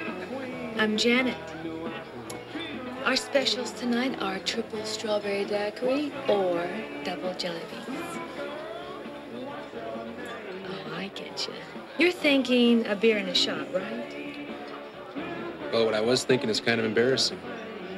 I mean, when I first walked in here and saw you, I've been running every line I know through my head. All I've got is time to get off. 2 a.m. But see, that's still no good. Me and the relief bartender are known as an item. We leave together. Nice try, honey. So, what will it be? Nothing. Now I'm too depressed to drink.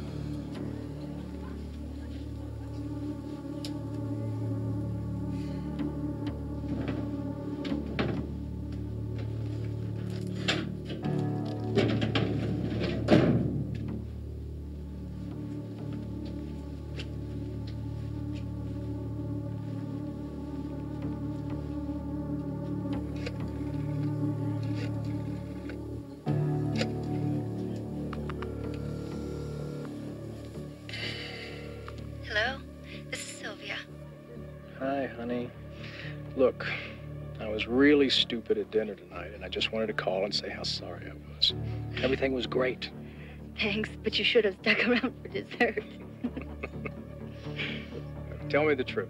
Now, you didn't haul all that stuff up there by yourself, did you? Well, actually, I got a ride home with someone. But the dinner was mine. No outside help. Who's the someone? Eric Cord. The man you paid to bring my prize home from the fair. Oh, that's someone. Listen, I've got to run. I'll talk to you later.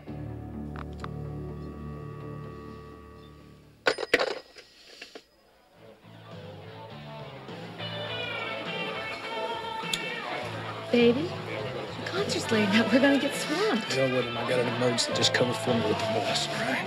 Honey, you're gonna get fired. Just cover for me.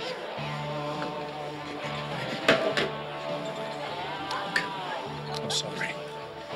Just all broke loose. I'll tell you about it tomorrow,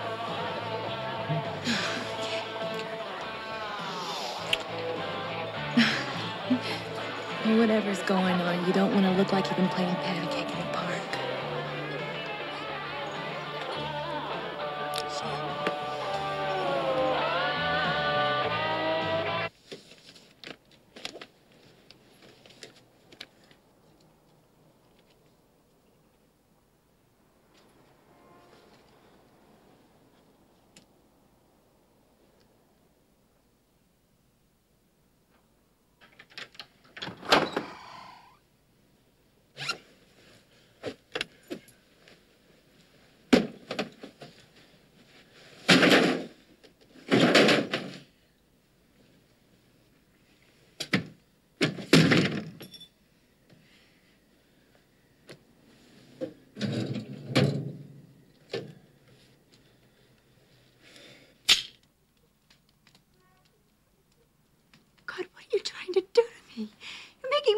There's no nice way at this, Sylvia.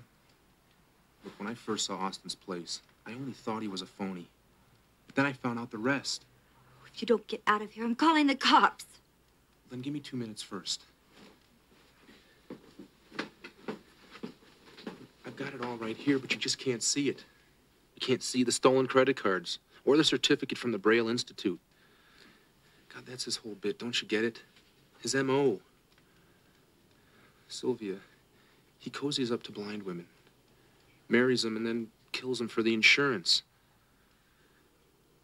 $350,000. Double indemnity. Your name on it. How can I convince you? Do you have any close friends? Do you have a doctor? Okay, fine. Take all this stuff to him then in the morning. Look, let him tell you what's here. Then you'll see. Sylvia, there's nothing in this for me.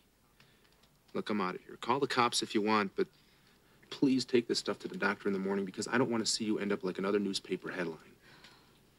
Look, if that's Austin, I'll be in the kitchen, all right, if you need any help.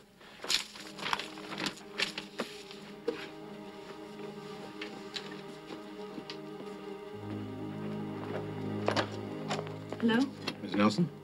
Yes? I'm Officer Morgan. Looking for a man by the name of Eric Cord. He's working at Ocean View Park up until this morning. He's wanted for murder in Los Angeles.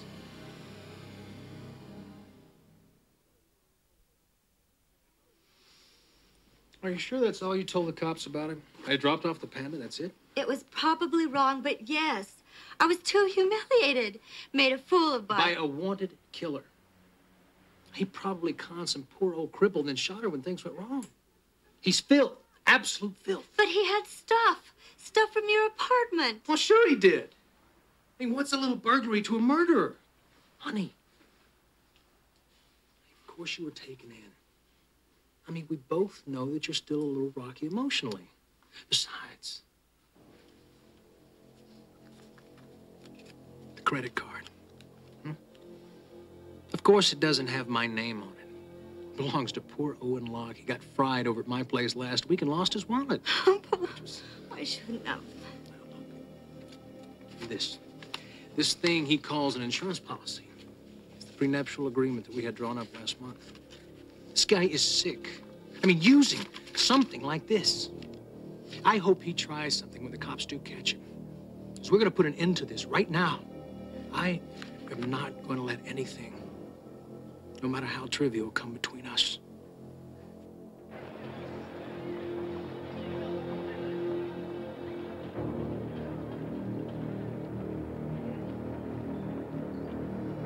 It's a model of a roller coaster car.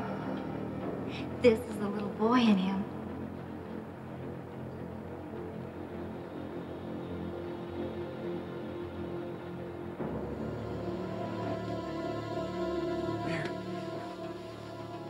Is it all settled? And you still love me? Woman, what do you want me to do? Get back down on my knees and propose? Oh, Austin. It should be the other way around. I should prove myself to you. No.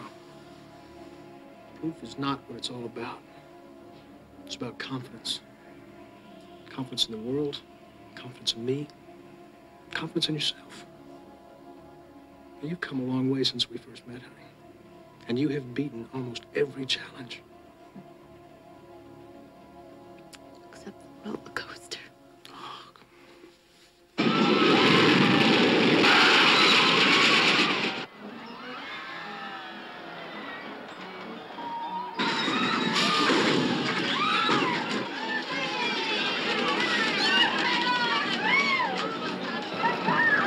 Ready?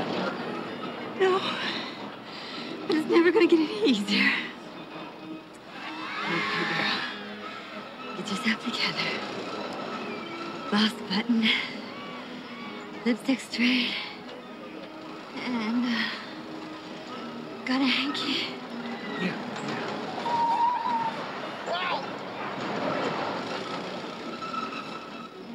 What? Perfume! This belongs to some woman! You're saying it belongs to me! Right! Since when did you start wearing $2 a gallon Bubsy perfume? Oh, wait a minute. I remember. See, I had a little accident. Don't insult me with something quick and cheap! Think a little harder than that, you bastard! Eric was right!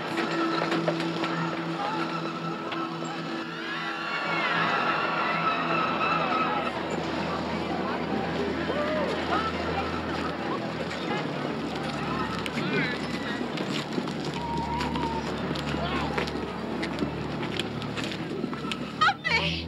Please help me! Call the police!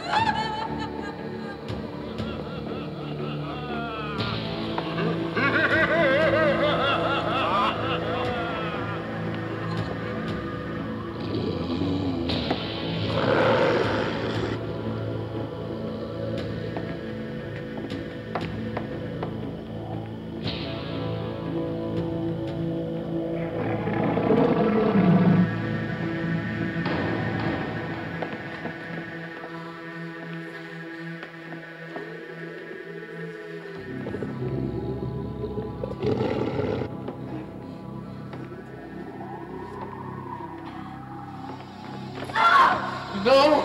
It's really too bad. I can't rig this any better.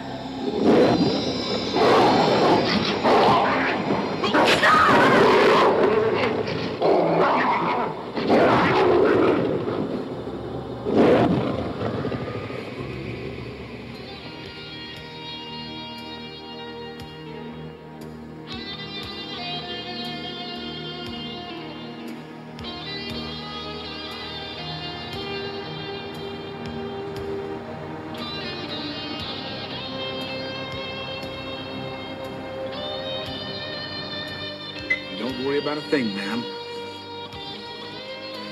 We haven't lost a passenger yet.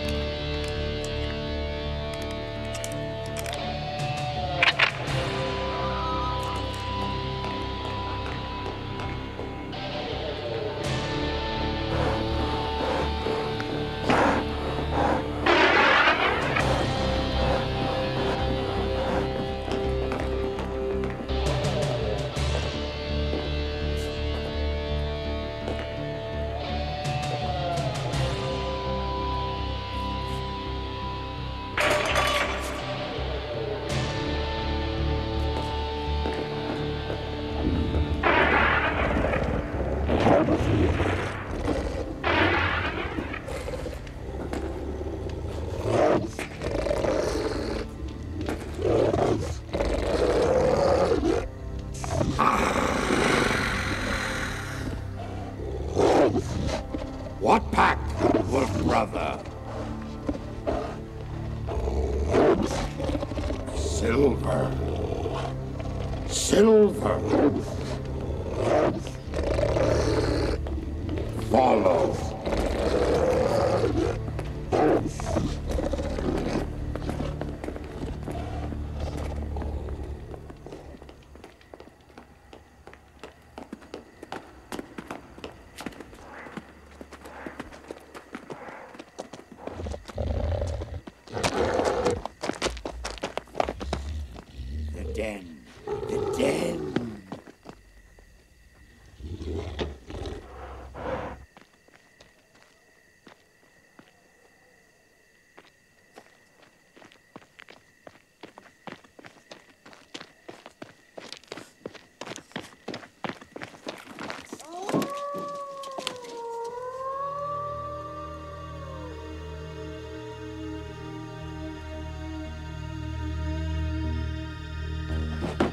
The den!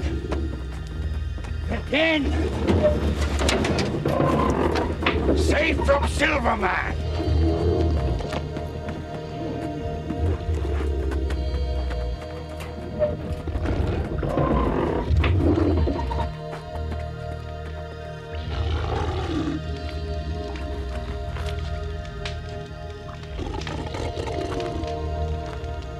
Eat, wolf brother.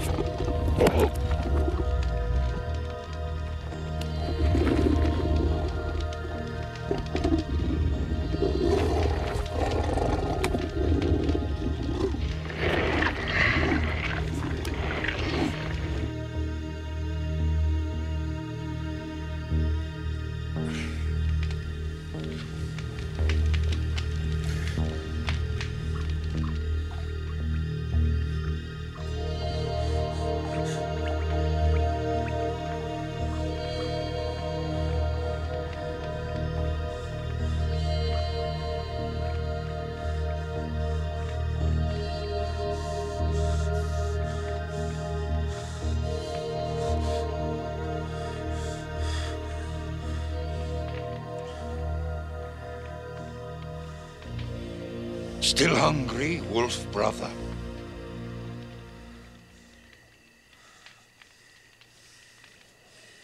Old meat. We hunt together tonight. Fresh. Many years since hunted with pack brothers. Me was Zora pack when great ice came.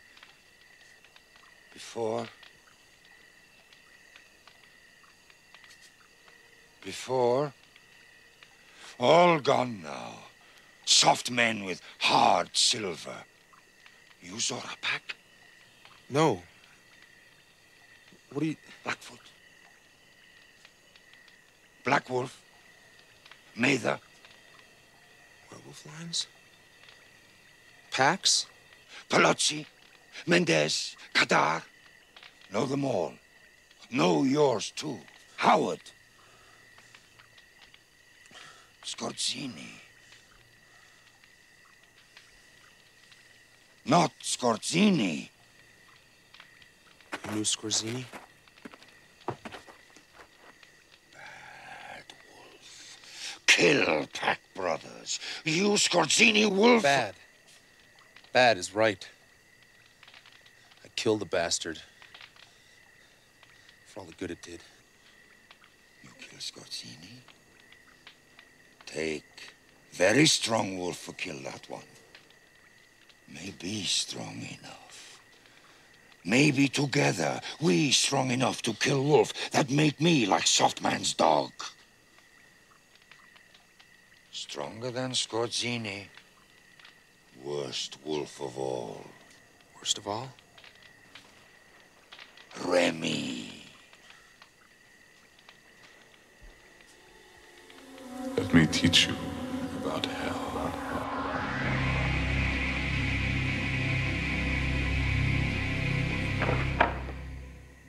How are you? We got parts for any car you can think of. What'll it be? I mean to fit your name on it. Just a little friendly conversation. I brought my own lubrication. Well, my daddy would have appreciated this. Before he went on the wagon, that is. Huh. Okay. Name your poison. I'm looking for a man. And I'm looking for a woman. He's a pretty bad boy. Crazed killer. Tracked him here last night, then I lost him. I'm pretty sure he's hiding out in your junkyard.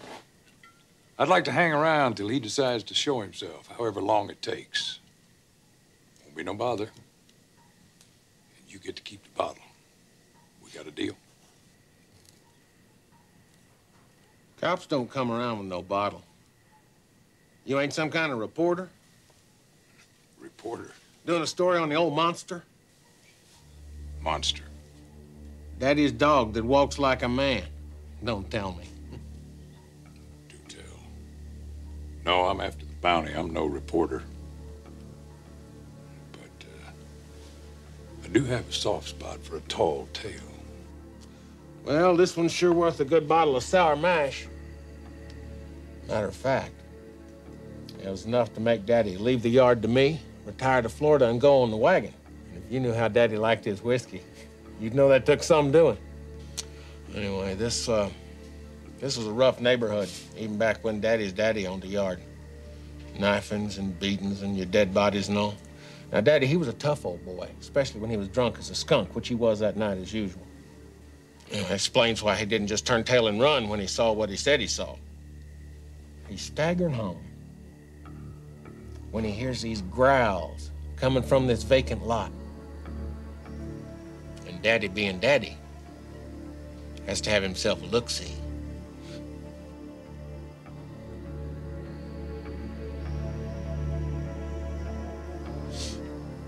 Oh.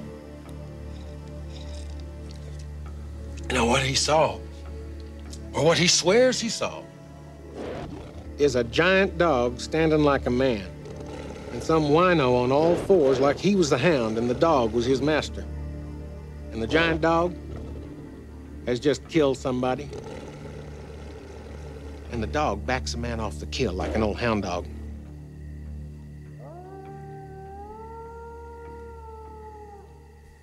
And Daddy, being Daddy, tracks a sucker halfway across town to Hill Street. Pretty scary, huh, bounty hunter? Well? Well, that's when the story stops being scary and gets plain stupid. Daddy tracks this dog all the way to the grounds of the Lion's Den. He babbles to the cops, a couple of squad cars show up, and after Nicholas Gage gets through chewing him out for bothering him, the cops beat the crap out of Daddy and throw him in the drunk tank. Is that right? Right? Guess you don't know this town too well, huh, Mr. Bounty Hunter? The Lion's Den is this fancy private business club. The only dog on the grounds is this beagle too old to tree a coon. Mr. Gage is mighty well connected. He don't exactly appreciate the cops busting in at all. And you better believe the cops don't exactly appreciate Daddy's tall tale, neither. And the body? Oh, they found a stiff, all right. Some old wino had his head stove in with a pipe. Not a tooth mark on him. So, there's your bottle's worth of tall tale, Mr. Bounty Hunter.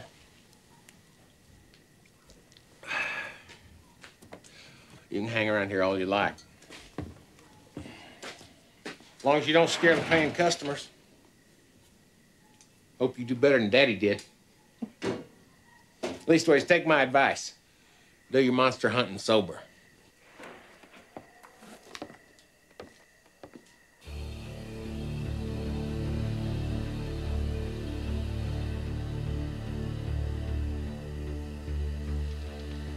Remy has power when he wants. Hunt redcoat men with him. Hunt Indian. He teaches me be strong, like himself. He promises.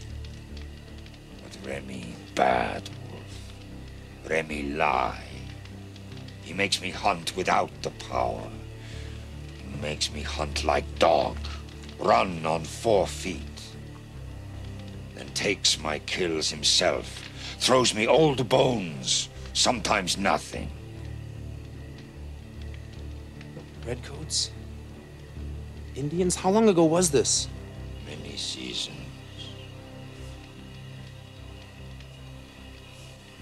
Redcoat men. Indians. Big hat men in wagons. Hunt soft men like Remy's dog. Long after ice melt. Long after Zora pack gone. I think Remy good new pack leader. But he makes me like dog. Long time, I think. Then railroad come. Remy goes away. I run to woods. He never find me. This happened many years ago. You never saw him again? Hide in woods many seasons. Men with guns come, build fort, town, city. They're safe. Forget Wolf. I learned from Remy. Best den hidden where soft prey live. It's true. It's easy. I learned to kill without the power. Soft, weak, like many sick deer. This is enough for them. Hunt all the time. It's enough. Tonight, I teach. Together, we hunt like pack brother. No need, see Remy. Remy? But I thought you... Is he here? Is he here now? Comes back. Comes back. New den. But still make me hunt for him. Makes you hunt like a dog. Dog, yes. Wish could kill Remy. But too strong. We can kill Remy. You and me. You strong wolf. You kill Scorzini. I killed Scorzini. Tonight, we can kill Remy. Tonight, we kill Remy. Pack brother.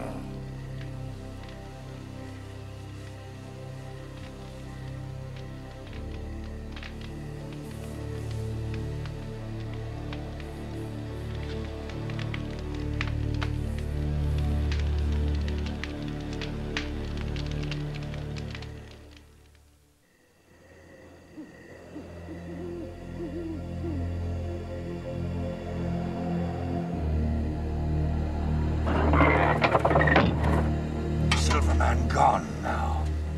I don't know. He's mighty persistent. Soft, weak, like blind owl in daylight. I don't know, Pet Brother. You don't know Rogan.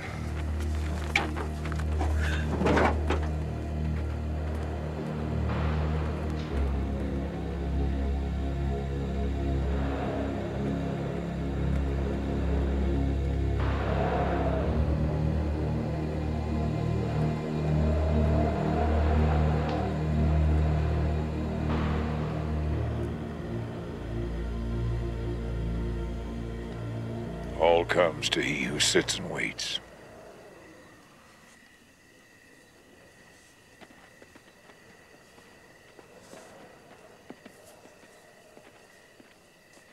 Kill together now, then be pack brothers. Kill Remy. Must track Remy. But you know where he is. Hunt now. Find prey. Get blooded. What? I teach. You follow.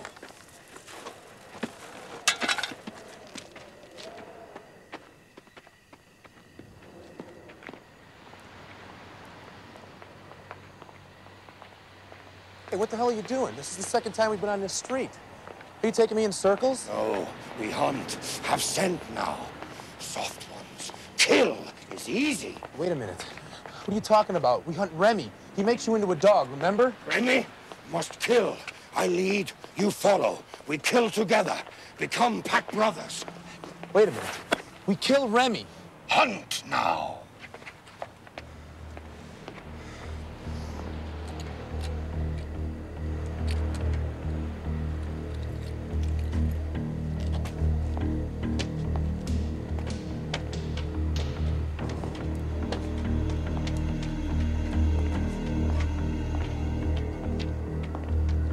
Look, what are we doing here? We're not gonna find Nicholas Remy hanging out on the street like this. I said, what the hell are we doing? Hunt. Soft ones. Kill together. Wait a minute. It's Remy we're supposed to be hunting, remember?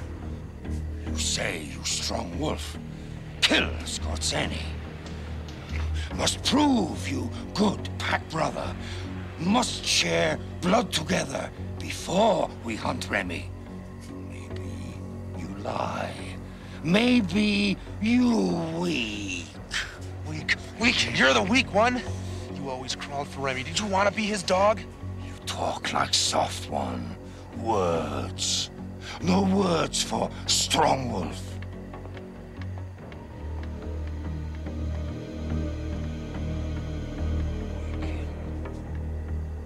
Who's there?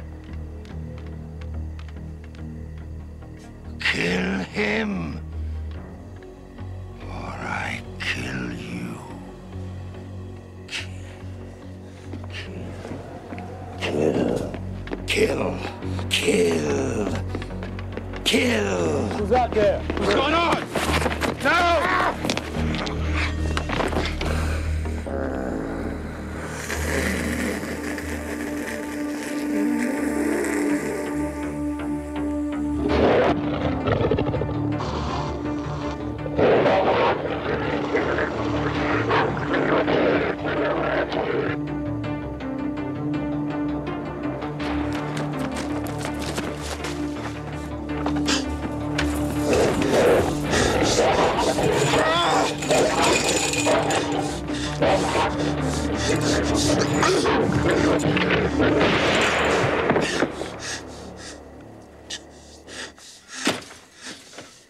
Remy! Remy! Where is he? I'll find him and kill him for you, I promise. Dan. Remy! Damn it, where's Remy? Strong.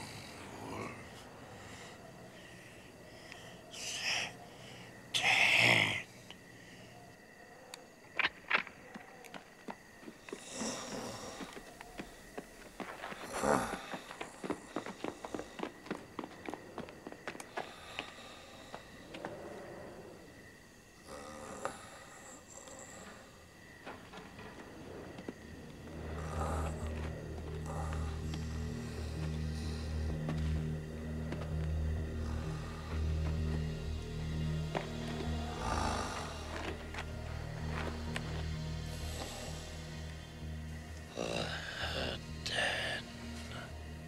What's that?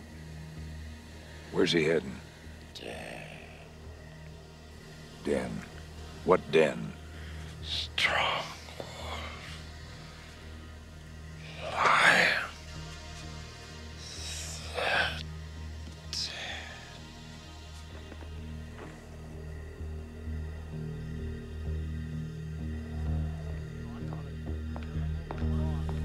You have the look of a desperate man, Mr. Rogan. That pretty well describes things, Mr. Gage, but skinny as it is, it's the only lead I've got. A respectable-looking young man. Why, may I ask, is he wanted? Murder. Wow. Our members have their eccentricities, but so far, murder is not among them. I'm afraid I've never seen your Cord. He certainly isn't a member nor an employee. Thanks, I'm not surprised. Cord prefers other kinds of dens. Good day. Rest assured, if I come across Cord, I'll take the appropriate actions.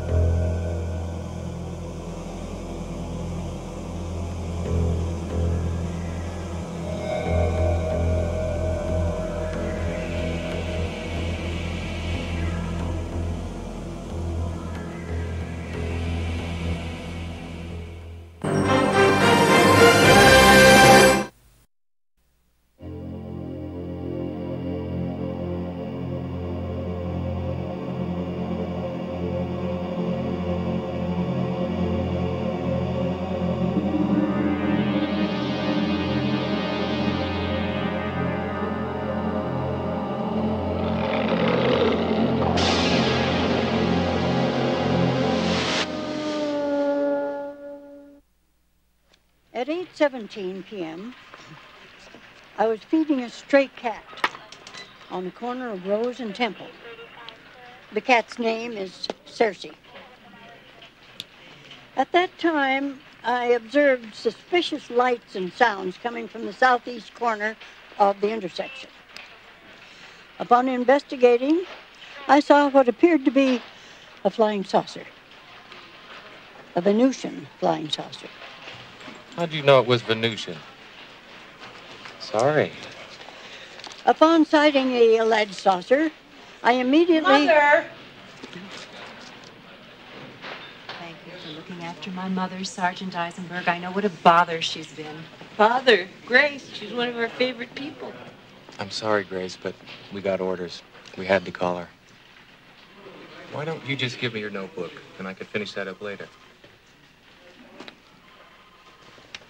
Mother.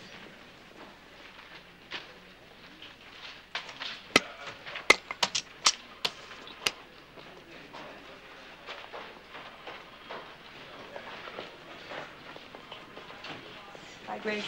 Bye, Karen. See you tomorrow.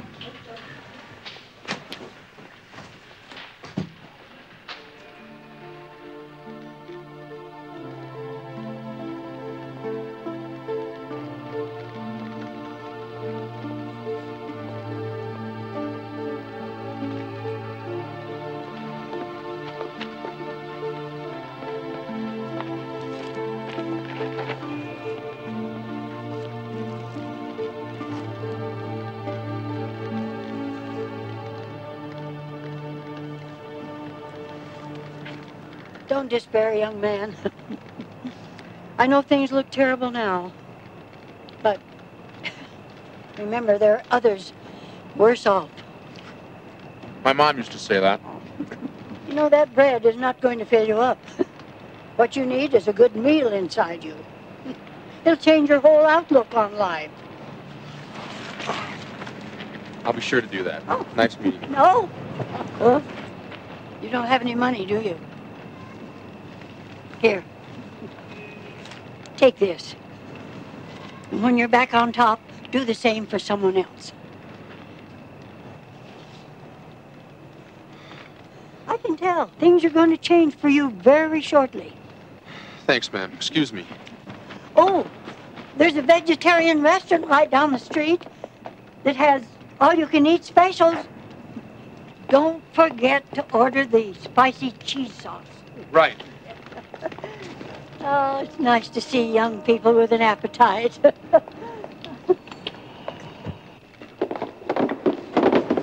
Yo, hold up, Holmes. Your money, punk. Give it up. Here, man. $2, all right? It's all I got. Take it. $2! Hey! Man, I cannot believe people today. Don't they understand $2 just makes you mad? You leave that young man alone. Leave him alone. What the hell?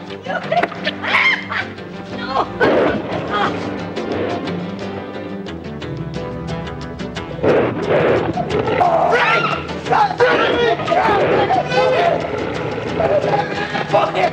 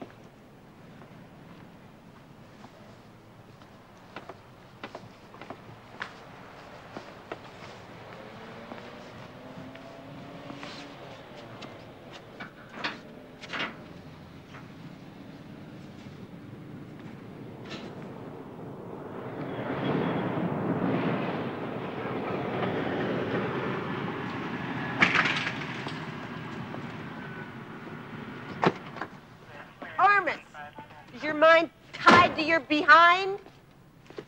You forget to check the batteries on your handy-talkie? No, I wasn't responding. I hope you weren't visiting one of your new girlfriends, Armis, because I am not in the mood today. I got people swinging lead all over the place. I thought I might find something that would help Grace. You were looking for a werewolf? Give me a break. Oh, I figured it was a big damn dog or something. How's Grace doing, anyway? Your daughter finally went and done it. Had her committed. Grace in a loony bin? It'll kill her. Before I got on the force, I was a social worker for a couple of years. Met a lot of people like Grace. First it puts you off, then you figure it out. They're like everybody else. We're all walking around with our delusions. Take me and you. You think you're the universal foot cop, and me, I'm gonna make chief. The point is, we're not hurting anybody, and neither was Grace. Pity there isn't a real werewolf.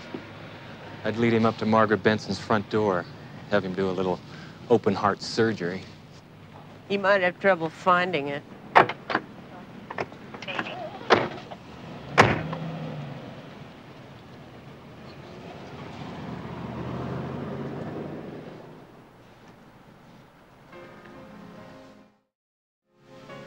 The only reason I agreed to see you, Mr. Cord, is that you're a friend of my mother's, and I owe her that. And, quite frankly, unlike most of her friends, you seem to be employed. You're a lot cleaner cut. Although I can't say much for your taste in shoes. Well, I'm sorry. These are my second pair. The others are being fixed. Look, let's get right to the point. I talked to a lot of people in your mom's neighborhood. I mean, they all think she's a pretty amazing woman. There isn't anyone on the block that doesn't owe her, feel responsible for her. And we'd all just like to help. Well, that's very nice. I'm sure she'd enjoy visitors, so if you'll give me their names, I'll make sure they get on the list. Well, that's not exactly what I meant. You see, we think this thing's gotten blown way out of proportion. Oh, you want me to relent and let her out of the home, is that it? Well, yeah. Yeah, I mean, it's all pretty harmless, isn't it? Mr. Cord, this time she almost got herself killed. Now, I offered her a lovely home here with us, and she refused me. She keeps threatening to go live with my aunt in Montana, and she's just as bad as my mother. I don't like doing this, Mr. Cord. But my mother is sick, mentally ill, and I'm seeing to it that she finally gets the help that she needs. Come on. It's not that bad, is it? Not that bad? I'd like to know your definition of insane, Mr. Cord. I mean, first it was aliens from outer space. And it was mole people from the center of the earth. And now it's a werewolf. A werewolf. Now, I call that insane. Wouldn't you, Mr. Cord? Wouldn't you, Mr. Cord? Last time I saw Mark Twain was in Natchez. We had the most marvelous dinner, and it was time for our aperitif. Yes, Mrs. Barry. Your daughter's doing much better now. Well, we had our little problems at first. Unauthorized phone calls, reading material, that sort of thing. But she finally came around. Fits in quite nicely now. These look like worm pills. What's in these, young man? Just what Dr. Galen prescribed. Now, knock 'em back. Not until I know what's in them. Would you hold for a moment, Mrs. Barry? Now, Grace, dear. You know you have to take your medicine every afternoon at 3. Now, be a good girl and take your pills. Don't call me dear and don't call me Grace, you diploma mill pill peddler. My name is Mrs. Sullivan. Very well, Mrs. Sullivan. You can either take your pills voluntarily or by injection.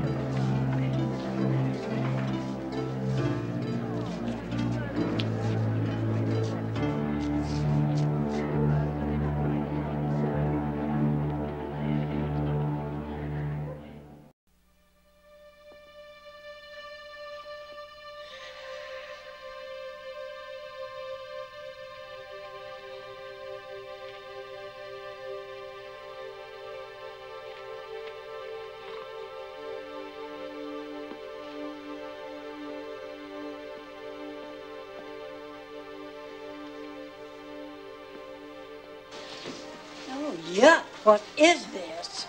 Mr. Canfield, how do they get away with this? Well, stealing again? I don't steal. I trade. As I was saying, it is, of course, a plot, my dear Mrs. Sullivan. Diamond Jim Braine and a certain scoundrel who purports to be my son are in cahoots. While I languish here in durance vile, they are conspiring to take over my Saratoga gambling palace unless I can free myself in time. No, not that plot, Mr. Canfield. This one here. Oh, you mean the good Dr. Galen? Well, it's very simple. He and his lackey arranged to have certain harmless eccentrics put in their charge. Eccentrics with well-to-do, if dunder-brained relatives to foot the bill. Then they extract the maximum in money while providing the minimum in services. Not unlike a gambling hall, as I've come to see. I wish I were in Montana. I wish we were all in Montana. We're not eating our dinners. I'm watching my weight. Your weight is our business, Mrs. Sullivan, not yours. Actually, we'd like to fatten you up a little.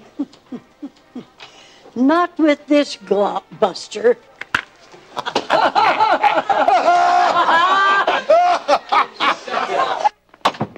Now you stay in here until the doctor says you can come out. Oh, you sit on it, Neil.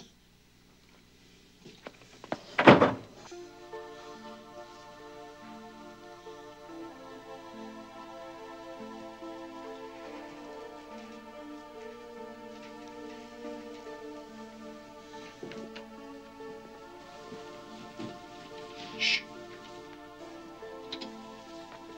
Hey, I know you. You're... I'm the reason you're here. I beg your pardon. I'm here because of some regrettable delusions I've been suffering from. Delusions? Yes. Due to the wonderful treatment I'm getting, I've come to realize there are no such things as aliens, mole people, flying saucers, or werewolves. So that got you pretty scared, huh? Yeah, well, this joint's enough to scare the hell out of anybody. But I don't think it'll work. Listen, Galen's gonna keep you here until your daughter runs out of money. But what can I do? Well, first we have to separate fantasy from reality. And you never saw a flying saucer, did you, Grace? Or mole people, or aliens.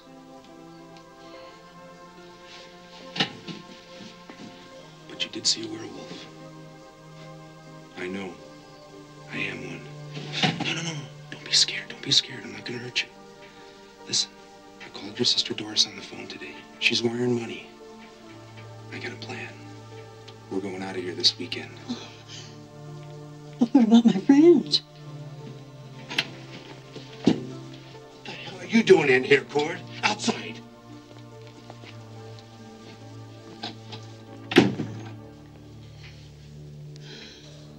You're a minimum wage employee. Now you stay on the brooms and out of the rooms. You got me. Loud and clear.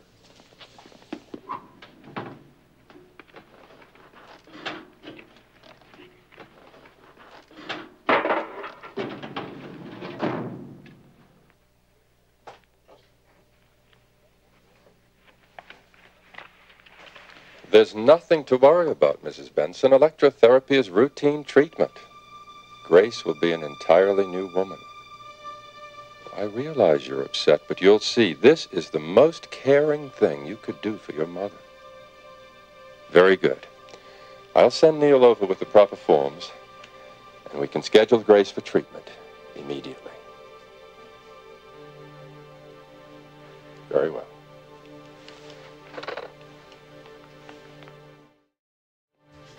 Okay, look, nobody panic. I've got a duplicate key made. Grace still goes out, but she goes out tonight. Now, this is how it works. I'm gonna swap the doc's tranquilizers for sugar pills. But don't let on, okay? Everybody get in your rooms, and for God's sakes, please keep it quiet. No matter what happens. Grace and I are going to go out the side door because Neil never checks it. But what about my friends here? I wish there was some way I could help all of you to shut this place down, but I don't know what I can do. What about these records? The state ordered people would freak if they saw those.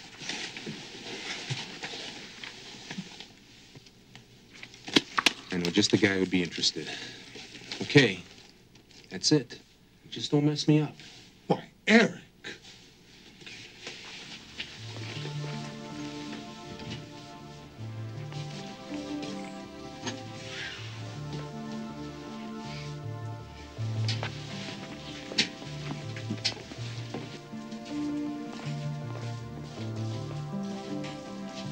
Well?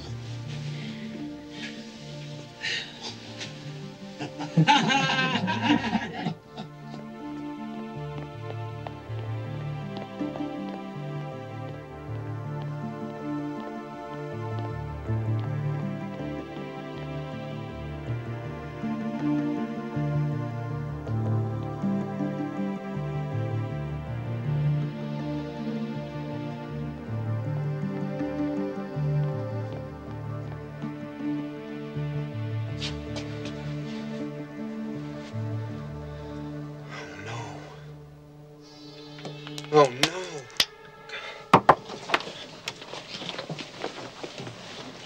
Grace? Grace, what are you doing? We can't take all these people with us. What the holy hell is going on here?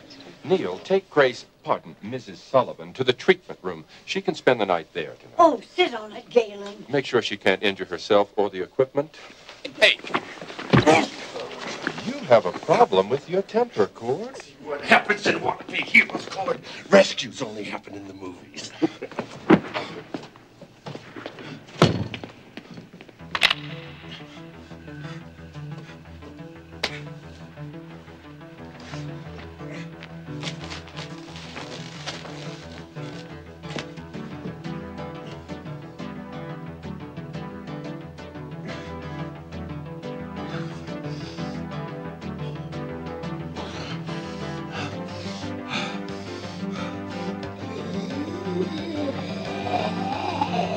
You can't do this to me! Back! Get back! All of you get back! You calm him down. I've had enough of this nonsense. All right! All right! Does he think he is some kind of Houdini?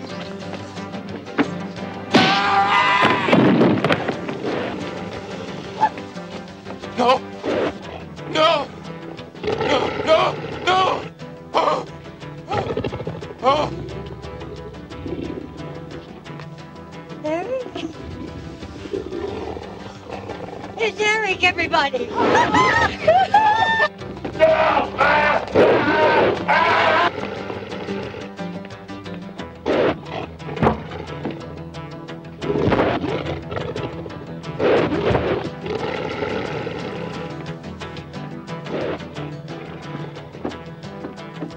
Come on, everybody! Can you free us? And he did!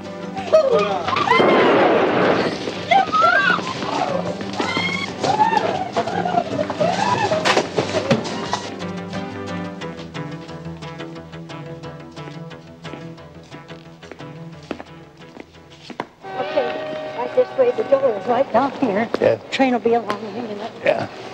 You're sure I'm going to hate Montana? Positive. Mrs. Sullivan, my dear, what are the social ethics of gambling in your sister's state? Well, Doris says if they find more than 6 aces in the deck, they shoot you. Well, now that might cramp my style. Oh, this is going to be wonderful. We're going to be free. We're going to be rich. Doris has promised me that the Martians have promised to take us to their base on the moon. Here we are. Hurry along. Right that way. The train, you'll find it over there. Here we go. That's it.